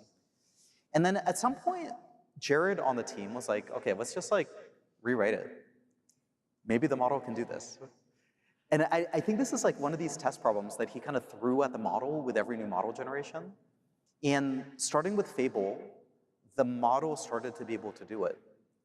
And so I think Opus 5 could do it as well. And so what he did was, essentially he defined a test suite. The nice thing about Bun is it's very, very well tested. There's a big test suite in Bun, there's a big test suite in Node.js, so it's easy to know if you did the right thing. And he had the model rewrite it from Zig to Rust. It was one prompt, it was a dynamic workflow, and a dynamic workflows are a feature in Claude Code that essentially let you orchestrate dozens, hundreds, thousands of agents to do work productively. And it ran for 11 days, and it rewrote the entire code base. And this was one shot? It was one shot with, no, it wasn't one shot, but there was steering, but previous models just couldn't do this, even with the steering. It just wouldn't have been possible. In just 11 days, oh my God. This would have taken in the past, even with the best engineers, multiple months, years? Definitely over a year. Yeah. Yeah, over a year. This was like over 100,000. Like JavaScript runtime is really complicated. There's a lot of stuff in there. And yeah, it works. This is in production now. This is what Claude Code uses now when you're running it.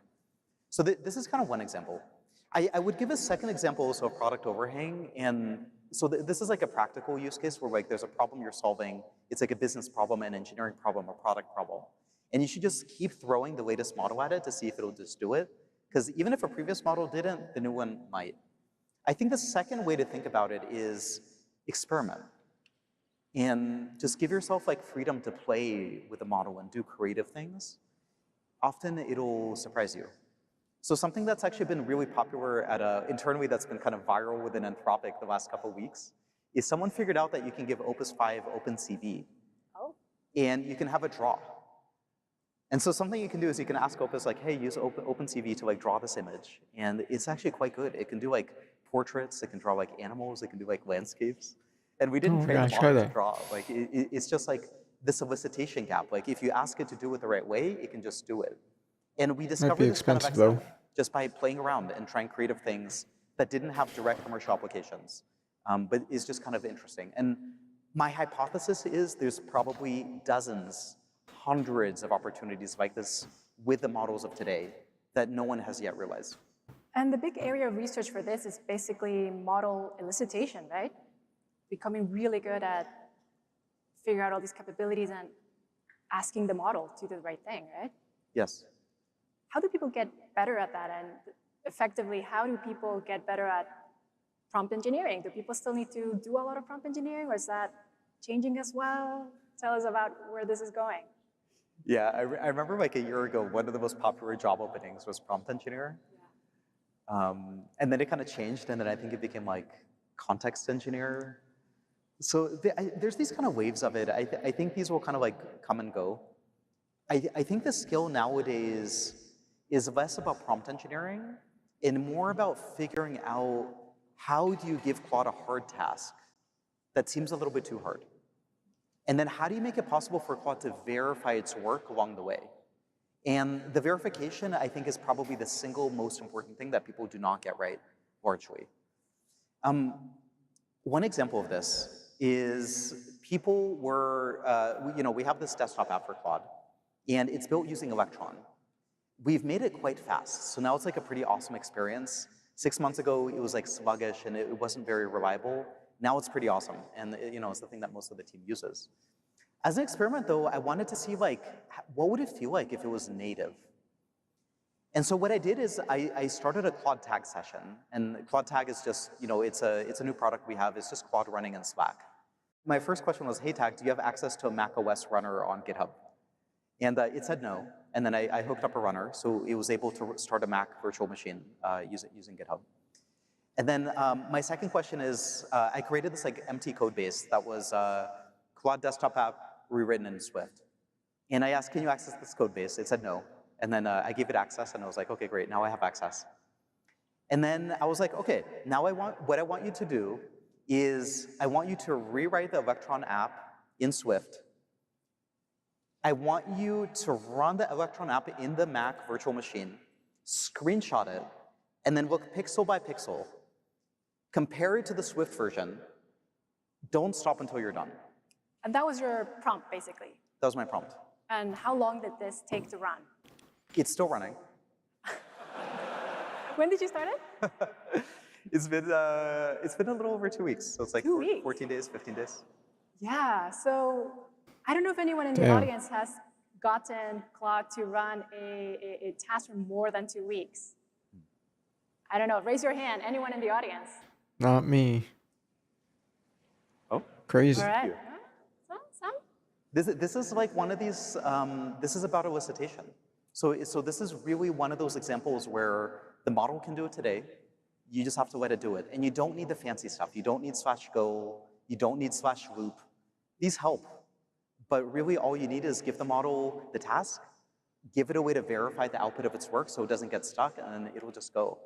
And actually, in this case, Claude also decided to live blog it. So what it did is it created a Slack channel internally, and it started just posting screenshots every few minutes of its progress. Wow. So the prompt sounded so simple.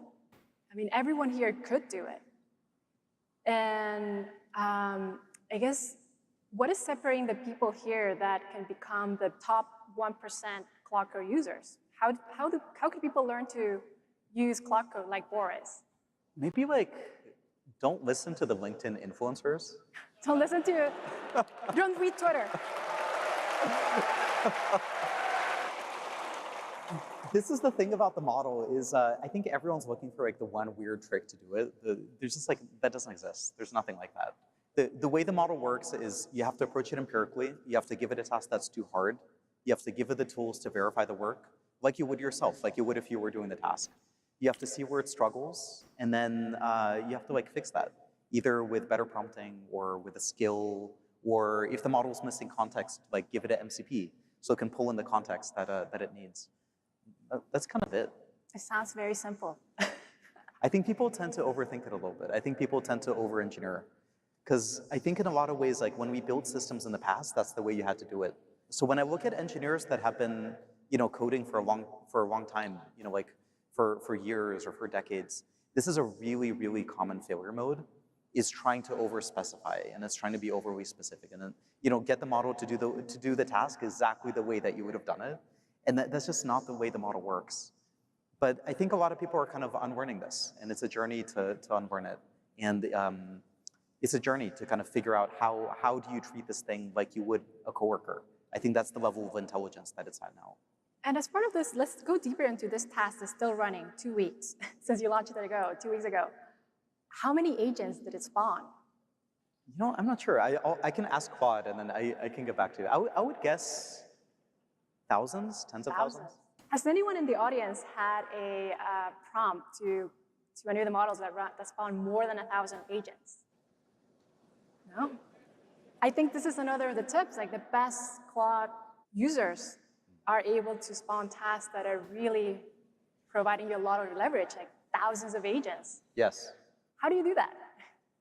There's a few different ways to do it. The easiest way is dynamic workflows. To use dynamic workflows, it's a fairly new feature in Claude Code. And all you have to say is use a workflow. That's it. And then Claude will just trigger the dynamic workflow. What a dynamic workflow is essentially we have the bun runtime. We use bun as a sandbox, and we start a virtual machine within bun. And we let Claude start a lot of agents and orchestrate them. And it doesn't just do one agent. It doesn't just do like 10 parallel agents. What it might do is, let's say a task is like rewrite the code base, or do really in-depth data analysis over some really complicated data, or maybe like build a very complex feature that takes multiple stages and maybe dozens of pull requests. And so what it's gonna do is it's gonna start a bunch of agents to do kind of like the first pass. Based on that, it might do a second step where it has another set of agents that verify the work or that summarize the work. Then it might do like a third stage where it'll fan out again. So it'll kind of productively orchestrate a bunch of different agents. So my background is functional programming. And so the way that we design this is it's essentially an algebra for agents. So there's a way to run agents in sequence. There's a way to run agents in parallel. And Claude has different tools in order to orchestrate these agents inside of the sandbox. It's kind of cool and something that just hasn't really been written about a lot. Like this is actually like a new form of test time compute. Like when we talk about the scaling laws and kind of we talk about the model getting more intelligent over time, historically, it's been a function of the size of the neural net, the amount of training data, and the number of flops that you put in to the training. And then recently, we also added test time compute. So this is essentially a fancy researcher way of saying, how many tokens does it generate?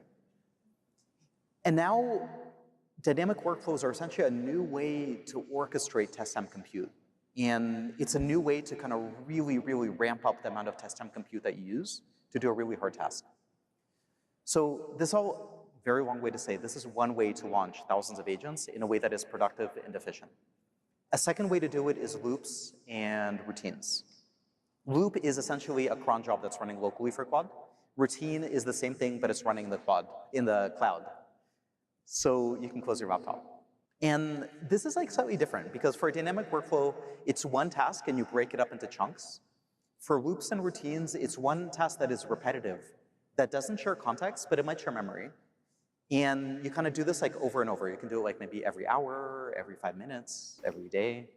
And so a thing that we've started doing is we actually have Claude maintaining itself now. And the way we do this is we have a Slack channel where we just had Claude start a bunch of different routines to maintain its own code base.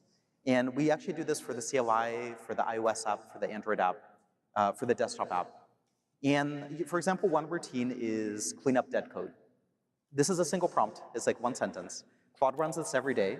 It'll look for dead code across all the code bases using static and dynamic analysis. We didn't prompt that. It just kind of figured it out. And it'll put a pull request every day to delete the dead code. Another example is shipping experiments that should go out. So the experiment's already out to 100%. It'll delete it from the code base, and it'll just ship it. Another one is writing tests for areas of the code base that need test coverage. Another one is deleting tests that don't need to be there because they were kind of useless tests added by older models or added by people at some point. One that I really love is this, I forget what we called it. I think we called it abstraction police. And the idea is there are often in a big code base, there's kind of the same abstraction and it appears multiple times. And if you kind of squint, it actually maybe should just be the same abstraction. But kind of over time, for whatever reason, you rebuilt it multiple ways in different parts of the code base. So Claude kind of goes out every day across all our code bases. It finds these nearly duplicated abstractions and it unifies them. And so now we have every day maybe 20 or 30 of these routines. It's running across all of our code bases. And it's not totally there yet, but we're on the path to fully automating the maintenance of our apps by doing this. And this is, again, hundreds of agents running every day, sometimes thousands of agents every day. It's doing the work of dozens or hundreds of engineers. This is kind of what it used to take to do this kind of work. And this means that engineers can just do the thing they actually want to do, which is ship new product and talk to users and do stuff that's actually fun. I guess next conclusion from this, which you have mentioned in the past, that basically coding is solved, right? You have mentioned this. I'm curious now that effectively everyone can write software. What separates the exceptional builders from the rest? What are the qualities now that everyone can ship code? I would give one caveat. So coding is solved for the kind of coding that I do. It's not solved for everyone. There's still code bases that are super deep systems code bases where Claude still struggles. There's distributed systems where Claude still struggles. There's really kind of in the weeds UI verification, like something is off by a pixel or something. Claude is still not perfect at this. Opus 5 was a big leap in vision and computer use, but it's still not perfect. But I'm actually curious, for people here, maybe raise your hand if 100% of your code is written using agents. You don't write any code by hand anymore. Damn. It's pretty good. Okay, how about more than 50%? Slightly less hands, maybe about the same. Yeah. So I think it's getting there. So it's kind of getting to this, to being solved for more and more kinds of code. And that's kind of cool. When I think about the people that are the best at using Claude, I think there's a certain mindset that you can bring that's really effective. And it's really about being empirical. So forget all of the things that you learned about past models. Forget everything that you learned about computer science theory in class. Look at the model, try to do a task, see where it struggles, and then based on that, adjust. So it's just very much become, it's not a theoretical science, it's become an empirical science. So I think people that are really good at this, that are really good at kind of forgetting their priors, letting go of this maybe idea that didn't work before and just being open to trying it again. This is the kind of skill that's just very, very successful now. Now my last question is, given everything that we talked about, if there's someone here that's studying CS, and you learned to program before this era of AI agentic coding, what should students still learn the hard way, the old way? So for me, I learned computer science practically. I learned it by teaching myself to code in order to solve problems. Whenever I was doing this, I was doing it to solve a particular problem that I had. So I actually first learned to code on TI-83 calculators. This is back in middle school. And I ended up actually writing a guide on the internet for programming TI-83 calculators. It's still up on the internet somewhere. And it was BASIC. That was my first language. And I learned how to program on calculators so I could just like get better at my math tests by cheating on the test.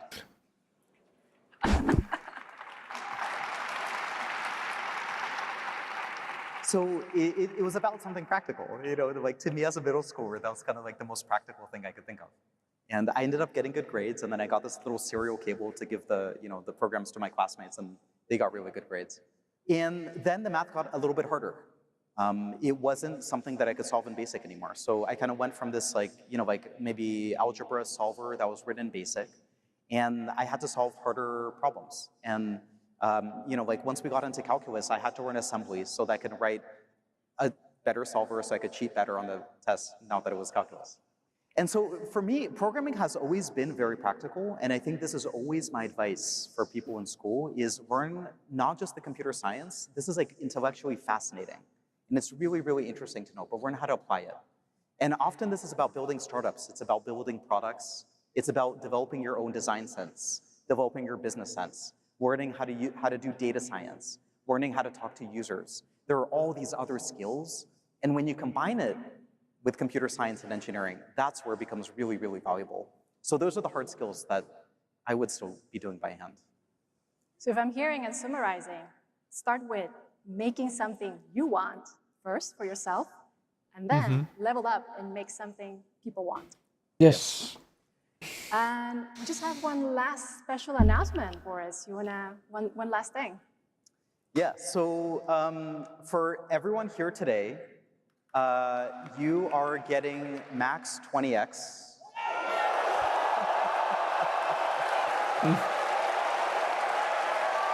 What? They didn't have it already? That's weird.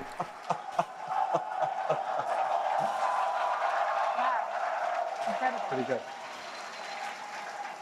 So look for a code in your email, and I can't wait to see what you build. We'll be sending email.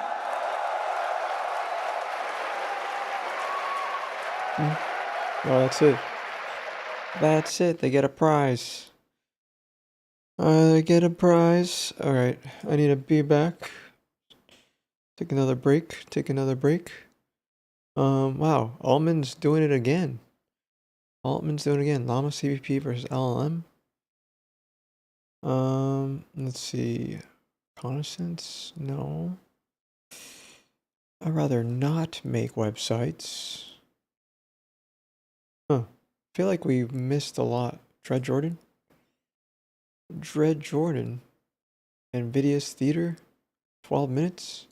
Black Chinese Market? Pirating tokens? Okay, I'll have this up. I'll have this up. Oh, okay. I'll be back.